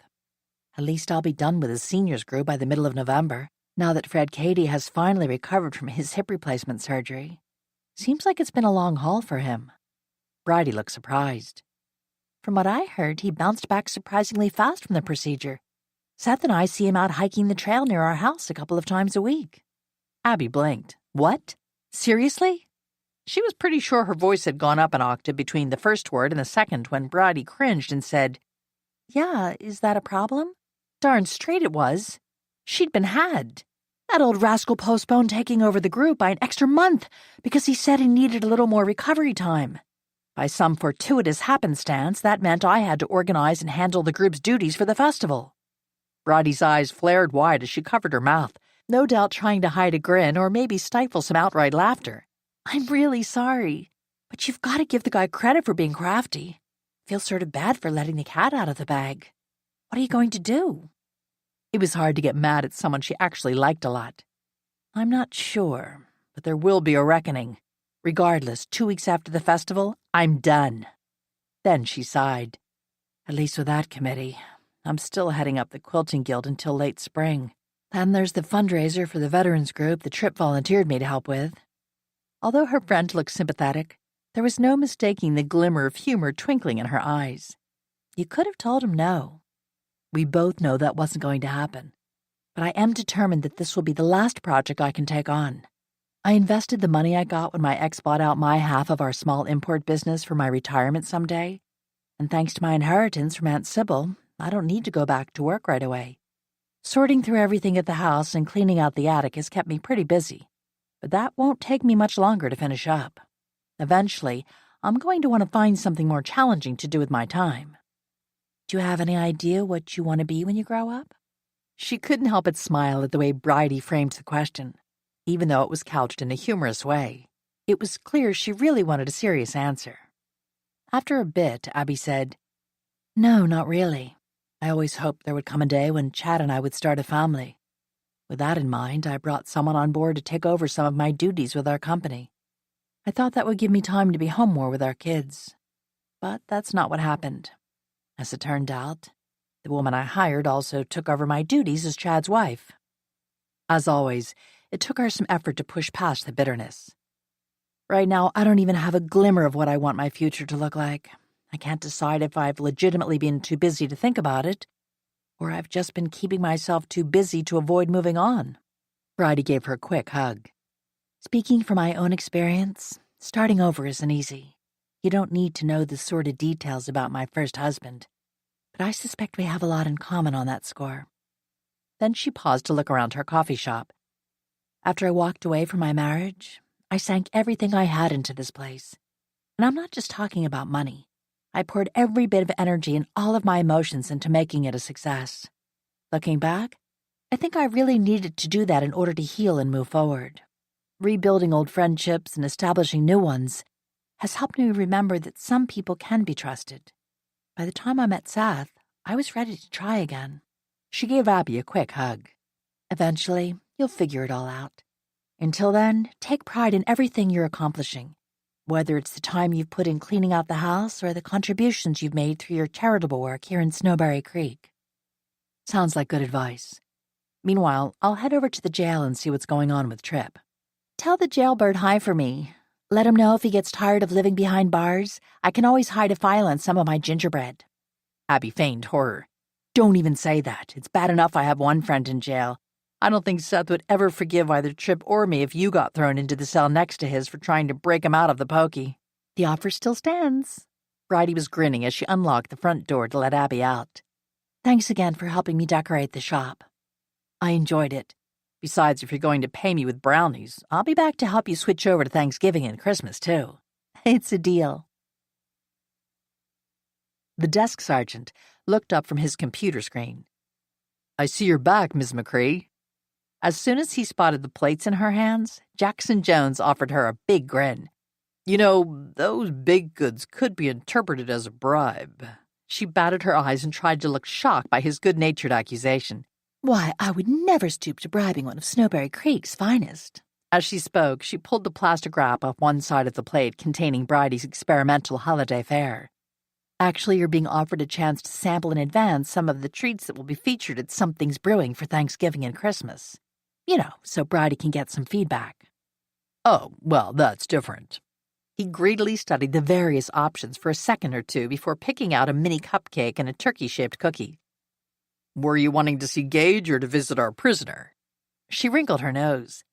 I was hoping to visit Mr. Blackston, but I should probably clear with Gage first. Must be your lucky day. The last I heard, he was down visiting the prisoner. I'll buzz Deputy Chapin and tell him you're headed his way. Thanks, Sergeant. She pointed toward the rest of the bribe that Bridie had put together for her. On my way, I'll put the rest of this out for everyone to enjoy. He immediately grabbed another cookie. Thanks again, and tell Bridie it's nice of her to spoil us like this. I'll let her know. What did it say about her life that she now knew her way around the police department so well? Before moving to Snowberry Creek, she'd never even set foot in such a place.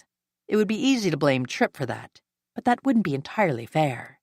She'd paid more than one visit to Gage's office during and after the whole Dolly Cahill murder investigation.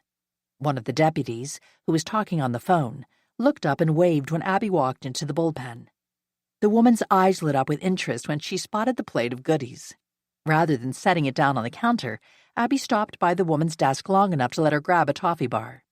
She mouthed thanks while continuing the conversation with whoever was on the other end of the line. Having done her duty, Abby headed for the passageway that led to where the officer on guard had his desk.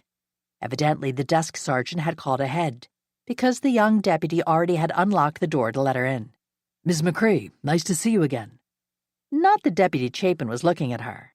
Instead, his eyes were riveted on the plate of brownies in her hand. It's good to see you, too.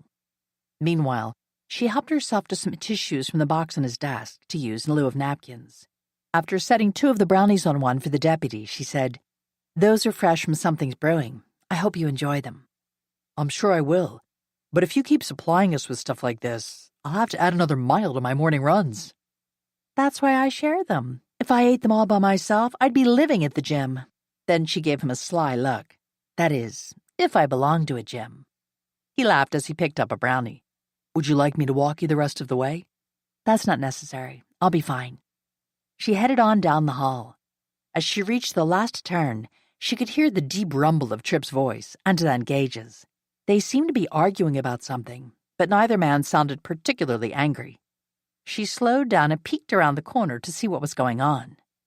Gage was sitting on a chair in front of a small table that he'd shoved next to the bars on Tripp's cell. There was a chessboard on the table, and the game looked to have been in progress for a while. For his part, Tripp sat perched on the end of his narrow bed, his eyebrows riding low over his eyes as he studied the chess pieces. Finally, his expression lightened as he reached through the bars and picked up his knight and plunked it down on the board with a grin. Checkmate. Gage looked totally dumbfounded as he leaned in closer to make sense of what had just happened. You cheated. Tripp snorted. No, I didn't. You got careless. Then he glanced in Abby's direction. Are you going to come say hi or stay over there and spy on us? At least he hadn't begun the conversation by telling her she shouldn't have come. That was progress. Gage looked surprised by her sudden appearance, but he didn't seem particularly upset that she'd managed to talk her way in for another visit. She held up the plate as she approached the two men. I brought brownies. Gage pointed toward his prisoner. He doesn't get any. Tripp protested. Why not? Like I said, you cheated. As a duly sworn officer of the law, I cannot in good conscience reward bad behavior. Tripp gave him a look of total disgust. Like I said, you got careless. It's not my fault that I've won 3 out of the last 4 games. They continued to argue as Gage fetched another chair for her, while Tripp packed up the chess set to make room for the plate of brownies. When Gage reached for one, Abby slapped his hand. We can't eat in front of Tripp. I'm pretty sure that would be considered cruel and unusual punishment.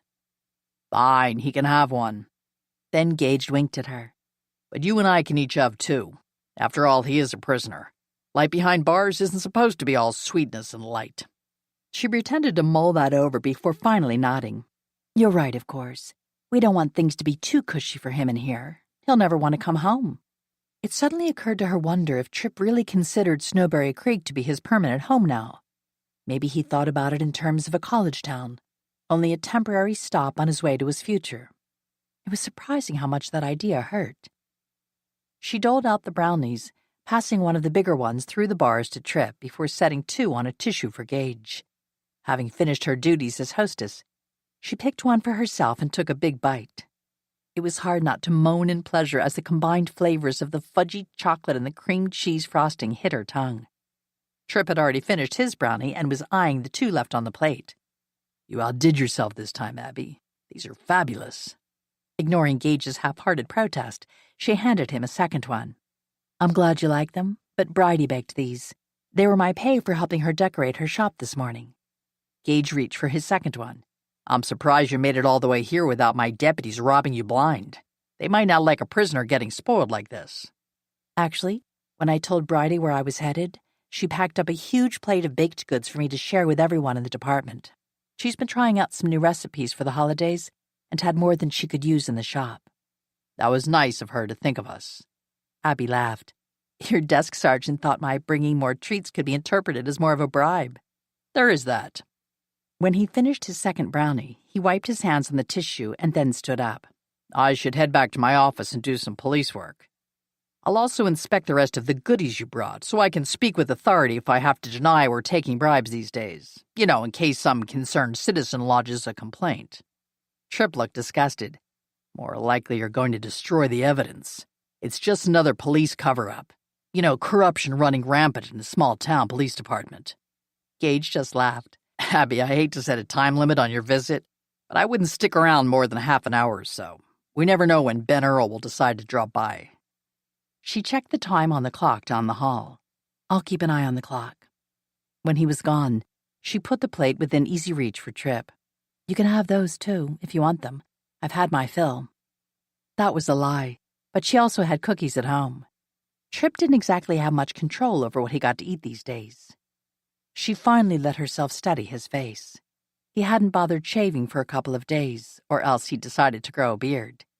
Either way, the scruff looked good on him. How are you doing? Fine. So not true. From the dark circles under his eyes, she was willing to bet he wasn't sleeping all that well. She also suspected that being confined to that small cell had to be hard on a man who always seemed to be in constant motion. Has Detective Earl told you if he's made any progress on the case? Is he still trying to blame Sergeant Montgomery? Tripp shifted to put a little more distance between the two of them. Please just let it go, Abby. You don't need to worry about either Kevin or me. She wanted to punch him. Are you keeping up with your classes? The sudden change in topic seemed to take him aback. As best I can. What's that supposed to mean? His expression turned grim and his shoulders sagged. It sounds like I might have to drop out for the rest of the quarter if I don't get back to class soon. Which means? I'll have to repeat the term. That wouldn't be that much of a problem, except they don't always offer all the same classes each quarter. There are a couple I'm enrolled in now that are prerequisites for some others I need to take. It could set me back almost a year. She wanted to punch him even harder. Do you really think Kevin would want you to screw up your life like this? He didn't respond, mainly because they both already knew the answer to that question. No, he wouldn't. Despite her misgivings, she might just have to tell Gage what she knew about Jasper Collins's fight with Ronald Minter. She'd hate to cause problems for Layla, but her first loyalty was to Tripp. Rather than discuss the situation with him, though, she reached for the chess set. I know we don't have long, but let's see if your luck is still holding. Then she wagged her finger at him. But for the record, if it turns out that Gage was right about your cheating, you might want to remember I'm all that stands between you and one of Jean's tuna casseroles. He just smiled and started setting up his pieces. Chapter 17. Abby walked along the sidewalk as she followed the Hakes' SUV down Main Street. Dean was at the wheel with his wife riding shotgun as they made their way from one storefront to the next. They were dropping off the boxes of goodie bags that would be handed out when the kids went trick-or-treating through town on Halloween, now only a few days away. Many of the merchants and businesses in town had donated the supplies to fill the bags, which ranged from candy of all kinds to pencils, pens, stickers, and even coupons for free popcorn at a nearby movie theater. She thought it was a little funny that the local dental clinic had donated toothbrushes and travel-sized toothpaste to the cause. The kids might not appreciate the gesture, but she bet their parents would feel differently about it, especially considering the amount of sugar the kids would be bringing home. Seth Kaiser stepped out of Bridie's shop just as she was reaching for another box out of the SUV. He hurried over to stand by her side. Let me help you with that, Abby. She stepped back to allow him easy access to the box marked for Something's Brewing. Thanks, Seth. That one is for Bridie's shop. I know she plans to hand out Halloween cookies, but we thought she might like a few of the candy bags as backup in case the turnout is larger than expected. I'm sure she'll appreciate having the extra supplies. It seems every year the number of trick-or-treaters goes up. He set the box down on the ground by the door to the shop. I'll give you a hand with the rest of the block before I take ours inside. If she'd learned one thing from her recent flurry of committee work, it was to never turn down free labor. Thanks, we appreciate it. With both of them working, it sped up the progress considerably. A few minutes later, they reached the front door of the bank. Abby had been avoiding the place since her last encounter with Jasper Collins. They hadn't parted on the best of terms, and she had no desire for repeat performance. With considerable trepidation, she picked up one of the two boxes designated for the bank and followed Seth inside to set them down. She made it almost back to the door before Jasper appeared in front of her. He glared at her, his temper clearly running on the far edge of hot. Ms. McCree, may I speak to you for a moment? No way she wanted to talk to the man again. Not now, not ever. If his wasn't the only bank in town, she might have even moved her accounts to avoid him. She pointed at the boxes she and Seth had just brought in. I'm sorry, Mr. Collins, but now isn't a good time. I have people waiting for me outside. We have more deliveries to make. He gave the boxes a dismissive look. They can wait. Seth stepped closer. Is everything all right, Abby? Other customers in the bank were already watching them with interest, and the last thing she wanted to do was cause a very public scene. It's fine, Seth. Would you tell the others I'll be right back out? Evidently, Mr. Collins and I have a small matter to discuss. Seth didn't immediately leave, meaning he'd picked up on the tension between her and the bank manager. I'll let them know, but I'll be right back in to wait for you. Then he gave Jasper a considering look. "In fact, I think I should stay with you." As much as she appreciated his offer of support, his presence would only throw gas on what already felt like a volatile situation. "I'll be fine, and this shouldn't take long." Without waiting for his response, she started toward the open door into Jasper's office. As they passed by an empty desk, she noticed that the nameplate on it belonged to Layla. With a sinking feeling in her stomach, she crossed her fingers that the woman had only stepped away for a moment. She'd feel beyond horrible if Layla had had to resign because of her relationship with her boss. That would be unfortunate for so many reasons. There was only one way to find out. As soon as they walked into Jasper's office, he closed the door. While that might keep anyone in the lobby from hearing what they said, the customers would still be able to watch and put their own interpretation on the nature of the discussion. This was going to be no fun at all. It didn't take long for Jasper to launch the opening salvo. "I thought I made it perfectly clear to you that you shouldn't go around starting rumors about me around town. Just what did you tell the police about me? Did you mention Layla?" "I didn't start any rumors, Mr. Collins. I had no reason to mention either your name or Layla's to Gage Logan in any context." Jasper glared at her with his hands clenched in tight fists. "I find it highly suspicious that the cop showed up on my doorstep not long after you and I talked, so don't bother to lie about it. You must have told them something." No, she hadn't, but she definitely thought about it, and had yet to reject the idea out of hand. "What makes you think that? Your name has not come up in any conversation I've had with Gage, and I haven't spoken to Detective Earl since you showed up uninvited at my house." The man wasn't buying it. "Well, someone told them about the argument I had with Ronald Minter. Why else would that detective from the county sheriff's office come around poking his nose into my private business? He didn't even bother calling first. And we had friends over at the time. Can you imagine how my wife reacted to the police showing up at our door?" Probably not well at all. It would be interesting to know what excuse Jasper had come up with for his rather public disagreement with Ronald. Certainly he wouldn't have admitted it was all about his pumpkin portrait appearing on his mistress's front porch. And while he didn't appreciate the cop showing up at his house, did he think it would have been any better for his reputation if Detective Earl had cornered him at the bank? "I will not have you or anyone else calling my character into question, Ms. McCree. Cause me any further problems or embarrassment, and there will be consequences." "For the last time, I never mentioned you or Miss Sheffield to either Gage or the detective. It was past time to get out of there. Any number of people could have told Ben Earl about the argument, but Jasper clearly wasn't going to be rational about the situation." She started toward the door. "I've said everything I have to say on the subject. Whether or not you choose to believe me is your problem, not mine." Jasper practically growled as he continued to speak, and his usual smooth polish was nowhere to be seen. "If there's any blowback from your interference, Miss McCree, I assure you the problem won't be mine alone. It will be yours as well." This time she was sure he was threatening her, but there wasn't much she could do about it. Despite the distance between them, she could almost see the tension pouring off him in waves. There was clearly no use in arguing with him anymore, and the absolute fury glittering in his eyes scared her a little. At least he didn't try to stop her from leaving when she walked out of his office, closing his door with the utmost care. It would have given her great satisfaction to express her irritation by slamming it, but that would have only drawn more attention in their direction. As promised, Seth stood waiting a short distance away. "Are you all right?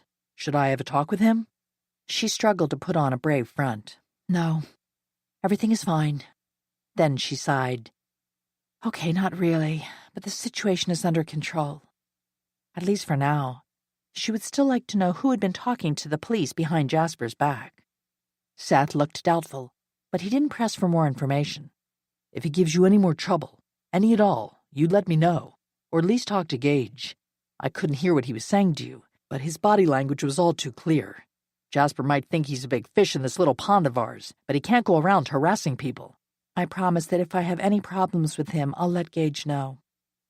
When they walked back outside, Christy was waiting for them, but her husband's SUV was nowhere in sight. She pointed down the street. "Dean went back to get the last load. We're making such good progress that we should finish up before lunch. I'm glad because we're hoping to take our metal detectors out to the woods for a long ramble this afternoon." After facing off against Jasper, Abby could really use a break about now, but they needed to get everything distributed as soon as possible. The Halloween festival was approaching fast, and there was still a lot of details that needed to be finished up if everything was going to be ready on time. Mustering up a smile, she said, "I'm game if you are." She realized that Seth was still hovering nearby. "Thanks for your help, Seth.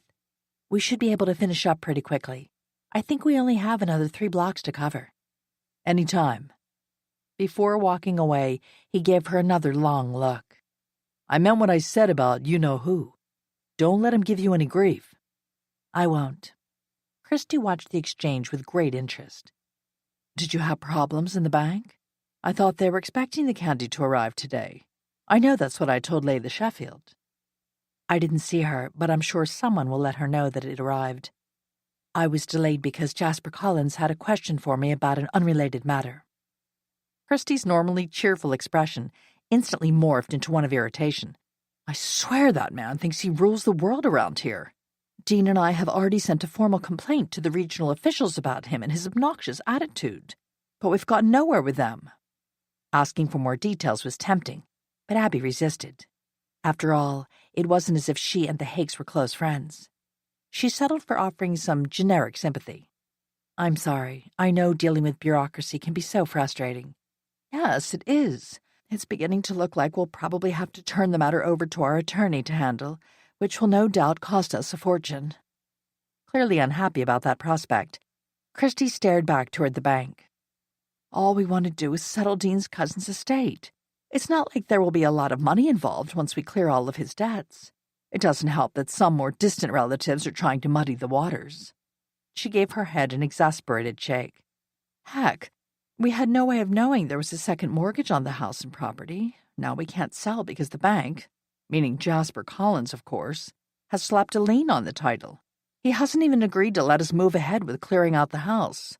There's so much work to do just to clean everything before we get the place appraised and then listed on the market."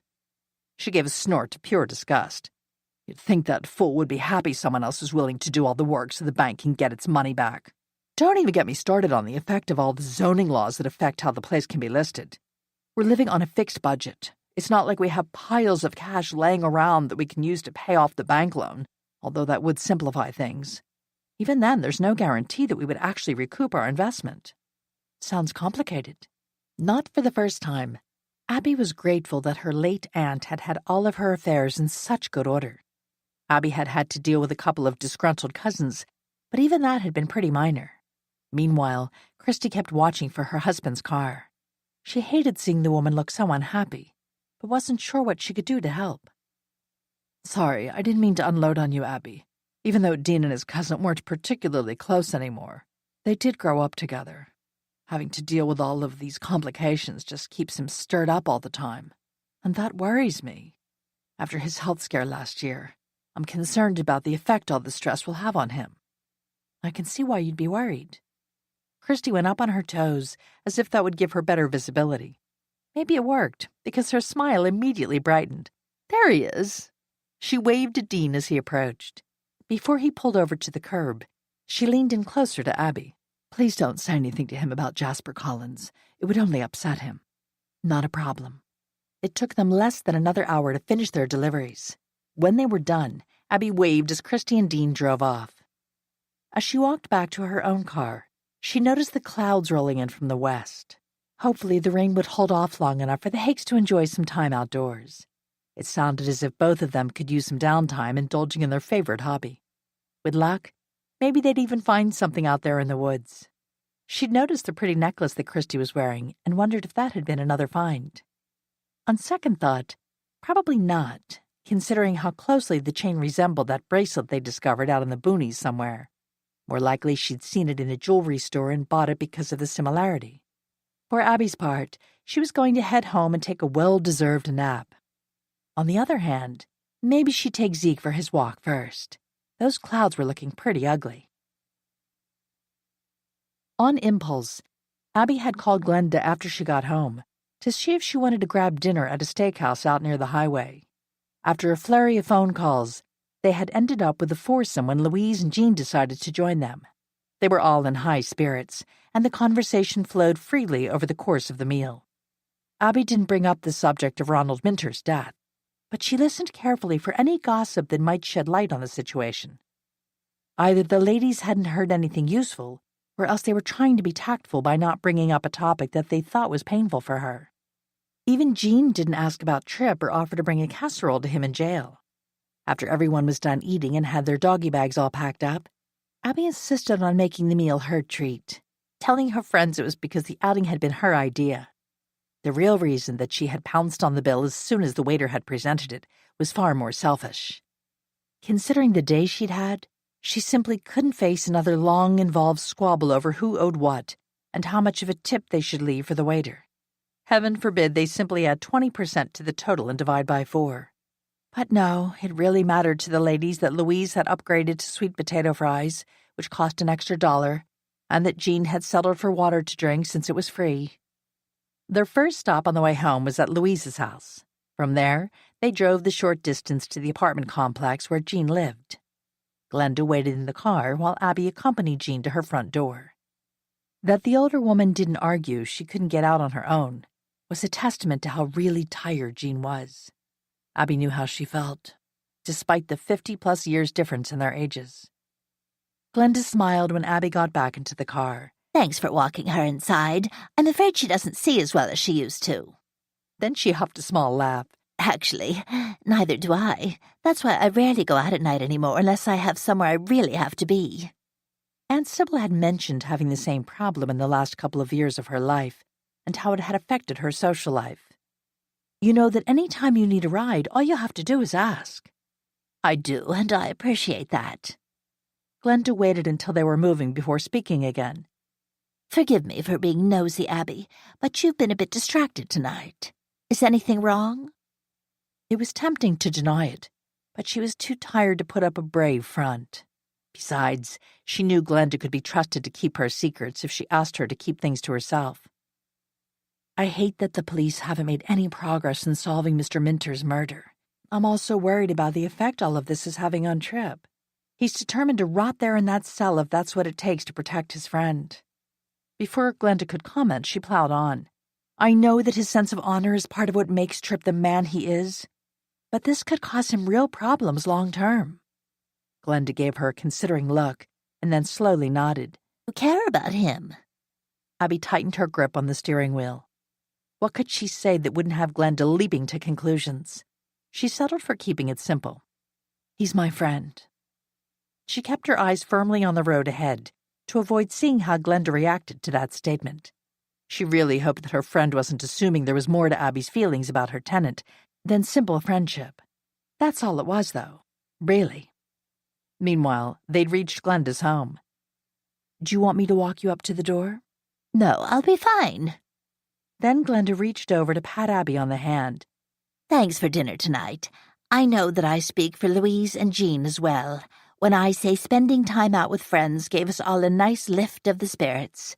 Sometimes it's hard to rattle around in my house alone. I suspect it's much the same for you. Abby couldn't deny it. While I don't miss my ex-husband after everything that happened, I do miss being part of a couple sometimes. Maybe things would be easier if I hadn't had to walk away from my career, too. After all this time, I still have no idea what I want to do with the rest of my life. I was just talking to Bridie about the same thing the other day. Based on her experience under somewhat similar circumstances, she promised eventually I would know when I was ready to really move on with my life. Sounds like she gave you good advice. I do think it's smart of you to get involved like you have here in Snowberry Creek, building friendships and making new connections. Once you have a solid base to work from, I'm sure you'll find your way again. I hope so. I know so. Then Glenda let herself out of the car and headed up the sidewalk to her front door. Abby waited until the lights came on in the house before heading on home. 10 minutes later, she parked in her own driveway. She had a meeting at City Hall early in the morning, so she decided not to pull around back to park. Since Tripp wasn't around, she didn't need to worry about her car blocking the driveway. When she started toward the house, she noticed the porch light had burned out. One more thing to add to her already lengthy to-do list for tomorrow. But as she reached the top step, she heard Zeke barking inside the house. While he always waited just inside the door to greet her, he wasn't in the habit of raising a ruckus like this. She froze mid-step, unsure if she should continue forward or retreat back to the car. Considering she'd been gone most of the day, perhaps he was unusually excited that she was home. She could also be overreacting a little, thanks to a momentary flashback to when a murderer had tossed a rock through her front window and then later tried to break in. Regardless which of those two things was true, right now she was seriously creeped out. Taking another slow step forward, she glanced all around before unlocking the door. The light she'd left on in the entry spilled out onto the porch. Zeke rushed past, nearly knocking her into the wall in his haste to get outside. Instead of bolting out into the yard to take care of his normal business, he remained on the porch, nose to the ground and sniffing like crazy. Abby remained in the doorway and tried to figure out what was going on with her furry roommate. Maybe it would help if she cast more light on the area, but she'd need to replace the burned-out bulb first. When she went to unscrew it, she realized it was loose in the socket. It came back on as soon as she twisted it back in tight. What was going on? It seemed unlikely that it would have worked loose on its own. That left the possibility that someone had deliberately unscrewed the bulb. But why? Then she realized Zeke had zeroed in on one spot of particular interest, her pumpkin portrait. When he started growling, she stepped closer. "What's so fascinating, boy?" The dog looked up at her briefly before turning his attention back to his target, still blocking her view of the pumpkin. She grabbed his collar and gave him a determined tug to move him out of her way. He was reluctant to give ground, but finally the dog retreated 2 steps as he continued to express his concern with a soft growl. When she finally got a clear look at it, she gasped and jumped back as if the big pumpkin could bite. "Come on, Zeke, inside. We need to call Gage." The dog reluctantly followed her into the house and waited patiently while she locked the door. Then he stuck by her side each step of the way to the kitchen, where she poured herself a large glass of wine while she waited for the police dispatcher to answer her call. When the woman on the other end of the line calmly asked for the nature of her emergency, Abby swallowed hard and hoped she didn't sound completely crazy when she described what happened. "Hi, this is Abby McCree. Could you please let either Chief Logan or Detective Ben Earl know that someone has stabbed my pumpkin? Tell them I think whoever did it used the same kind of knife that killed Ronald Minter." Chapter 18. To give the woman credit, she didn't laugh. After all, how often did someone call 911 to report squash abuse? However, the dispatcher did ask several pointed questions. Abby went into greater detail about the loosened light bulb, Zeke's behavior, and the way the pumpkin had been slashed several times and still had a combat knife stuck right between its eyes. Since the pumpkin was meant to be her, it seemed likely the attack had been aimed directly at Abby herself. When the woman finally understood that this wasn't just someone's idea of a funny prank, but a real threat, she promised a deputy would be there shortly. The combined effects of the alcohol and adrenaline hit Abby hard, leaving her pulse racing and chills dancing over the surface of her skin. Maybe chugging a glass of wine hadn't been the smartest thing she'd ever done. Rather than stand around and do nothing, she made a fresh pot of coffee. If Gage or Detective Earl happened to be the ones who showed up to investigate, she was pretty sure they wouldn't mind something hot to drink, and maybe even a few cookies to go along with it. At least it gave her something to do while she waited. She dug the oatmeal raisin cookies and a few toffee bars out of the pantry and arranged them on a plate, along with some mugs, the sugar bowl, and a small pitcher of cream. Playing hostess under these circumstances seemed a little silly, but she desperately needed to focus on something besides that knife blade in her pumpkin. When the front doorbell rang a few seconds later, she gave her ponytail a tug to make sure it was neat and tidy. It was tempting to touch up her lipstick, but that would be ridiculous. Even if it would make her feel a little more in control, the cops wouldn't appreciate the delay, nor would they care if she looked a bit frazzled. They'd probably find it strange if she didn't. A big fist pounded on the door just as she got there. It took her a few extra seconds to undo the locks, but at least they had to know she was trying to let them in. It came as no surprise that the man on her porch wasn't one of the deputies who normally patrolled her neighborhood. Neither was the other one who had just pulled into the driveway. "Detective Earl, come on in." He walked into the house and stood a short distance away while they waited for Gage to join them. It was the first time she'd ever seen the man in casual clothing. The jeans and classic rock t-shirt combo that made him seem more approachable probably meant he'd been off duty. If so, he must live close by to have gotten there so fast. She hid a smile when she noticed how he kept a wary eye on Zeke, although she couldn't blame him. Given his size, the dog could look pretty intimidating. He was usually friendly, but these weren't normal circumstances by any means. Gage stepped through the door. Abby, I hope you don't mind that I invited Detective Earl to join us, even though you live in my jurisdiction.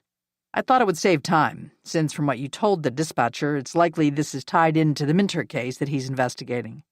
It wasn't as though Gage actually needed her permission. This wasn't a social occasion where the rules of etiquette applied. That's fine. She hated that her voice cracked, causing Gage to step closer and ask, "Are you all right?" It was time for honesty, not false bravado. No, not so much. I'm really hoping you'll look at the pumpkin and tell me I have nothing to worry about, but I'm pretty sure you're not going to do that. Both men went back out onto the porch to take a closer look at what was left of her portrait. They each snapped several pictures with their cell phones before coming back inside. Detective Earl gestured toward the living room. "Why don't we have a seat while you walk us through what happened? I took a quick peek around outside on my way in, but I want to study the area further after we talk. I've also called my forensics team to come by to see what they can pick up." That surprised her, since this wasn't his jurisdiction.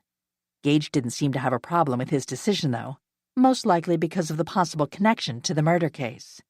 When Detective Earl started toward the living room, she stopped him. "Let's go into the kitchen. I made coffee." He looked at her as if he'd heard her wrong. Evidently, he wasn't used to being offered refreshments at a crime scene.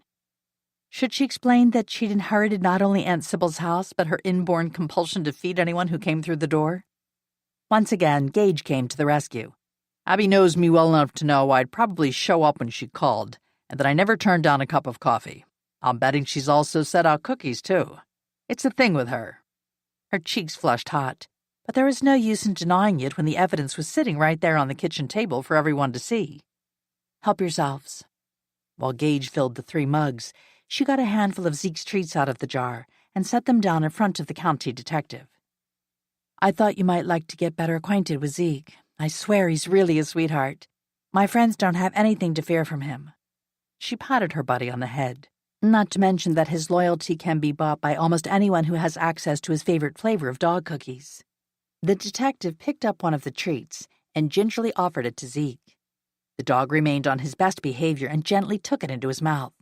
Since his fingers survived intact with relatively little mastiff drool, Detective Earl smiled and offered Zeke a second one. Scratching the big fellow behind his ears, he gave Abby an inquisitive look. "So we're friends now? I had the feeling that I wasn't on your list of favorite people." Couldn't he have simply accepted her peace offering?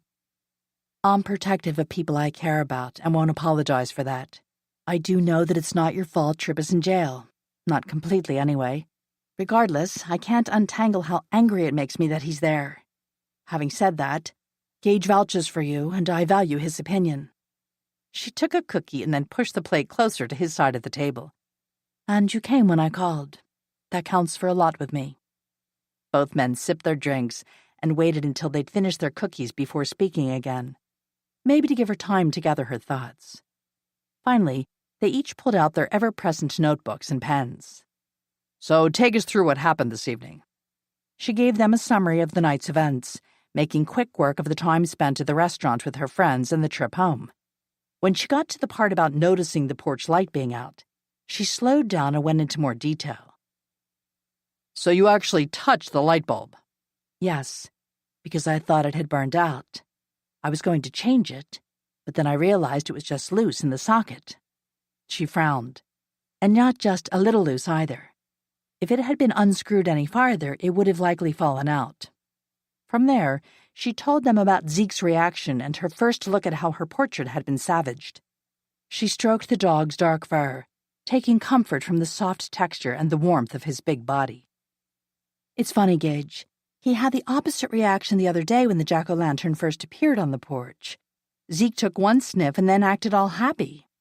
She hesitated, not sure how they would react to what she was about to say. Gage must have noticed because he said, "Just spit it out, Abby. You never know what might help us with the case." "Fine."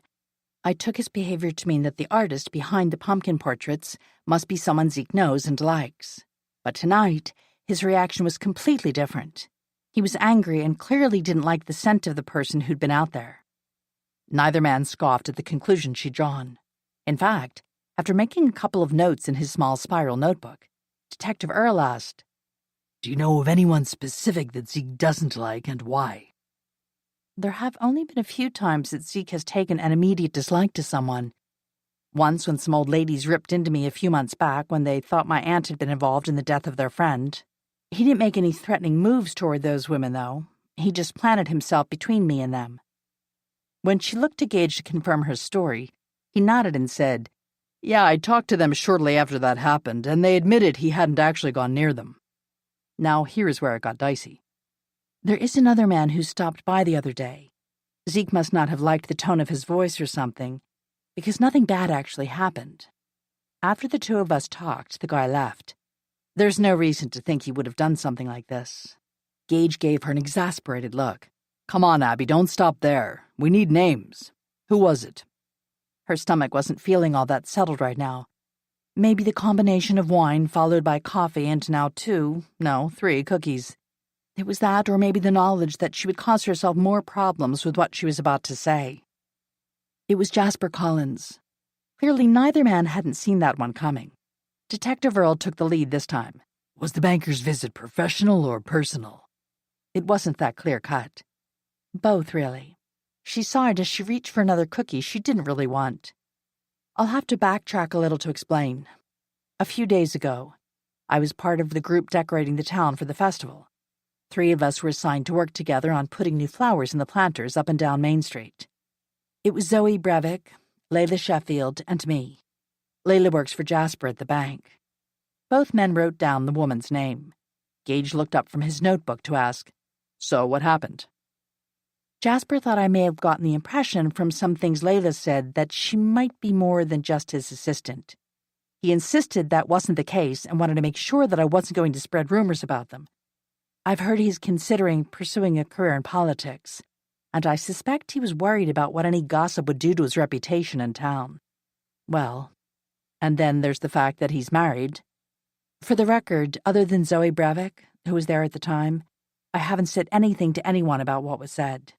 Not that Jasper had believed her, the big jerk. She suspected he would be only too happy to throw Layla under the bus if their involvement interfered with the bright and shining future he had planned for himself. It took some effort to rein in her anger, knowing a lot of it stemmed from her own experience with a cheating husband. She didn't see the need to mention Zoe had also picked up the same vibes from Layla that Abby had, the kind that indicated the woman is harboring some pretty strong feelings for her boss. That didn't mean Jasper felt the same way about her. He could have been trying to deal with an awkward situation as best as he could, while trying to avoid any possible fallout. "Is that the only time the two of you had words?" "No. He cornered me again this morning. I was working with Christy and Dean Haig to deliver bags of candy for businesses to hand out on Halloween. Seth Kaiser also pitched in to help me carry the boxes into the bank. When Jasper saw us come in, he insisted he had to talk to me right then." All this talking was making her mouth dry, so she paused to sip her coffee. He was furious because the police had come to his house to talk to him about the argument he'd had with Ronald Minter at the bank. She gave Detective Earl a questioning look. "He was sure I had been the one to point you in his direction. I denied it, of course. I told him I had no idea who your source was. I still don't." He didn't fill in the missing blank for her. "But you knew about the argument." Gage set his coffee cup down harder than necessary to glare at her. "And you didn't tell me why?" "Because I didn't witness the argument myself. I heard about it from someone who was there, but all she knew is they looked angry. She couldn't hear what they were actually arguing about." She really hoped neither of the two men would insist that she reveal her source. Although she suspected Jean would be thrilled to be interviewed as a possible witness, she really didn't want to drag her into this mess. Gage leaned back in his chair. "And do you need to talk to Abby's unnamed source?" The other man studied her for several seconds. "Probably not. I've already talked to several people who were there that day, as well as Jasper Collins himself. He insisted it was a business discussion about the status on the mortgage the bank held on Minter's farm. After Minter started yelling, Mr. Collins asked him to leave. It's hard to know if that's a true picture of how things went down, since the other party to the conversation is dead." Several people who were out in the lobby said the only words they could make out referred to pumpkins, so I can't really dispute that they were talking about anything else. Well, darn. She knew more than the detective did, and now wasn't the time to hold anything back. From what Jasper told me, they weren't talking about the pumpkins on the farm. Well, not in the way you meant, anyway. Detective Earl, I'm sure you've heard about the pumpkin portraits that keep mysteriously popping up around town. If you mean like the one that immortalizes Gage here back at the station, then the answer is yes. Although I have to say, Pumpkin Gage is better looking. He gave Gage an amused glance before turning his attention back to her. By the way, if you're going to make a habit of serving me coffee and cookies, you should probably call me Ben. Well, Ben, the jack-o'-lanterns normally show up in a place associated with the subject of the portrait, like Gage's showing up at the police department and mine appearing on my front steps. Both men nodded. Feeling as if she was about to jump off a cliff right into a river full of trouble, she set her coffee cup down and met each man's gaze in turn. Well, evidently Jasper's portrait showed up on Latha Sheffield's front porch sitting right next to one of her. The only sound after that was the ticking of the clock on the wall. Chapter 19. Abby waited patiently as the two men struggled to absorb the meaning behind what she just told them. Of course, she had no way of knowing for sure that Jasper and Layla had ever done anything improper. Her gut instinct was that they had, but that could still be her own past coloring her interpretation of the present. It was Gage who finally spoke. Seriously? Those two? She shrugged. Like I said, Jasper swears there's nothing between them beyond the boss-employee relationship. While he did admit that he'd been at her place really early one morning, he insisted it was to drop off some work-related papers. His best guess is that someone saw him leaving her house and assumed the worst. Ben was writing like crazy, while Gage continued asking questions. They're lucky Riley didn't spot the pumpkins. I can only imagine how Mrs. Collins would have reacted to seeing her husband's portrait posted with another woman's on the local social media outlets. That's just it. I'm pretty sure Riley did post them, but only very briefly. Evidently, Jasper threw his weight around and demanded they be taken down immediately. The day Riley took a picture of my portrait, he made sure to ask my permission to post it. Seems his editor asked him to take down one of a couple when the people involved complained. He never mentioned any names. Gage looked at Ben. I'll give Riley a call and ask him to verify their identities to make sure we're all on the same page. Abby didn't see the need to mention that Leaf, Nick, and Zoe also knew about the incident. After all, she didn't know how they found out. No use in unleashing Jasper's temper on them, since Gage could confirm the portraits actually existed by talking to Riley. He might even still be able to get copies of the reporter's pictures. There wasn't much more to tell. So anyway, I think Jasper must have leapt to the conclusion that Ronald Minter was carving the portraits. The only thing that I can figure is that he thought it was a publicity stunt to advertise the pumpkin farm and his corn maze. I don't know why he'd think that, though, since there was nothing to link the pumpkins directly to the farm. Certainly there was no proof that Mr. Minter was involved or that the pumpkins were even his to begin with. On second thought, there was something else she should probably tell them. You know, when Mr. Collins was here, he was about to leave, but he stopped to study the pumpkin. You know, kind of like he was thinking hard about something. Then looked back at me and said he wondered if Mr. Minter had some idea of who was actually stealing his pumpkins. If so, considering the kind of man he was, Mr. Minter would have likely gone out of his way to confront the culprit. Then Mr. Collins said that if he had, it might have gotten him killed. Abby looked from Gage to Ben and then back again. He also added that it would be a shame if the same thing happened to me. I'm not saying he threatened me, you understand. Although at the time it had certainly felt that way. I think it was his way of warning me to mind my own business. You know, for safety's sake. She managed a small smile. For the record, other than the one time I ran into Sergeant Montgomery that day in the woods, I have not gone out of my way to have any contact with him or anyone else connected to the investigation. Not directly, anyway. She might have asked a few questions, but she had quit doing that, too. I really did learn my lesson last time. She wasn't sure Gage completely believed her, but at least he said, "Good to know." Ben rejoined the conversation. Considering more portraits have appeared since his murder, That pretty definitively eliminates Minter as the artist. The chills were back, making her wish she could crawl into bed and pull the covers up over her head. On the other hand, she was in no hurry for Gage and the detective to leave. When the doorbell rang, she jumped. Ben immediately stood up. Sorry, Abby, that's probably my team. I'll be back after they get started. He disappeared down the hall, leaving her alone with Zeke and Gage, who tilted his head to the side as if listening for something. At the sound of the door opening and closing, he gave her a quick smile. Is the brandy still in the cabinet above the fridge? When she nodded, he fetched the bottle and poured a sizable dollop into her cup, and then topped it off with more coffee. She sipped the powerful brew and savored the slow burn as it slipped down her throat. It tasted delicious, although she had to wonder what effect more alcohol and caffeine would have on her. Feeling better? You looked a little shaky there for a minute. Thanks. It helped. She glanced down the hall toward the front door. So I was right to report what happened out there, wasn't I? It really is a threat aimed right at me? Even as she asked the question, she really hoped she was wrong. She should have known that Gage wouldn't sugarcoat the situation.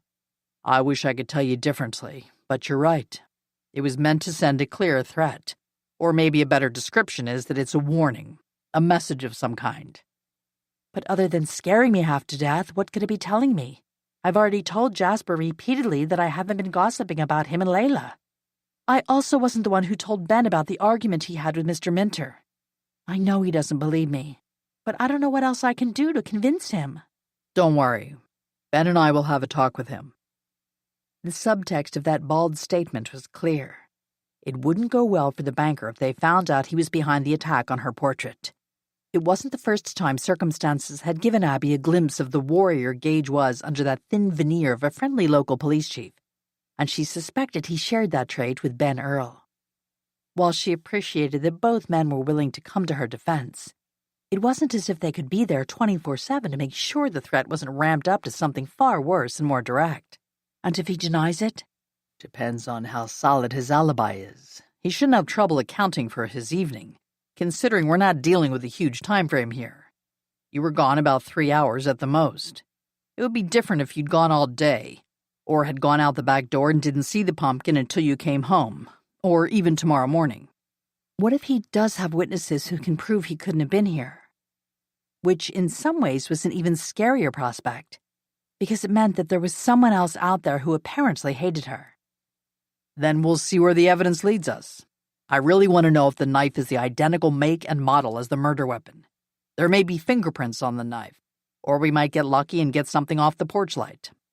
She wasn't going to hold her breath that they would be that lucky, but she appreciated knowing 2 different police departments were taking the situation so seriously. Meanwhile, the 2 of them lapsed into a companionable silence. After a couple of minutes passed, she noticed how he kept staring in the direction of the front door. I'll be fine here on my own, Gage, if you want to see how things are going out front. I'm guessing they've got everything they might need to transport any evidence back to their headquarters. But tell them I have boxes upstairs if they need one for the pumpkin. I will. He stopped to give her shoulder a quick squeeze. You're strong, Abby. You'll get through this. I'm glad you think so. Then, before he walked away, she said, There's one thing, Gage. Don't tell Tripp about any of this. I might not be happy with him for being so stubborn, but I also don't want to worry him while he's sitting in that cell. Gage didn't agree. Maybe if I did tell him, he'd finally get over his martyr complex. I'm getting tired of him beating me at chess. Yeah, right. She didn't call him on the lie. The truth was, he was worried about the effect the long stay in jail would have on their friend. If nothing else, it had to be playing havoc with Tripp's ability to keep up with his classes. That was a worry for another day. For now, she'd clean up the kitchen and wait to see what else Ben and Gage had to say about the vandalism before they left for the night. Would they leave her place and head straight over to confront Jasper Collins? She could just imagine how that was going to go over with the man. No matter how it turned out, she hoped they made it clear that he was to stay far away from her, and the farther the better. She made quick work of clearing the table and then reluctantly walked back to the entryway, so she could watch the activity out on the porch from the narrow window by the front door. From what she could tell, the crime scene techs were packing up.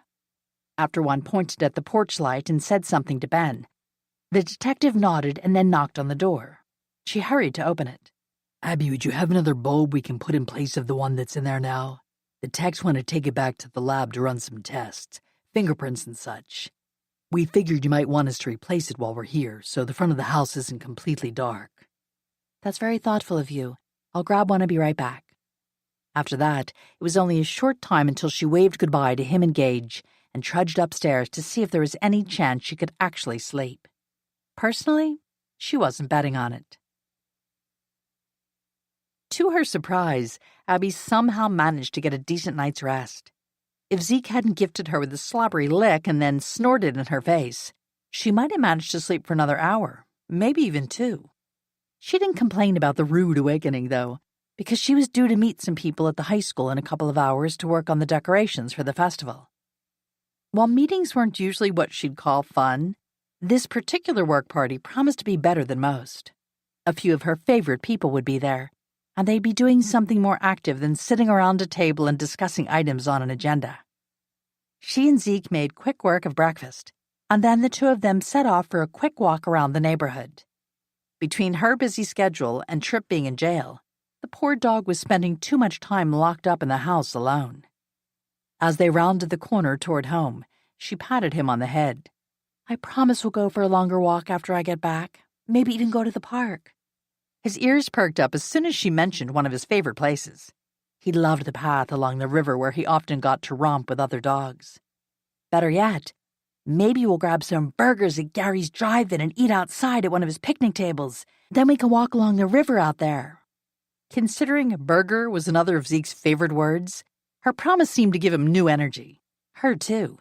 She loved Gary's No. 3 special, which consisted of a double cheeseburger, fries, and a strawberry shake. Considering the total salt and cholesterol content, it was something she saved for special occasions and desperate circumstances. In this instance, it was dealing with the trauma of having a knife shoved through her forehead, at least figuratively, which had her wondering what Gage and Ben had learned from their talk with Jasper and his wife.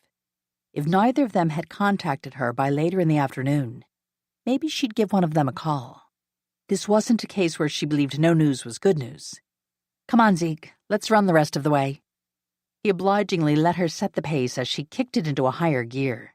She couldn't come close to moving as fast as Tripp did when he took Zeke out for a run, but she did her best. At least one of them was breathing hard as they turned up the sidewalk to the house. Just as they reached the front porch, a car turned into her driveway. Suddenly, her speeding pulse had nothing to do with the run.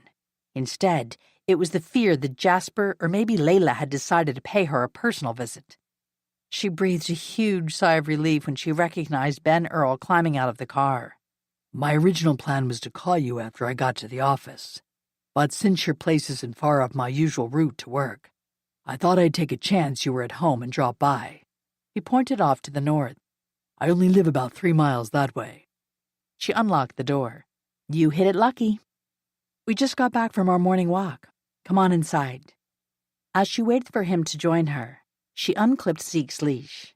He pattered on down the hallway to the kitchen, where she could hear him slurping up water at an alarming rate, no doubt getting as much on the floor as he did in his mouth.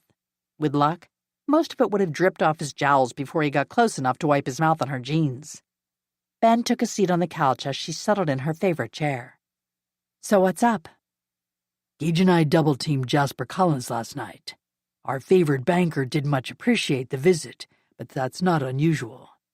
Most people don't make a habit of serving police officers coffee and dessert. He offered her a crooked smile. Not that I'm hinting for any special treats this morning. She smiled back. I could pack up a few things to go. For a second, it looked as if he was actually considering her offer, but then he shook his head. I'd better not. My doctor wants me watching my diet, and I like your cookies a little too much to share them with my coworkers. His stance had been relaxed, but now he leaned forward to rest his elbows on his knees, and all traces of humor disappeared. It was obviously time to get back to business. Like I said, we met Jasper and his wife last night. That much came as no surprise. Did you learn anything helpful? He shook his head. It's hard to question someone's alibi when they were having dinner with the mayor and several members of the city council. They might have been able to squeeze in a quick stop at your house on their way home, but that wouldn't make sense. There was too much of a risk that someone would recognize their car or that you might have come home at the wrong moment. Neither Jasper nor his wife strikes me as impulsive or stupid. While disappointing, it really didn't surprise her that Gage and Ben hadn't been able to solve the mystery that easily. Considering Jasper had already confronted her directly on 2 separate occasions, it seemed unlikely that he'd stoop to sneaking around and slashing her pumpkin just to make a point. I appreciate the fact that you and Gage took this so seriously. That means a lot. That much was true. But what was she supposed to do now besides lock herself in the house and never go out? Ben must be a mind reader, because his next words addressed that very issue. My gut feeling is that this was supposed to get someone's attention, and not necessarily yours. We'll keep pursuing what leads we have, so don't think we're giving up on finding the culprit.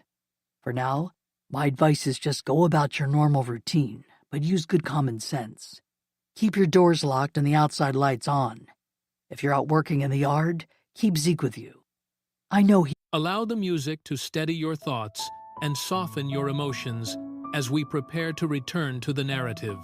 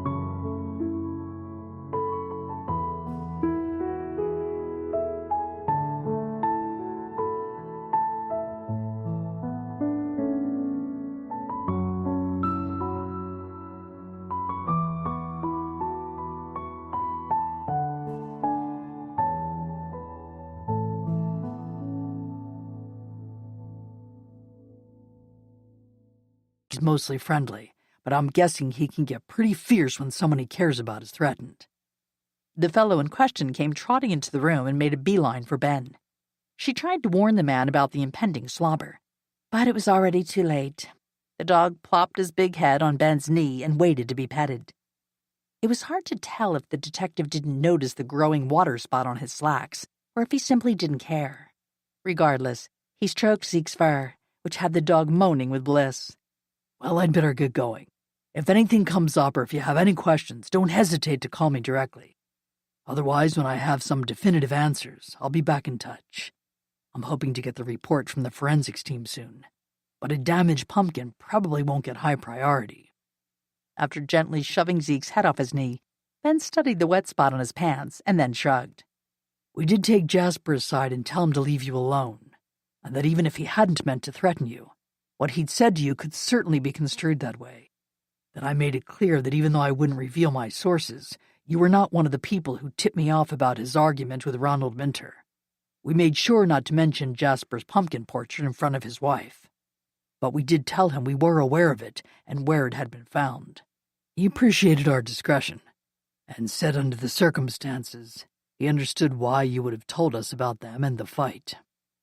So I shouldn't have any more problems with him? It seems unlikely at this point, but like I said, if something comes up, call me. I will. She followed him to the door and locked it behind him. Come on, Zeke. I need to get ready to leave. Rather than follow her upstairs, Zeke sought out his favorite sunbeam on the living room floor and made himself comfortable. Lucky dog. Although it was only mid-morning, a nap in the sun sounded good about now. Instead, she'd put on a little makeup so she wouldn't look quite so haggard. Although she'd slept all right, the effects of last night's adventure had left her with dark circles under her eyes and looking a bit pale. At least she'd be spending most of the day working on final preparations for the Halloween festival. Hopefully, she would be able to relax and not have to worry about who in Snowberry Creek had felt compelled to stab her pumpkin. And what's worse, whether they had any other knives with her name on them. With that chilling thought, she picked up her keys and headed for the high school, where she'd spend her afternoon surrounded by people, one of whom might just know the answer to that question. Despite the bright sunshine, she shivered. Chapter 20. Abby signed in at the main office of the high school, and then found her way to the pair of empty, portable classrooms that were being used as a staging area for the Halloween night event. She walked into the familiar sight of the mayor's assistant, flipping through a stack of papers on her clipboard. Connie happened to look up at that instant and smiled as soon as she spotted her. "Hey, Abby, glad you could make it." "I'm happy to be here." Surprisingly, that was true on so many levels. Back when she had been married to both her husband and the business they'd built together, she'd been too caught up in the endless pursuit of a healthy bottom line to get involved in anything else. Although proud of their success, she now regretted how much it had cost her, not just in the breakup of her marriage, but in other personal relationships, too. She'd come to view the various work parties she'd gotten drawn into here in Snowberry Creek as an investment in herself. The people involved came together to accomplish a specific goal, whether it was sprucing up the park or decorating for a holiday celebration. At the same time, friendships were formed, and that made all the difference. "Abby?" Connie's soft question jarred her out of her reverie. She gave her head a quick shake. "Sorry, Connie, I didn't mean to drift off like that. Were you saying something?" "Just that you can have your pick of projects today." She pointed across the room. "That group is painting the boards for the beanbag toss. That bunch is working on the ring toss. Christy Hake is next door cleaning up the tables we rented for her pie-eating contest. Once that's done, she plans to finish up the posters for the event. I'm sure she'd appreciate some help." "I'll head over to give her a hand." Connie checked something off on her list. "When you're done helping Christy, they'll be bringing in the portable booths that we'll be using for various games and for the face painting. They'll need a good scrubbing as well, if you have time to help with that." "No problem. I plan to be here all afternoon." Just then, a bell rang out, signaling it was time for the students' mad rush from one class to the next. The sound briefly flashed Abby back to her own days in high school, where life seemed to have been lived at a dead run. As she walked out of the portable room, she paused to watch a group of kids stream out of the building, heading for another cluster of portable classrooms. The buildings were a symbol of the recent growth spurt in the population of Snowberry Creek. While that made for a healthier tax base for the whole area, she really hoped it didn't change the small-town flavor that she was coming to love so much. For now, she'd work on shoring up the connections and friendships she already had. Christy looked pleased to see her. "Hey, Abby, glad to see a friendly face. Connie said you could use some help." "That I could. I just got started, and we have about 20 of these tables to scrub. Not all of them are for the pie eating contest, but I thought we might as well clean all of them while we're at it." Abby looked around. "Where would you like me to start?" Christy pointed to a couple of canvas bags in the corner. "There's another sponge in that first bag, as well as some rubber gloves, if you want to protect your hands. I'll help you set up a couple of tables to start on. I told Dean we should be done around 12:30. He's going to bring me lunch and then borrow some kids from the PE class to carry the finished tables over to the storeroom off the gym. I can give him a call and ask him to bring lunch for you, too, if you'd like. He promised me one of Franny's club sandwiches and a side salad." She frowned and patted her hips. "I'd rather have the fries, but I'm trying to resist them these days." Abby understood that all too well. "I'll have the same." After calling Dean to place Abby's order, Christy stripped off her own gloves and helped her set up several of the tables. As they worked, Abby noticed the other woman's jewelry was a perfect match for the black and white top and slacks she was wearing. The earrings were small white flowers with black centers. The bracelet was all flowers, and the necklace was a trio of the same flowers hanging from a simple chain. "I really love your taste in jewelry, Christy. Those earrings, necklace, and bracelet are adorable." The compliment clearly pleased the other woman. "They're just costume jewelry and not worth much, but I love them. I wear a lot of black and white, so they go with several of my outfits." Abby stepped closer to get a better look. "They give off a vintage vibe. I seem to remember seeing pictures of my mom wearing something similar back when she was in college." Christy studied the bracelet. "I don't know how old they are. Dean got them for me as a surprise a while back. He was poking around in some second-hand store he frequents and saw them. Well, he has excellent taste, and not just in wives." That comment had the other woman laughing. "I'll tell him that, although there are days he might argue that point." Despite Christy's comment, once again Abby couldn't help but envy the couple. They were so clearly happily married. She could remember when Chad used to buy her small gifts, too. In the early days, when they had little money, it might have been something as simple as one of her favorite candy bars or some grocery store flowers to brighten her day. Like the saying goes, it was the thought that counted. The truly sad thing was that she couldn't remember when he had quit giving her the small reminders that he loved her. Why hadn't she noticed? If she had, would things have turned out differently for them? No, she wasn't going to go down that road again. That was the past, and she had a future to figure out. For sure, this was the day for hanging out with people she liked and forgetting all about the events of the previous evening. Determined to shrug off all dark thoughts, she started scrubbing the nearest table. They worked in silence for a few minutes, while the small radio sitting on the windowsill played some classic rock. When they'd finished the first batch of tables, they collapsed them and set up the next four. Before starting in again, Christy got each of them a Diet Cola out of a small cooler in the corner. She held one out to Abby. "Not to bring up a sore subject, but did you get things straightened out with Jasper Collins? I've been thinking about you since you two tangled at the bank." How much should she share? She decided the less said, the better. "I think we're good. I haven't seen him since, which is fine with me. How about you and Dean? Are things going any better?" "A little. Our attorney started the paperwork asking the court to let us start clearing out the house sometime next week. At the very least, someone should empty out the refrigerator and the freezer if there was one. We don't even know whether or not the power is still on. That said, we're not about to pay the utility bills out of our own pocket until we know we can recoup the loss." She rolled her shoulders. "It's all such a hassle, and I'm not even sure it's worth pursuing our claim for the estate. I've never been inside the house, and Dean hasn't been there for years. We have no idea if there's even anything worth saving or if it's all junk. Considering Ronnie's cheapskate nature, I'm betting on the latter." Abby froze for a second. Did she just say Ronnie? And if so, was Christy talking about who she thought she was? Only one way to find out.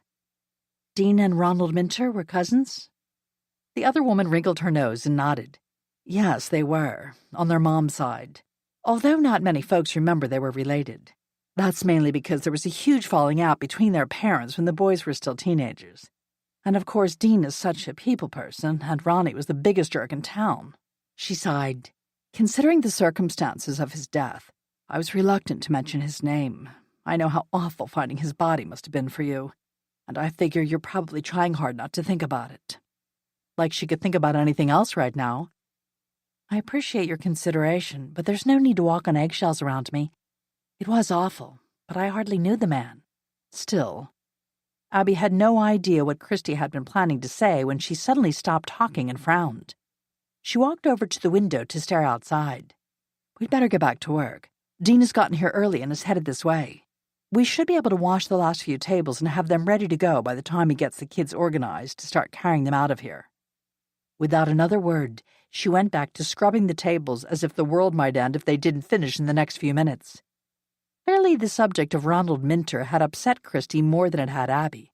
But then the man had been family. Even if he and Dean had been on the outs for years, his death still had to have hurt. Between the two of them, they finished the tables quickly and got them stacked near the door for Dean and his crew. With that much done, they pulled 3 of the classroom desks out from the wall where Christy had shoved them to make room and gave them a quick scrub too. When Dean finally joined them with their lunches, they were ready to sit down for a while and enjoy the sandwiches and salads. Abby let Dean and his wife lead the conversation. He told her several really funny stories about things that had happened at some of the previous festival nights at the high school.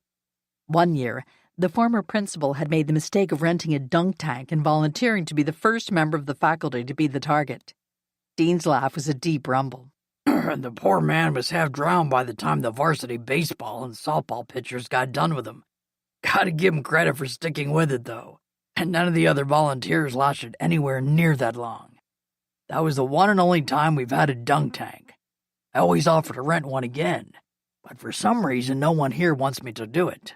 Abby gave him a wry look. I can't imagine why. Well, other than it had to be pretty chilling getting dumped in a vat of unheated water in the fall, not to mention after dark and outside. Dean grinned at her. Yeah, other than those things. From there, they moved on to talking about the pie-eating contest. Christy was the expert on the event. We have to order more and more pies every year to make sure we don't run out. Seriously, it has become a matter of school pride for the winner to be a member of the varsity football team. But the contestants aren't just kids. We get a bunch of the local men, and even a few of the women. It's really something to see. Sort of gross, but entertaining for sure. Abby finished the last of her salad. Despite all the work it takes to put on a festival like this, I'm really looking forward to it. I can't wait to see all the little trick-or-treaters hitting the stores on Main Street. I think it's really sweet of the veterans group to volunteer to provide escort for the Munchkins. She meant that. I'm also hoping to get done with my duties there early enough to spend some time here at the festival. It should be fun. Dean started cleaning up their trash. My only concern is that the homeless vet the police have been hunting for will show up in town. I've heard the members of the veterans group are all dressing up in camo and everything. It would be easy for that guy to slip into town unnoticed until it was too late. Now Abby was confused. Too late for what? Christy reached for her husband's hand with a worried look. Well, it seems obvious he killed poor Ronald. Who knows why he did such a terrible thing? And what if all the noise and crowds set him off again? There's no telling how many people could get hurt before the police could capture him. Dean was looking pretty grim. I have a concealed carry permit, but I don't normally feel the necessity to go around armed here in Snowberry Creek. Still, ever since Ronnie was butchered, I keep a gun with me all the time. He paused to look out the window. Well, not here at the school, of course, but pretty much everywhere else I go. The man is a trained killer, and he's out there wandering around free. Abby's first instinct was to leap to Kevin's defense, but she held back. It wasn't as if she could prove he was innocent, and the Hakes were basing their fears on the fact that he was the only suspect the police seemed to be seriously pursuing. All in all, it was hard to understand how he'd managed to elude capture for so long already.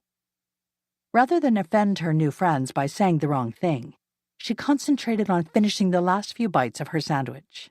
When she was done, Dean carried the bag that held their trash over to the door.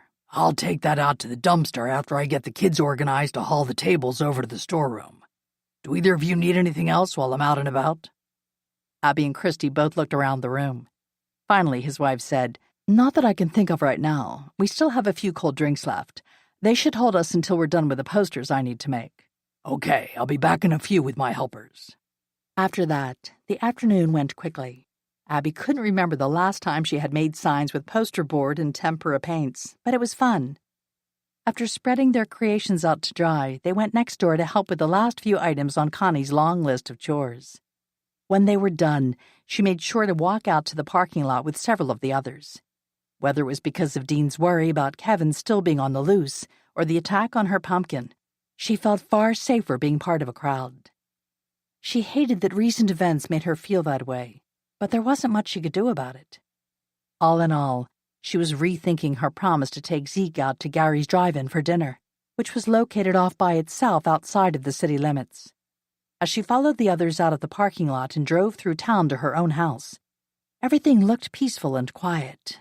It was a nice reminder that this was a good town filled with people who came together to make Snowberry Creek be the best it could be. Darned if she let a few bad apples spoil her new home for her or force her to huddle behind locked doors alone and afraid. On the other hand, she wasn't all that anxious to sit alone by the river with only Zeke for protection. There were at least one or two other people she knew who loved Gary's burgers as much as she did. She hit Gage's number on speed dial and waited for him to answer. When he did, she asked, "So tell me, would a meal of a cheeseburger, fries, and a shake constitute a bribe? Because I'm thinking about ordering one for dinner and thought the local police chief, the deputy on guard duty, and a certain prisoner might like me to order a few extra." To give the man credit, he did hesitate, no doubt thinking about his daughter's reaction if she found out. "Any chance you could make them double cheeseburgers?" That cracked her up. Evidently, when the man decided to cross over to the dark side, he didn't hold back. "As long as I can bring my dog with me, I'm sure that could be arranged." "See you when you get here." Deputy Chapin had already relieved her of a chocolate shake and the bag containing his burger and fries. She carried the remaining 3 sacks around the corner to where her other 2 dinner guests stood waiting for her. Seeing Gage had already opened the door to Tripp's cell, she immediately released her hold on Zeke's leash, letting go just in time to keep him from hauling her down the hall at a dead run. She followed at a slightly more leisurely pace. Once again, Tripp let Zeke take him down, which resulted in a fast and furious wrestling match on the floor. His quarters were a bit crowded for an all-out tussle, but the 2 males seemed to be enjoying themselves. Gage watched them for a few seconds before turning his attention in her direction with a smile. "You caught me on the perfect night. Sydney is at a sleepover at a friend's house, so I was on my own for dinner." When he reached for his wallet, she waved him off. "It's my treat. You're saving me from eating alone, and I was definitely in the mood for some company." Tripp rolled back up to his feet. "Seriously? You would rather hang out in jail than call one of your friends to go out to a nice restaurant for dinner?" She gave him a withering glance. "I did call one of my friends, and he happens to work at the jail. Sorry if you don't approve of my taste in dinner companions." She understood why the idiot didn't like her hanging out there, but she'd made it equally clear she would as long as he was going to insist on living in that vile cell. "Gage, here's your double cheeseburger, as ordered." After sitting down at the same small table they'd used to play chess, she set out her own food and then gave Zeke one of the plain burgers she'd order for him. Tripp would get his dinner when he apologized. Maybe. He finally sat down on the end of his bunk. "I know I'm just wasting my breath, but this is no place for you to be." Did that qualify as an apology? No, not really. To show her displeasure, she moved his dinner farther from the bars that separated him from both her and his food. Then she petted Zeke. "Looks like you're going to eat like a king tonight, boy. I'll even let you have a few fries, but the onion rings and the shake would likely make you sick." Gage was clearly fighting the urge to laugh. For that matter, so was she. It would be interesting to see if she could out-stubborn her jailbird of a tenant. Right now he was staring at the grease-stained paper bag with greedy eyes. He held his hands up in surrender. "Fine, you win. I admit it. I'm glad to see you and Zeke." She met his dark-eyed gaze head-on and waited. After a few seconds, he nodded, acknowledging the truth she really needed to hear from him right then. "Really, it means a lot that you bother." That concession earned him his dinner. Knowing his appetite, she brought him 2 of the huge burgers and then thrown in an order of onion rings for good measure. As he dug right in, she told the men about her day. Not that it was all that thrilling. As soon as she mentioned that she'd spent time with the Hakes, Gage set a shakedown on the table. "How is Dean doing? I've been meaning to stop by and check on both of them." Was she the only one who hadn't known about the relationship to Ronald Minter? Christy worries about the effect all of this is having on Dean, something about him having a health problem last year. She's afraid the stress might cause him to have a relapse. She never said what it was, but she's clearly worried about him. Gage picked up one of his fries and dipped it in ketchup. "As I recall, it was a minor heart attack. He retired from working construction and started doing handyman work around town. He doesn't take on all that many jobs, but I think that's by choice. Not because of any health reasons. Mostly he does odd jobs for widows and senior citizens who need small repairs done." That sounds like something he'd do. That probably leaves him more time for his metal detecting.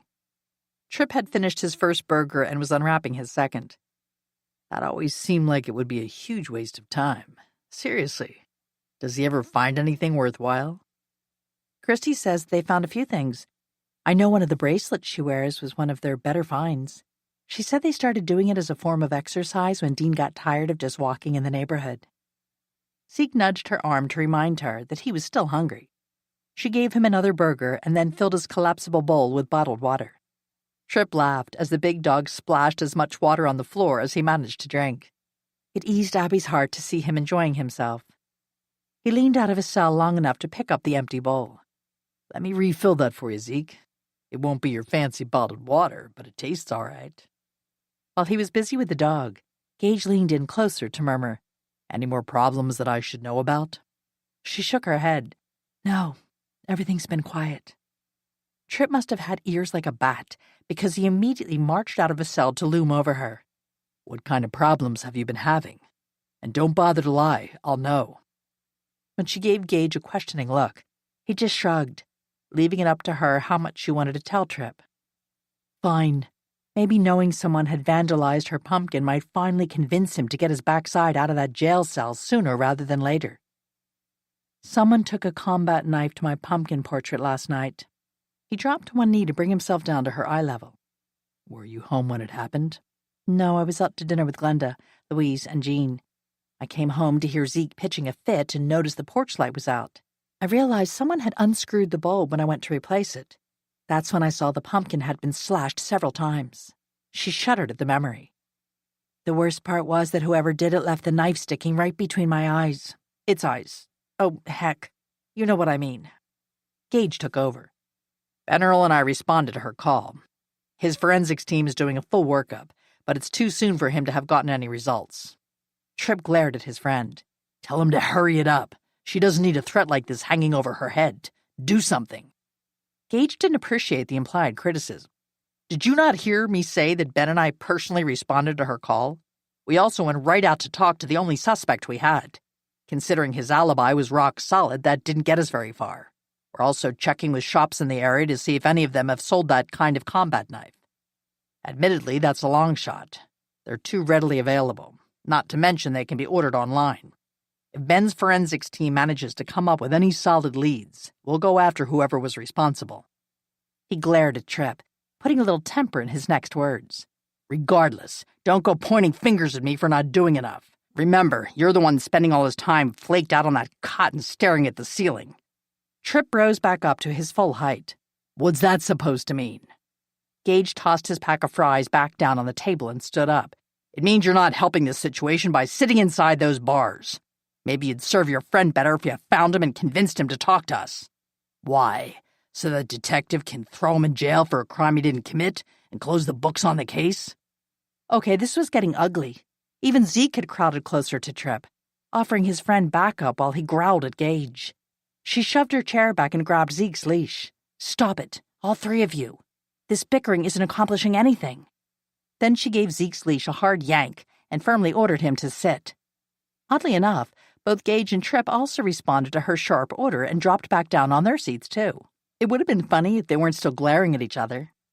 "Please, guys, let's not do this." She gave each of them a sharp look.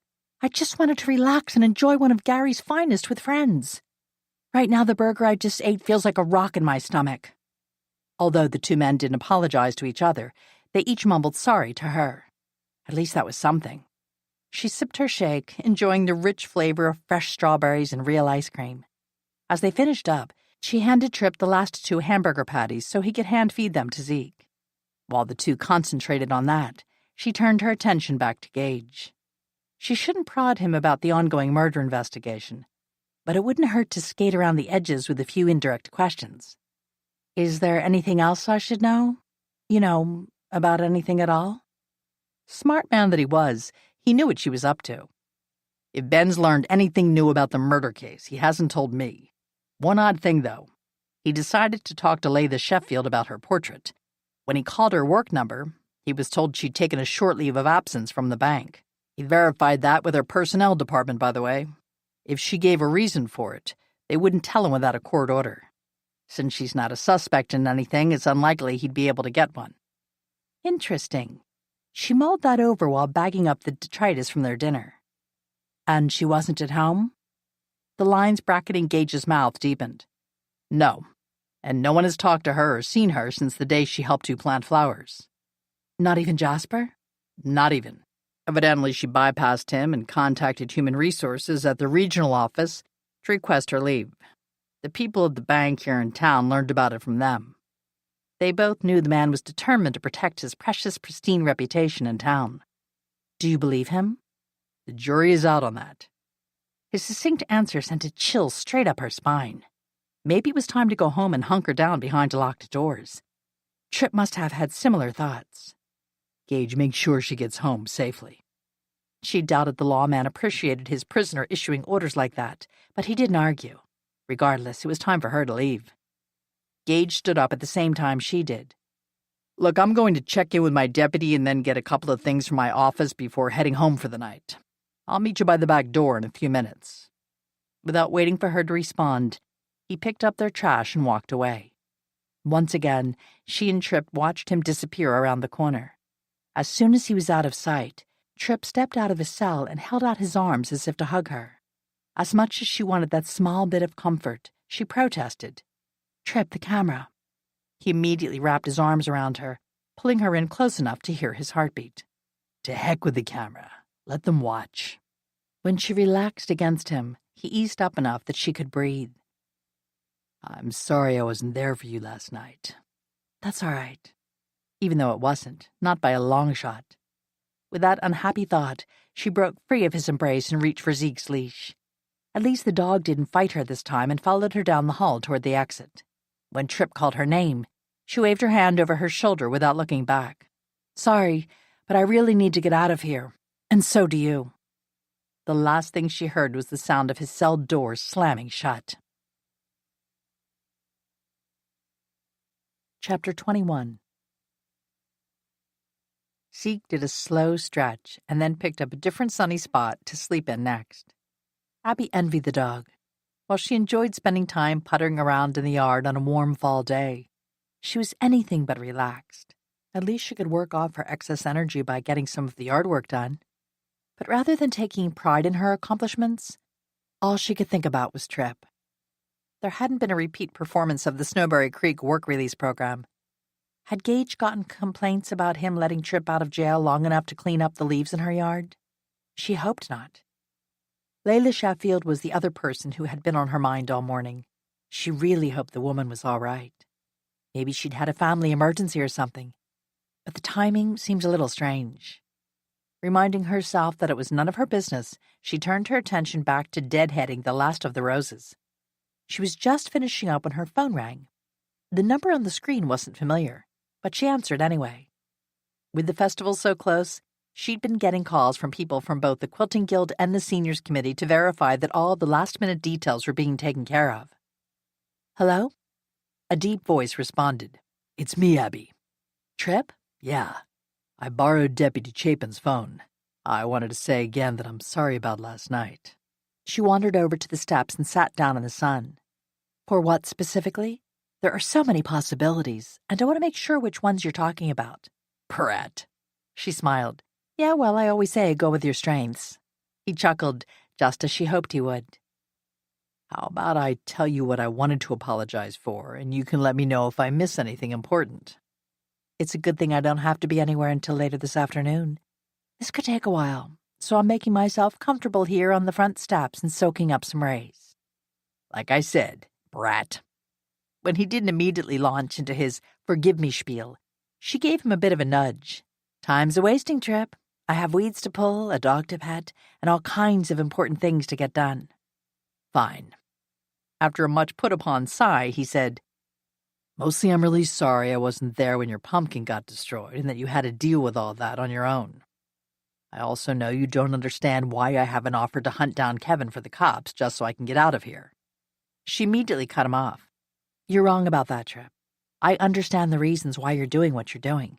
I just don't agree that it's the best way to help Sergeant Montgomery. How much should she tell him? Abby settled for saying, I know you believe he's innocent. So do I. Having said that, not everyone feels that way, and knowing he's still out there wandering around might be making some people nervous. I won't mention any names, but I know at least one person who has taken to carrying a gun in case he needs to defend himself from Kevin. Tripp sounded frustrated. We both know Kevin does his best to stay away from people. He doesn't like the way they stare at him, and he does stick out even in a crowd. But that's the problem. Halloween is almost here, and your friends from the veterans group are all going to be dressed in their uniforms that night. Kevin could wander through town and not necessarily be noticed at all. But if someone does spot him out on the street, there's no telling how people will react. I'm worried about him.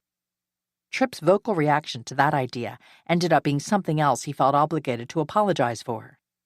Sorry, Abby. I shouldn't have said that. I hadn't considered that possibility. Don't worry about it, Tripp. I've heard worse. Even said worse when the occasion called for it. I'll let Gage know to keep an eye out for Kevin on the off chance he does come into town. They lapsed into silence. But then Tripp came up with a new topic for discussion. So we both know what I'll be wearing on Halloween. Are you talking about your lovely orange jumpsuit or your camouflage-colored BDUs? Because I have a vote. It will be your G.I. Joe disguise. He let that pass without comment. I've been curious about what kind of costume you've come up with to wear. It's a secret. You'll have to opt for your soldier suit and be out patrolling Main Street to find out. He called her bluff. In other words, you haven't figured anything out yet. No one ever said he was slow on the uptake. Maybe that's true, but I can always wear your camo gear since it sounds like you'll be opting for your jailhouse attire. That had him laughing. That's quite an image, considering two of you wouldn't fill out my uniform. That was an exaggeration, but he wasn't far wrong. He was a half-foot taller than she was, and packed a lot more muscle on his frame than she'd ever dream of having. She looked like a kid playing dress-up in her dad's uniform. I'll come up with something eventually. The clock is ticking. I know. I can always drive into Seattle and check out a couple of the party shops. Maybe something will catch my eye. Sounds like a good idea. Maybe they have a princess dress in your size. I can just see you with a tiara and scepter.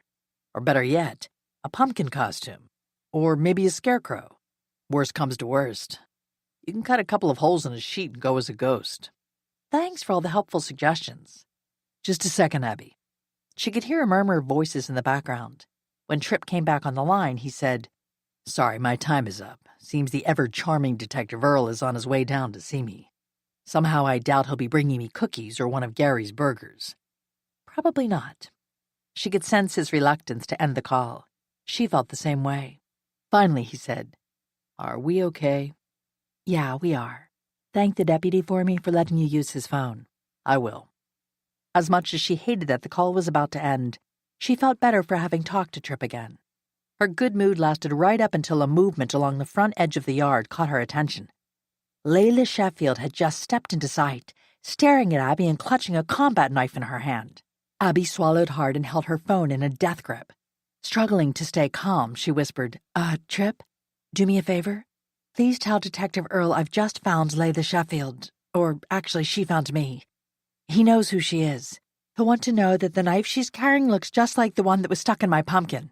Tripp yelled, Detective, get here quick! Emergency! Then his voice dropped back down to normal volume. Abby, stay on the line. Get Zeke and lock yourself in the house. Did he think she hadn't thought of that herself? The trouble was she wasn't sure she'd make it that far before Layla caught up with her. She also wouldn't abandon Zeke. If she called him to her side, who knew how the other woman would react? Knowing the police would already be on their way gave her the courage to stay right where she was. Rather than ignore the woman, perhaps it would be better to engage her in conversation. Hi, Layla. It's a nice day, isn't it? Zeke is sure enjoying basking in the sun.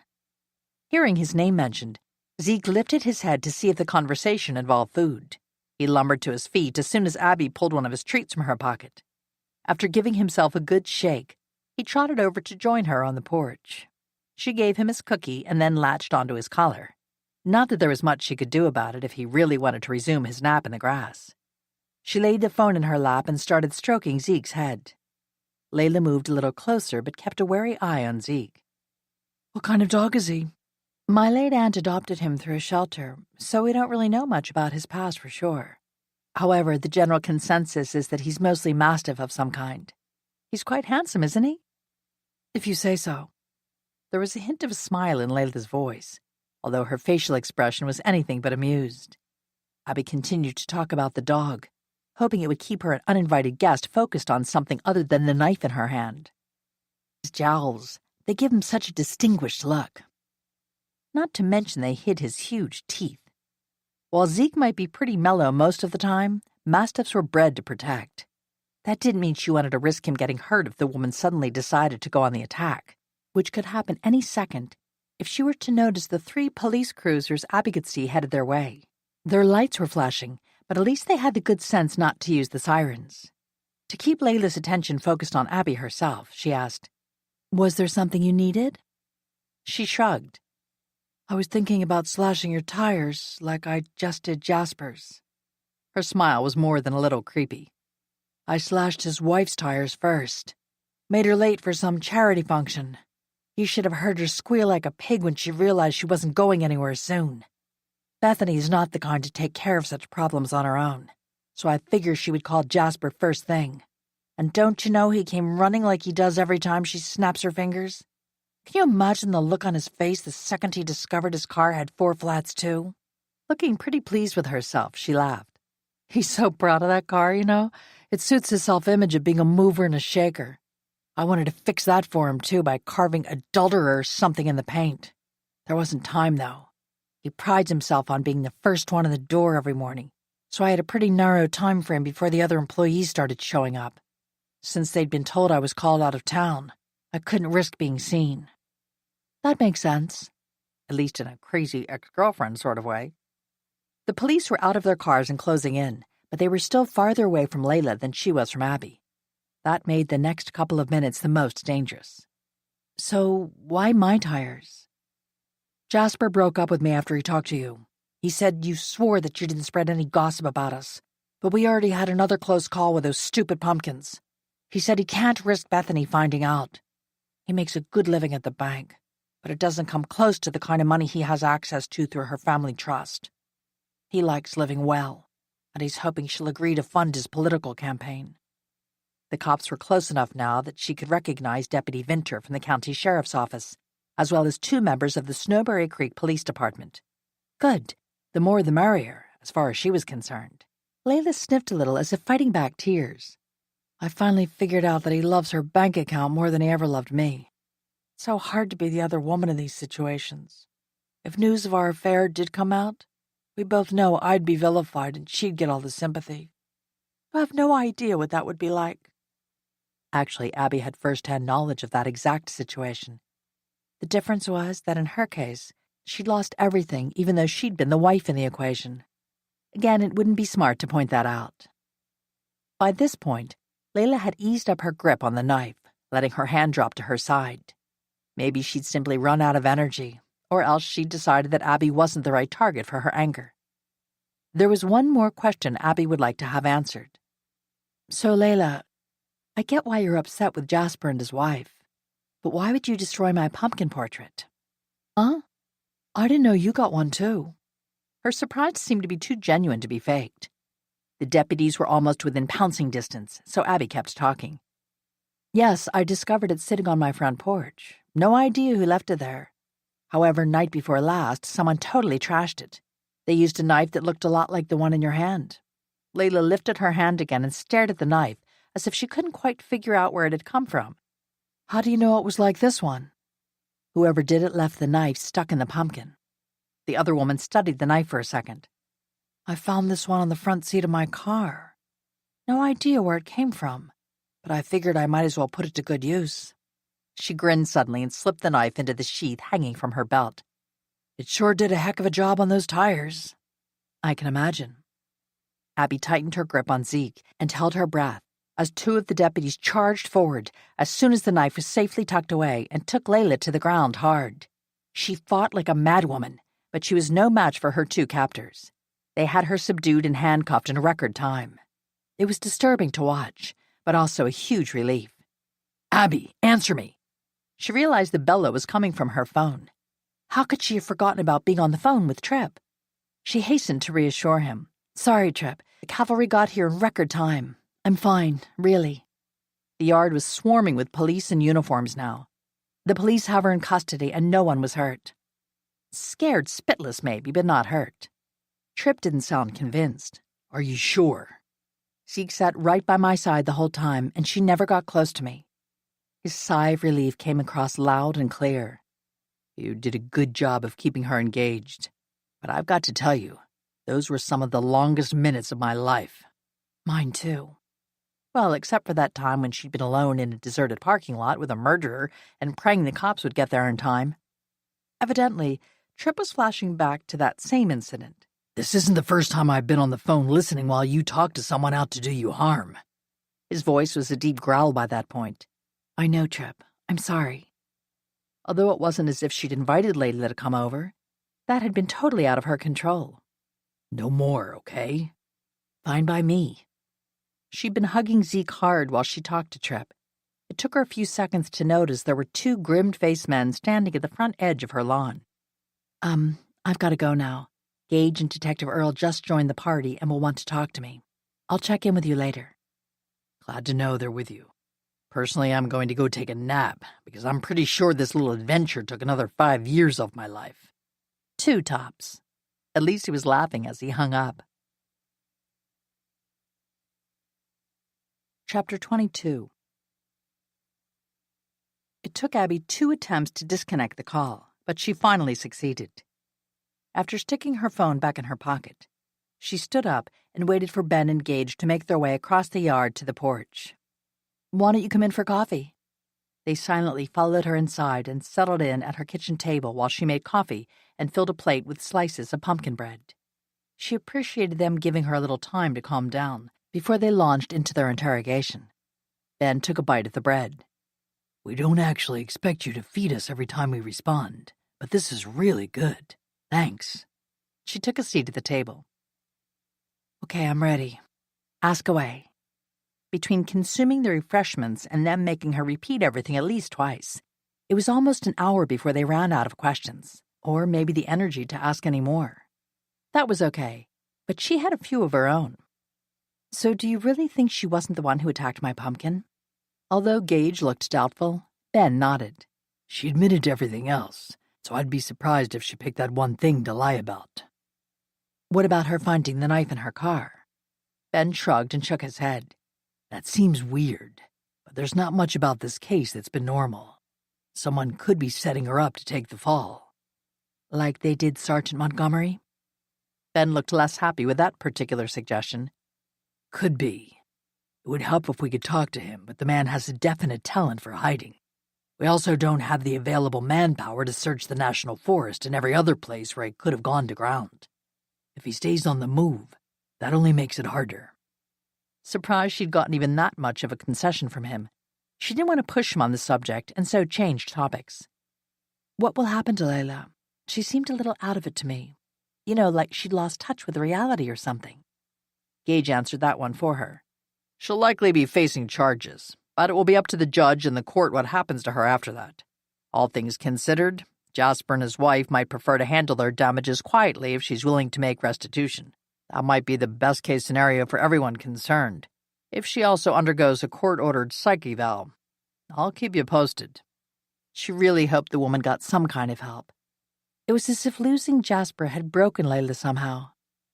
I'd be glad to testify that she made no threatening moves toward me or Zeke. She said she'd thought about slashing my tires too, but she didn't. On second thought, that last part might not actually help Layla's case. Ben carried his empty plate and cup over to the sink. You've had quite the week, Abby. Are you going to be okay here by yourself? Yeah, I'll be fine. Even better once she popped the cork on the bottle of wine in the fridge, but she kept that part of the plan to herself. We'll be going. Don't hesitate to call if you need anything. She dredged up another of her patented smiles she used to reassure Lawman and Tripp. I will. Zeke and I have a quiet evening planned. Of course, she'd also intended to spend a relaxing afternoon working in the yard. And just look how that had turned out. As much as Abby liked and respected Gage Logan, and even Ben Earl, she would rather not find herself standing on the front porch and waving as a large part of the local police force drove away from her house again anytime soon. She suspected the neighbors felt the same way. This had always been a quiet street, but not so much since she'd moved in after her aunt's death. Rather than return to her yard work, she called Zeke back inside. Come on, boy, let's pick out a movie and zone out in front of the television for the rest of the afternoon. Tomorrow is the last full day before the festival, sort of the calm before the storm. Zeke wolfed his agreement and headed straight for his favorite spot on the living room floor. No surprise there. He was always up for a good snooze. That thought had her genuinely smiling for the first time in what felt like hours. There were so many things she couldn't control in her life. It was nice to know some things never changed. Abby jerked awake in the chair, not sure what had jarred her out of a sound sleep. She blinked several times and then squinted at the clock on the mantel to learn that it was after 2 a.m. Wow, she'd been about drowsy when the second movie started, but she'd only meant to rest her eyes for a few minutes. She'd slept for nearly 5 hours. All seemed quiet. So what had woken her up? Zeke's usual spot on the floor was empty. Maybe he made a noise or something when he got up. Regardless, it was time to head upstairs to bed. She stood up and stretched before walking over to turn on the light over the staircase before turning off the lamps in the living room. Before she got that far, she noticed Zeke sitting in the entryway watching the front door with great interest. His tail was doing a slow sweep back and forth on the floor as he kept his attention riveted on something only he could hear. Her pulse kicked it up a notch. Was there someone out on her porch? If so, Zeke clearly didn't view the person as any kind of threat. Maybe there was a cat or some other critter sneaking around out there. If so, Zeke's reaction would be a bit out of character for him, since he always took great offense whenever there was a feline incursion into his personal territory. It was a matter of personal honor to run off all cats while making dire threats at the top of his lungs. She edged closer to the door to peer out the window. She'd left the front light on, so the porch itself was well lit. But the glow from the single bulb by the door didn't extend very far into the yard beyond. It was a relief that she couldn't see any intruders, whether two-legged or four. But then she glanced down to the surface of the porch. What was that? Although she knew. There was a huge pumpkin sitting right where her previous one had been before it was destroyed. With her heart in her throat, she unlocked the door and stepped outside. Zeke followed right behind her, and his reaction was the same as it had been the first time the mysterious artist had gifted her with a portrait. He sniffed the pumpkin and then the whole area around it, his tail a blur. Clearly, whoever had been there was someone Zeke knew and liked. She picked up the pumpkin and turned it toward the light so she could see the face. It was almost identical to the original, although maybe the smile wasn't quite as happy-looking. Well, she'd been through a lot lately, and maybe the artist had picked up on that. When she went to set it back down, she noticed something else sitting on the step below. It was the same kind of container she used to store cookies in her freezer. For some reason, her instincts were telling her that she'd just discovered something important. But what? Thanks to the late hour, it took her a few seconds to put it all together. She kept a supply of those disposable containers on hand all the time since she gave away a large percentage of the cookies and other things that she baked. However, this one was distinctive because it was a new holiday pattern that had only come on the market a couple of weeks ago.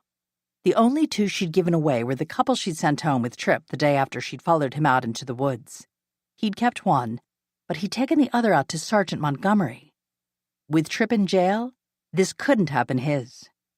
That left only one likely possibility. Kevin had brought his back. She held it out to Zeke to sniff. He barked softly and wagged his tail some more. With that, all the pieces came together, or at least she thought they had. If Sergeant Montgomery had returned her container, then he must have also carved her replacement portrait.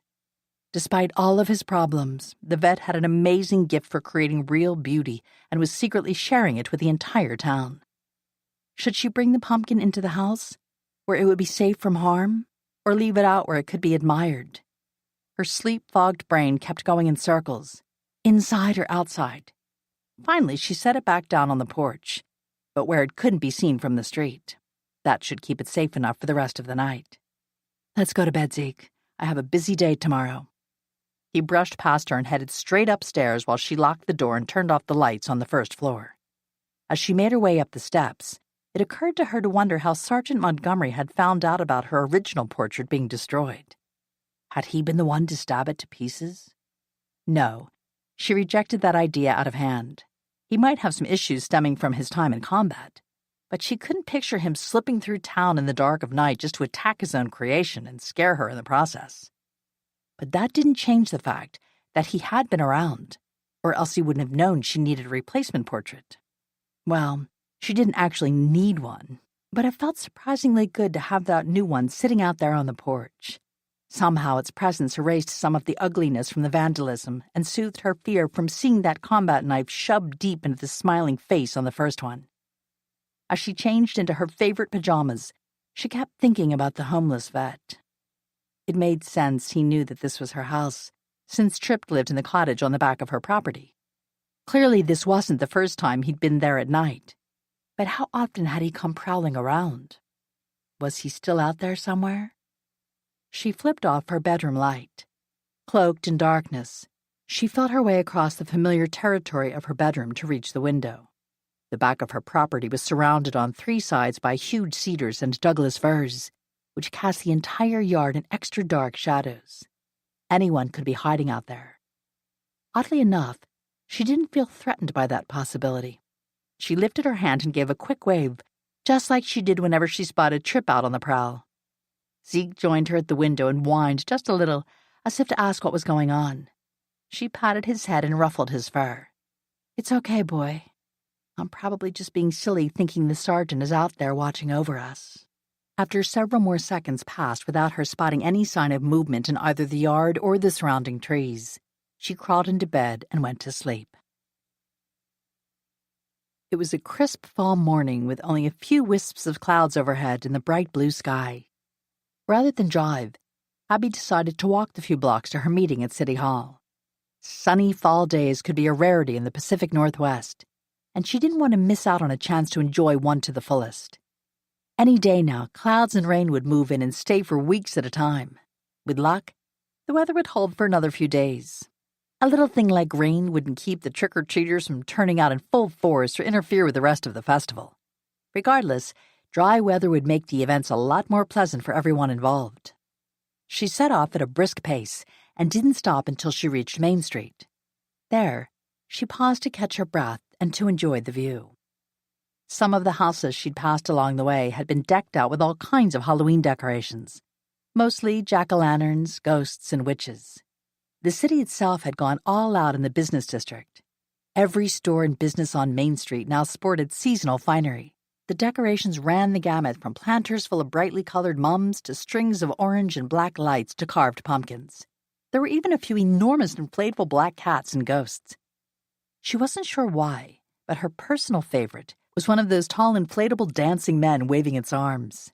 He was ghostly white with black circles for eyes and a gaping mouth shaped to look as if he was booing. Cute! It was time to get moving again. All of the various committee heads were supposed to report to the conference room at City Hall for one last meeting to make sure everything was in place for tomorrow's events. She would be only too glad to report that her groups had completed all their tasks on time.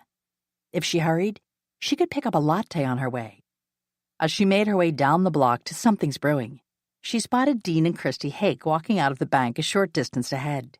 She started to wave, but then dropped her hand back down to her side. Every step Dean took reflected a lot of anger. His hands were curled up in tight fists, and his face was flushed bright red. Christy tripped along behind him, her expression worried when he kept ignoring everything she said to him. Whatever business they'd had inside the bank hadn't gone well. Had they tangled with Jasper Collins over the Minter farm again? She slowed down, not wanting to get any nearer to where the pair had stopped beside their vehicle. Dean was looking a little less agitated now, so maybe whatever Christy was saying was having a soothing effect. She hoped so. Getting worked up like that couldn't be good for him. especially considering he had a heart condition. Finally, they both got in their car and drove away, headed in the opposite direction of City Hall. Had they forgotten about the meeting? Maybe they had another stop to make before it started. She waved as they passed by, but neither one acknowledged her greeting. Writing it off to them having a bad day, she hurried on down the street to Bridie's shop. After the day she'd had yesterday, she was going to need a steady supply of caffeine to get through this one. The meeting promised to be short and sweet. Once Connie had everyone's attention, she held up a list of things that still needed to get finished before the festival. So, as you can see, it's mostly small stuff, and I do want to thank everyone for all their hard work in getting us to this point. Did everyone pick up on Connie's careful wording that made it clear that the items on the list were only mostly small, which meant some things weren't small at all? She braced herself for the other shoe to drop. It didn't take long. I'm sorry to say that Christy and Dean Hake have been called out of town on personal business. From what I understand, they've already left, and there's no word on when we can expect them back. For sure they're going to miss the festival this year. One of the women shook her head. I hope it's nothing too serious. I did hear rumors the bank foreclosed on Ronald Minter's place. If that's true, I guess that will leave Christy and Dean out of luck. God knows Ronald probably didn't have much, but I think it's a shame his only family won't see a dime out of the estate. That was really too bad if it was true. It would certainly account for why Dean had looked so upset when he had walked out of the bank. Connie ignored the comment, and instead she redirected the conversation back to the more pressing problem of finding someone to fill in for them at the festival.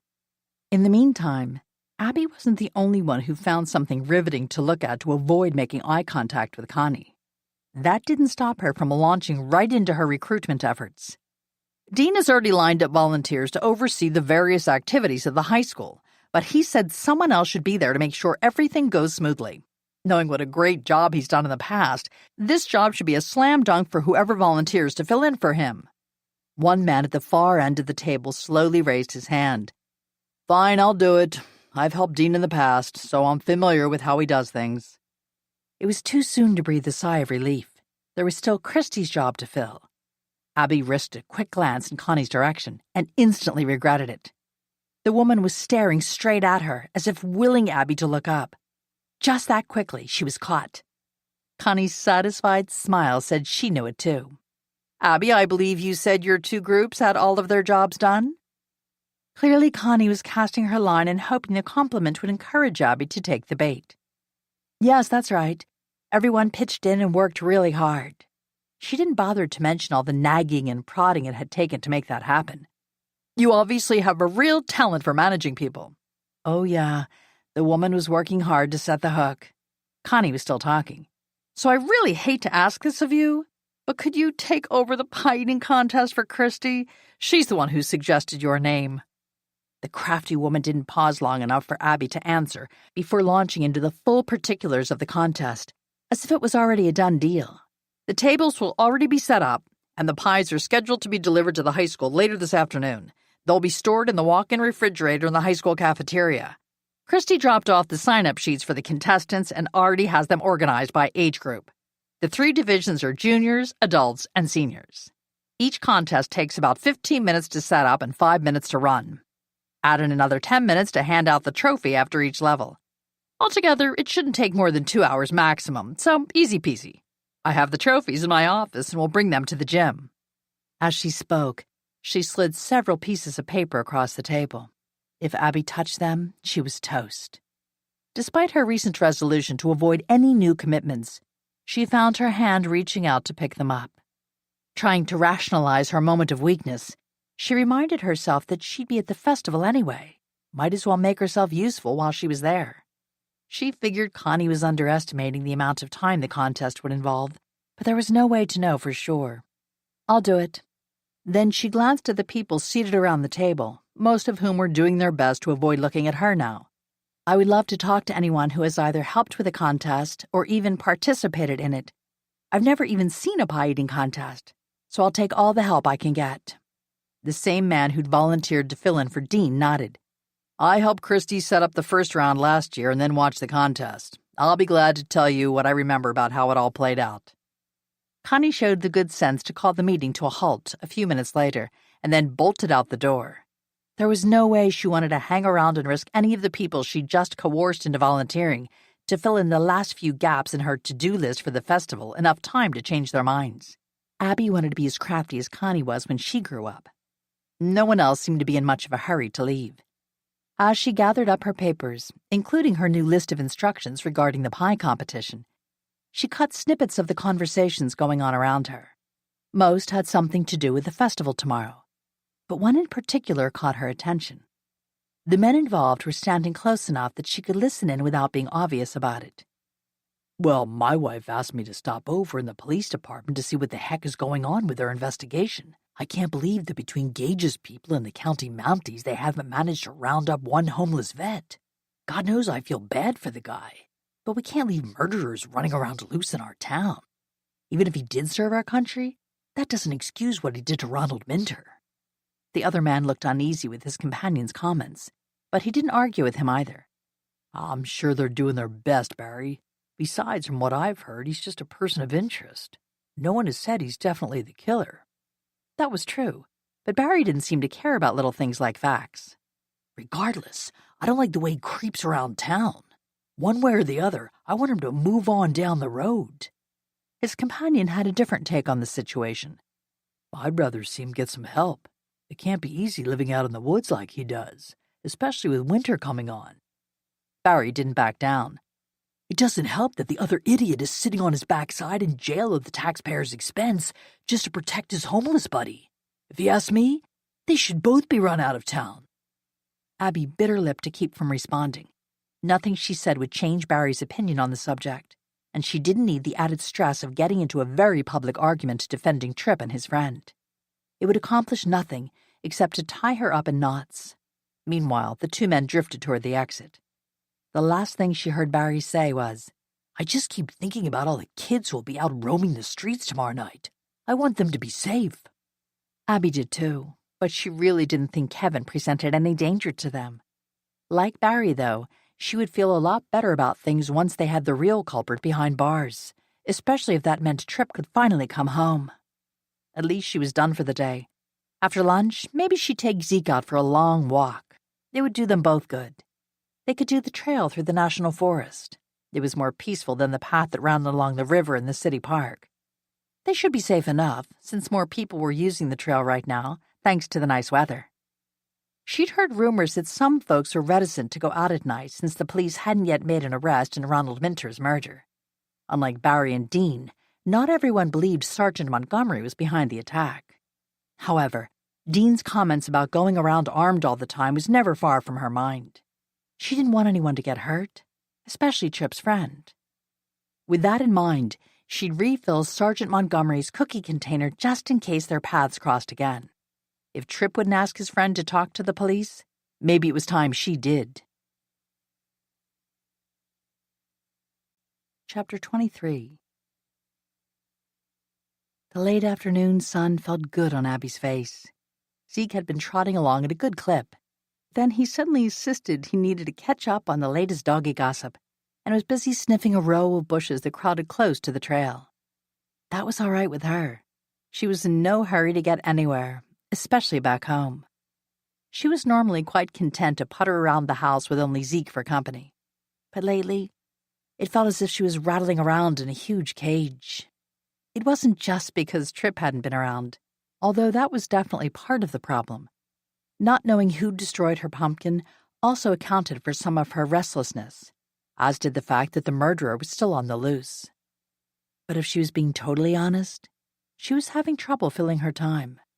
She'd spent years working with her husband to get their business up and running, and she'd missed the constant challenges that had presented. Eventually, she was going to have to pick a goal and work toward it. But not today. Zeke tugged on his leash, finally ready to move on down the trail. She let him set the pace as she gauged how far they'd come. It was probably another mile back to where she'd parked their car. From where they stood, the trail did a wide loop that skirted the back edges of several local farms. Not wanting to linger in the area that stirred up bad memories, she kept walking. Every so often, she stopped to study the surrounding woods. She'd seen a bunch of squirrels, 2 does with their fawns, and a bald eagle soaring out over the valley, but no sign of Sergeant Montgomery anywhere. On the off chance he was within listening range, she called his name several times, but there was no response. Zeke was panting hard, so she called another brief halt so she could fill his water bowl. The trees had thinned out a bit, giving her a clear view of the closest farm. As soon as she spotted the pumpkins in the field, she realized she was standing directly behind Ronald Minter's place. It seemed a shame that all the hard work he had put into raising that crop was going to waste. It was too bad someone hadn't been able to harvest the field, but she suspected the bank had little interest in doing so. As she waited for Zeke to finish up, she noticed someone moving around just inside the open door of the old barn down below, which seemed odd. It wasn't the one that Ronald Minter actually used, but an ancient structure located farther back on the property that looked as if a stiff wind would knock it over. The driveway that led up to the house was empty, making her wonder who would be hanging around the farm and how they'd gotten there in the first place. She shifted more to the left to get a better look at what was going on. She could just make out the edge of a bumper. Moving another couple of steps, she leaned forward as if those additional few inches would make a huge difference in how well she could see. Surprisingly, it did help. There was a vehicle down there after all, which was parked alongside the ancient barn rather than in the driveway. It appeared to be a rental van with the side doors open. What's more, there were several more large boxes sitting on the ground still waiting to be loaded. Should she give Gage a call and let them know someone was trespassing? Not yet. Not until she was sure. For one thing, he might jump to the erroneous conclusion that she was out snooping around when all she was doing was taking her dog for a walk. Before she could decide the best course of action, a familiar figure walked out of the barn carrying 2 bags. Judging from the effort it took her to lift them into the back of the van, the bags appeared to be quite heavy. What on earth was Christy doing down there anyway?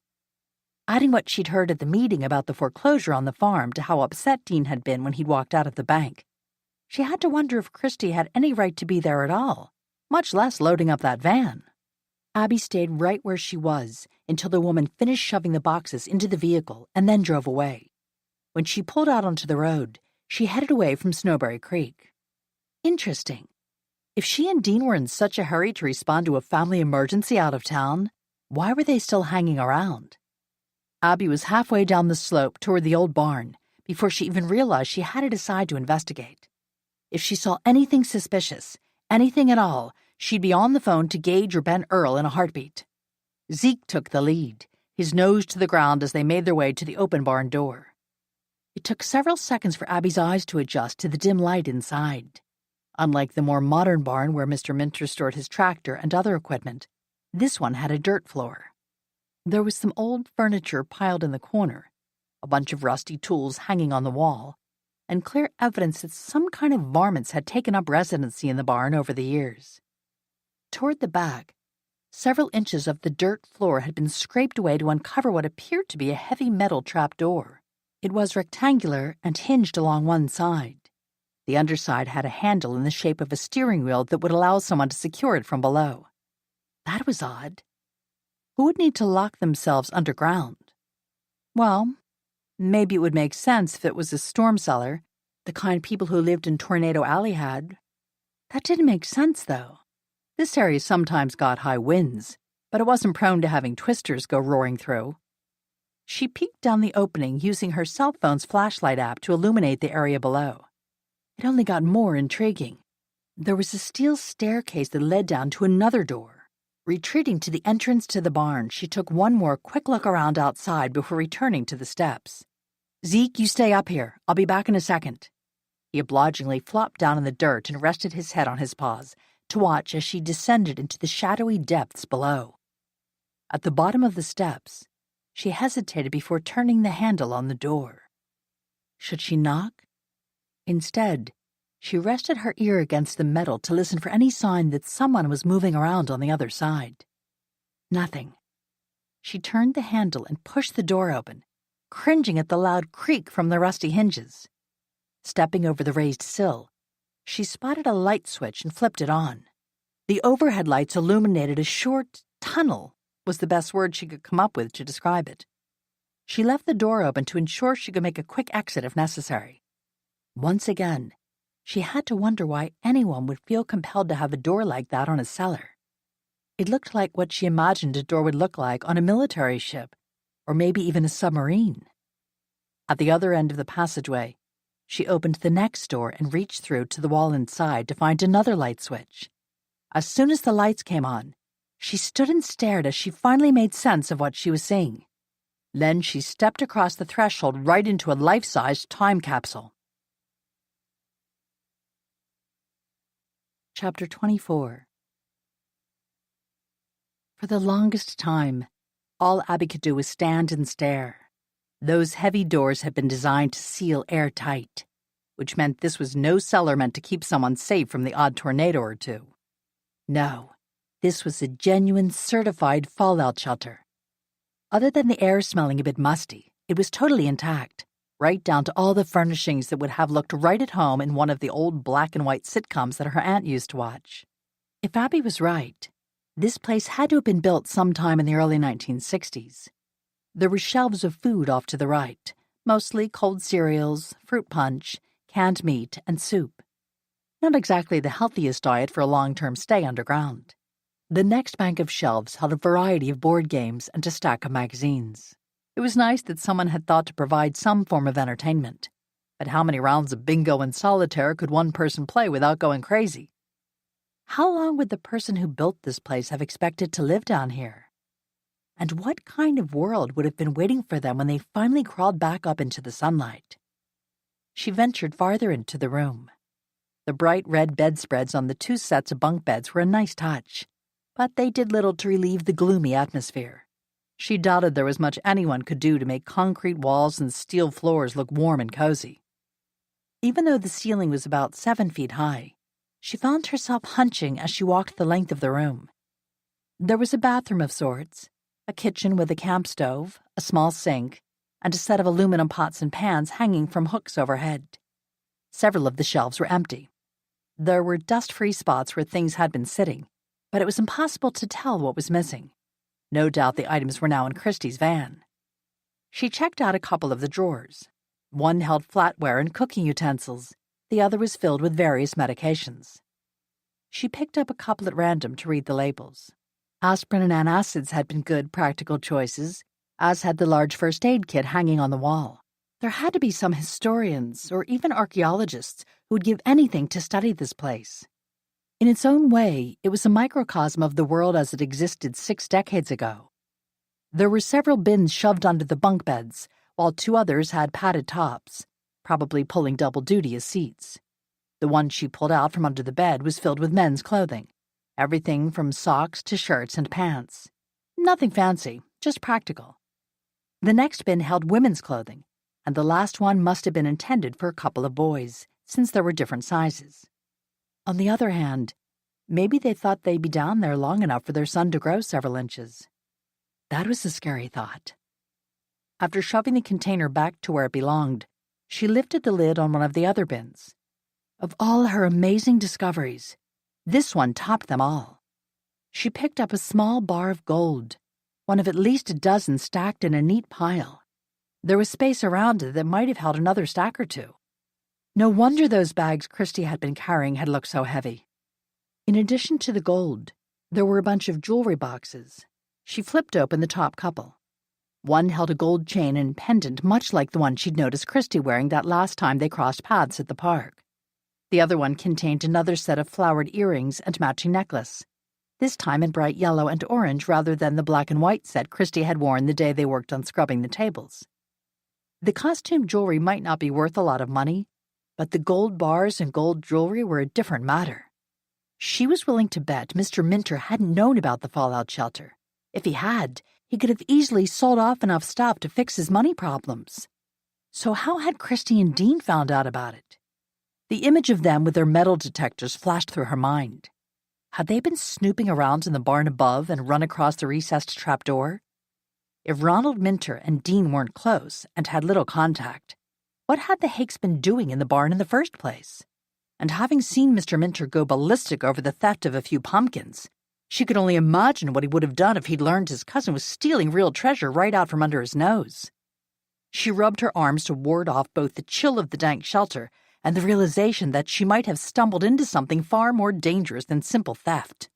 If the couple had been slipping into the barn after dark to steal valuables from down below, they might be the reason behind Sergeant Montgomery's belief that enemy troops had been moving through the area at night. To cover her tracks, Abby hurried to put everything back where she'd found it. It was time to contact Gage and Ben Earl. When she tried Gage's number, the call wouldn't go through. She was about to try again, but realized she wasn't getting any reception. When was the last time that had happened? Maybe it was because she was underground and surrounded by concrete and thick metal. Whatever the problem was, she really needed to get out of there and pronto. Once she was back outside on the trail, she'd try again. She turned off the lights and shut the door. Picking up speed, she hustled to the other door and stepped through, stopping only long enough to pull the second door closed. The squeaky hinges sounded even louder, but that was probably her imagination at work now that she might have discovered the real motive behind the pumpkin farmer's death. Zeke was watching her from the top of the steps. Unfortunately, he wasn't alone. She dusted her hands off on her jeans and smiled. "Dean, so nice to see you again." Of course, that was a lie. But what was she supposed to say? "Dean, you sure don't look like a murderer?" Or maybe, "Did you find that big ugly pistol in the fallout shelter? If so, whoever stalked the place sure thought of everything." She was equally unhappy to notice he was also wearing one of those combat knives that kept popping up everywhere lately. Meanwhile, he wiggled the fingers on his free hand, motioning her to keep moving. Come on the rest of the way out there, Abby. She had no choice but to do as he asked. The only alternative would be to charge back down the steps and hope that she could get back inside the shelter and slam the door closed before Dean caught up with her. Even if she succeeded, he'd simply wait her out. She could only live on stale cornflakes and outdated fruit punch for so long. It's really unfortunate that you had to go poking your nose where it doesn't belong. Christy really likes you, and I don't relish telling her that there's been another unfortunate death. He paused, perhaps pondering how best to break that tragic news to his wife. Then he shrugged and added, Still, we plan to enjoy our retirement now that we can afford to do everything we've always wanted to do. She'd reached the top step, and she waited for Dean to move out of her way so she could leave the staircase behind. Zeke licked her hand to show at least he was glad to see her. She considered trying to sick him on Dean, but immediately rejected the idea. If Dean felt no compunction about the idea of killing her, there was every chance he would shoot her dog as well. Nothing about this situation was Zeke's fault, and she didn't want him to die for her mistakes. Maybe she could keep Dean talking long enough to figure out some way to escape. It was worth a try. I assume you discovered the fallout shelter using your metal detectors. How did you even know to look for it? Ronnie's grandfather was my great-uncle, Vincent. There were always rumors in the family that he had some serious money squirreled away, but no one ever knew what he'd done with it. He and his wife died in a car accident while Ronnie's dad was in the army and the family was living out of state. All we can figure is that the old man had built the fallout shelter while they were overseas and never had a chance to tell them about it. This farm sat vacant for years until Ronnie's dad retired from the military. Ronnie inherited it when his father died a few years back. So they never knew about the missing money. Dean gave their surroundings a pointed look. You've seen the house and the farm. Does it look like the kind of place a rich man would live? I don't know about Cousin Ronnie, but his dad just thought it was all crazy talk. Then Dean laughed. Looks like we proved him wrong. Christy and I started slipping in after dark and carrying out a load at a time on foot to keep Ronnie from figuring out what we were up to. Everything was going according to plan until that crazy veteran started sneaking out of the woods to pick pumpkins and carry them off. Poor Ronnie must have been going nuts trying to figure out who was stealing his precious crop. One night, he finally decided to stake out the place. Dean shrugged. Instead of the soldier, he caught us. Maybe it would help if she sympathized with their plight. I'm guessing that he wasn't at all reasonable about the situation. Dean's laugh was ugly. That's putting it mildly. We offered to split the loot with him, even promised to give him a higher percentage of the take. But Ronnie wouldn't hear of it. He had the guts to actually demand we return everything we'd taken. Even then, he planned to turn us into the authorities as if we were common criminals instead of family. Well, that wasn't going to happen. Not when we'd done all the work to find this stuff in the first place. Besides, we'd already spent most of the money we'd gotten from selling off the stuff we'd taken. We also spent a lot of time and energy driving to different parts of the region, so we didn't unload too much in any one place. We wanted to be careful not to draw too much attention to ourselves, you know.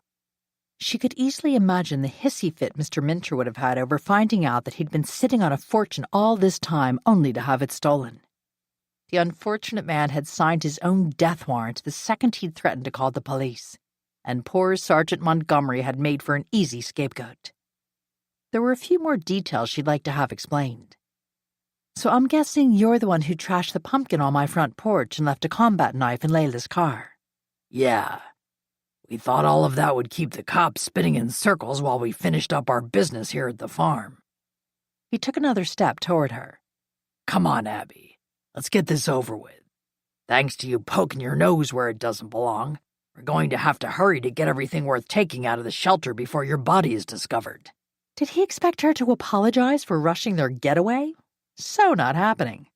At least he wasn't going to kill her right there and leave her body in the fallout shelter where it would never be found. When he made a grab for her arm, Zeke surprised them both and went on the attack. It seemed as if he'd only been biding his time to make his move at the right moment. He lunged at Dean, clamping his teeth on his arm. From the way the man screamed, Zeke's powerful jaws had bitten right through his jacket and deep into the muscle in his forearm. When Dean dropped the gun, it clattered down the steps to the shelter entrance below. There was no time to go after it, so Abby yanked on Zeke's leash. "Let's go, boy. We've got to run." The two of them bolted out the door and headed for the trail in the forest. Even if they didn't run into someone who could help, she stood a better chance of finding a place to hide in the national forest. Regretfully, the damage to Dean's arm didn't slow him down all that much. He was already out of the barn and pounding up the hillside right behind her.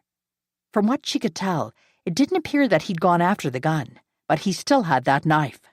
She and Zeke were making good time, but so was he. Surprisingly so, for a man who allegedly had a heart condition. When they reached the tree line, she turned in the direction that led back toward her car. There wasn't much chance of them making it that far, but a woman could always hope. They'd gone a short distance when someone lurched out into the trail from behind a cluster of bushes and saplings. She barely recognized an enraged Sergeant Montgomery as he charged past her to take Dean down to the ground hard. The other man put up a fight, but he was no match for the determined veteran.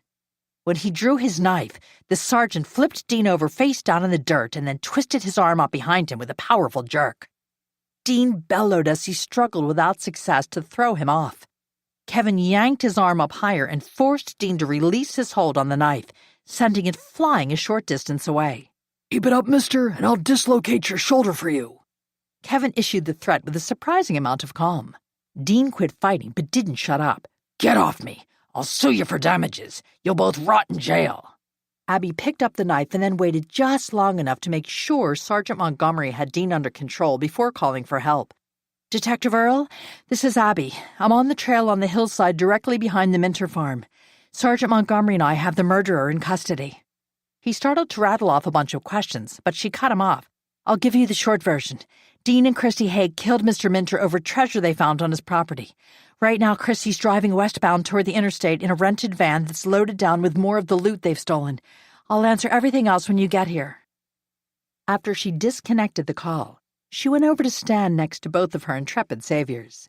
Zeke lay sprawled in the dirt next to Sergeant Montgomery and growled in Dean's face every time the man tried to move or even opened his mouth. She ignored their prisoner while she studied the veteran. "Sergeant, thank you for coming to my rescue. I don't know how Zeke and I will repay you." Once again, he seemed uncomfortable with looking straight at her, but finally his gaze connected briefly with hers. "Trip would have my hide if I let something happen to you." The faint sound of sirens in the distance caught his attention. She suspected that he was considering bolting back to the safety of the trees, but then he gave a quick nod. "Don't worry, Miss Abby. I won't desert you.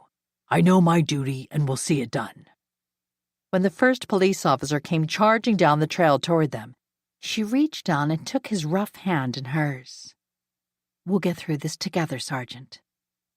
He stared at their joined hands for a few seconds, and then looked up at her again. "Yeah, we will." Chapter 25. By the time Abby finally got home, she was running on fumes. By now, she shouldn't have been surprised by the amount of time it took to make her statement to the police. They had plenty of questions for both her and Sergeant Montgomery. Gage had shown up a bit late to the party, so she'd ended up repeating a lot of what she'd already told Detective Earl and his people. She did her best to cooperate, but didn't much appreciate that Ben was pretty evasive when she asked if this meant he dropped the charges against Tripp. He'd mumbled something about talking to the judge. It was no surprise that both men had been as fascinated by the fallout shelter as she had been. In fact, she suspected everyone who could find a legitimate excuse had made a trip down the steps to look around. The EMT's been called in to treat Dean's dog bite.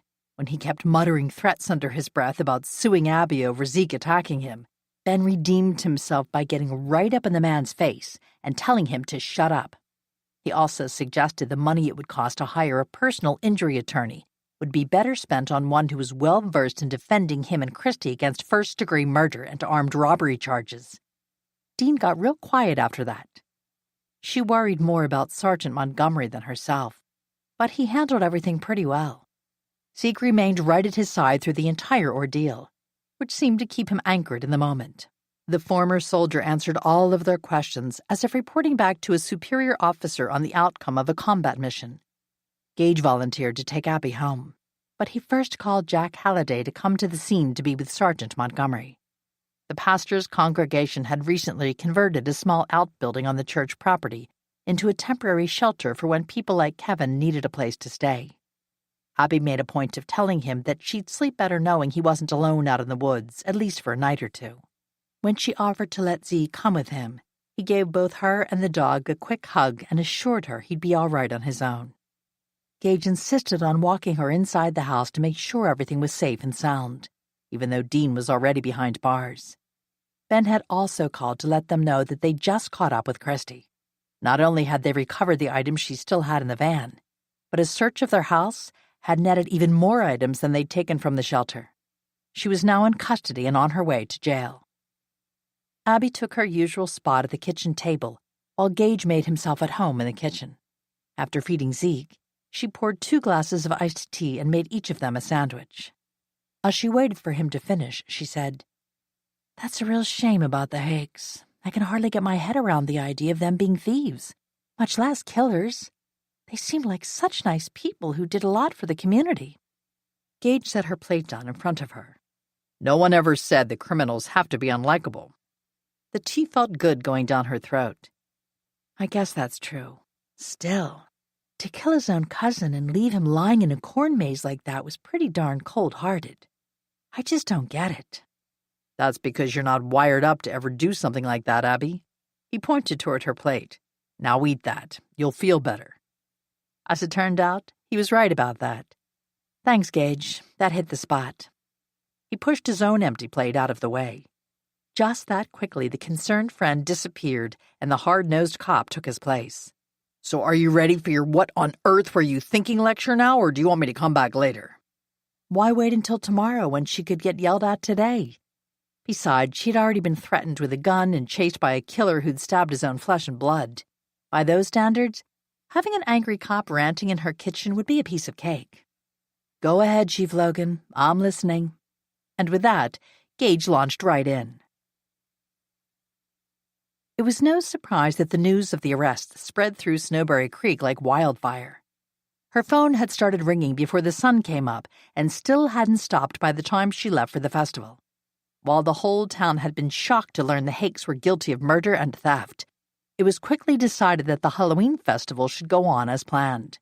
There was no reason to disappoint the kids, and everyone was ready to take a big step back toward normal. The only thing that still worried her was there was no sign of Tripp. She didn't know what to make of that fact, but she'd have to take action of some kind if he didn't show up soon. She knew Ben was probably busy, but the least he could do was let an innocent man out of jail. Still staging a jailbreak would only land her in the cell next to Tripp's. She'd have to settle for hiring an attorney to spring him. That would have to wait until tomorrow. She had commitments, promises to keep, miles to go, and all of that stuff. She managed to find a spot in the already crowded parking lot at the high school. Before getting out of the car, she checked her image in the rearview mirror. 2 days ago, desperation had driven her into the depths of the attic, where Aunt Sybil had kept steamer trunks full of old clothes. Inspiration had hit when she'd uncovered a wool greatcoat. It sported more than a few moth holes, but beggars couldn't be choosers. Coupled with a magnifying glass and the deerstalker hat she'd paid big bucks to have overnighted to the house, she was the spitting image of Sherlock Holmes. Well, not really, but it was the best she could do. From the looks they gave her from across the gym, neither Ben nor Gage found the thought of Detective Abby McCree amusing, but too bad. When she did a quick pirouette to give them the full effect, they shook their heads and immediately turned away. She suspected they were hiding the fact that they were both laughing. It was time to get set up for her first round of pie-eating contestants. She'd watched videos of a few online and learned a lot, hopefully enough to get her through the next 2 hours without a disaster happening. With everything that had happened, she should have known that other people would pitch in to help. That's the kind of town Snowberry Creek was. The tables were already set up and waiting, just as Connie had promised. 2 members of the Committee on Senior Affairs volunteered to fetch the pumpkin pies from the cooler, while 3 others helped cover the tables with butcher paper to make cleanup easier. Everything was in place when her first group was checked in and ready to go. In one of the videos, the 20 young contestants wore large trash bags with a hole cut through the bottom for their heads. The bags served the dual purposes of protecting the wearer's clothing and preventing them from using their hands. The junior competitors had a great time, even if more of their pies ended up on their faces and the floor than in their stomachs. The mayor stopped by to award the trophy to the 10-year-old who won. There was a lot of laughter and applause involved, which seemed to lift everyone's spirits. The people signed up for the second round had already started lining up. When Abby glanced around to see who was participating, she almost dropped the pie she just picked up off the cart. She closed her eyes and then opened them again to make sure she wasn't seeing things. No, that really was Tripp standing in the back of the line dressed in his camos. He grinned and waved, as did the other man in uniform standing right next to him. It took her a little longer to realize that she actually knew the second guy, too. It was Sergeant Montgomery, but he looked radically different. Sometime between last night and right then, he'd showered, shaved, and gotten a haircut. His uniform looked new, too. She wanted to do more than just wave back at both of them, but she had the silly contest to run. Soon, though. Tripp took a spot at the table, while Sergeant Montgomery stepped back out of range of the mess that was sure to ensue. Everyone to your places and put on your fine dining attire. When you're ready, I'll count down from 5. At 1, dig in and enjoy your pie. A few seconds later, she started the countdown. On your mark. 5, 4, 3, 2, 1, go! This group was far more focused or maybe had more practice at eating a pie without their hands. The preferred method seemed to be to grab the pie plate with their teeth and flip it over to dump the pie out onto the table. Although it was a close call, Tripp took first place, beating out Zoe's husband and his 2 friends by half a pie. Once again, the mayor was on hand to award the prize.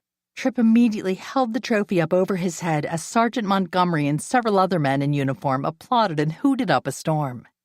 As the person in charge, Abby was probably supposed to be neutral, but she joined right in the celebration. Tripp made his way over to her. I'm out. I see that. It's about time. That uniform looks better on you than jailhouse orange. He looked down at his camos. Yeah, I guess it does. Just so you know, Kevin has been giving me heck for pulling what he described as a stupid stunt that worried my nice landlady. Good for him. He studied her outfit but made no comment about it. Are you doing okay after last night? She didn't even have to think about it. I am now. Tripp still looked a little rough around the edges, as if he hadn't slept well in a long time. She'd planned to hang around the festival for a while after she finished up her pie-eating contest duties, but maybe that wasn't a good idea. I'm pretty tired, though. I have one more round in the contest to finish up. After that, I'd like to go home. Does that sound good? His relief was obvious. Yeah, it does. Kevin also wants to talk to you, so we'll meet you outside. Being around this many people is making him a bit twitchy. Then he grinned. Me too, for that matter. All that time in solitary has an effect on a man. Not so funny. She punched his arm hard. I'll meet you by the sign out in the front of the parking lot as soon as I get done here. Sounds good. To her surprise, Kevin rode back to the house with them. He had a heavy-looking bag with him. When they got out of the car, he carried it over to the front porch and then took out another jack-o'-lantern that looked just like Trip. He set it beside hers and stood back to let her and Trip admire his work. She gave him her honest appraisal. "Sergeant, you're an amazingly talented man." He shuffled his feet a little, clearly uneasy with her praise. Look, I have to be somewhere in a little while, but I wanted to say goodbye to you both before I leave. She hoped he wasn't heading back out into the forest, or worse yet, moving on down the highway. "Where are you going?" Kevin's gaze slid past hers to lock onto Trip's. The sergeant here has been trying to get me to come back in, and I think maybe he's right. Pastor Jack found me a spot at a group home up near Tacoma, so not all that far away. He said it's a good place. Guess I'll find out." Clearly his decision was news to Trip, who looked both relieved and a little bit sad. "I'll be pulling for you, Sergeant. You have my number. Call and I'll come running." The older vet gave Trip a rough hug. "I know you've got my back, Master Sergeant, but don't worry about me. You've got enough on your plate just keeping this lady out of trouble." The two men stood shoulder to shoulder and glared down at her. Before she could respond, Trip launched right in. "Huff and puff all you want, Abby McCrae, but he's right. How many times do you think you can brush up against a murderer and walk away unscathed? I swear, keeping you in line is a full-time job, which means you need a full-time keeper." As she sputtered in outrage, Kevin laughed and clapped his friend on the shoulder. "I'll leave you two to iron this out." He walked away, leaving them both staring after him as he disappeared into the darkness. She knew Trip would miss his friend, but there wasn't much she could do about it. Maybe a hug would help. When she slipped her arms around him, Trip pulled her in close and surprised her with another one of his rare hit-and-run kisses, the kind that fried her brain and curled her toes in the process. When he broke off the embrace, he picked her up and set her back down at arm's length. "He's right, you know. You're trouble with a capital T." Then he stalked off. "Go inside, lock the door, and stay there. I'll need a few hours of sleep before I have enough energy to keep an eye on you." It was tempting to laugh, but she suspected he wasn't kidding. Rather than argue, she went into the house and shared the good news with Zeke that his buddy was finally back home. When she let him out the back door, the dog charged across the yard to greet Trip, who must have been watching for him. They both disappeared into the cottage. She suspected it would be morning before she saw either of them again. For now, she was too restless to go to bed. Maybe she'd bake some brownies, the extra fudgy ones Trip liked so much. In fact, a double batch might be a real good idea. After all, she hadn't yet told Trip about his starring role in the Bachelor auction. This recording of Death by Jack-O-Lantern was presented by Dreamscape Media, LLC. Text copyright 2019 by Patricia Pritchard. Sound recording copyright 2019 Dreamscape Media, LLC. This recording was produced by arrangement with Kensington Books. Thank you for listening. Please check www.dreamscapeab.com for Dreamscape's latest releases.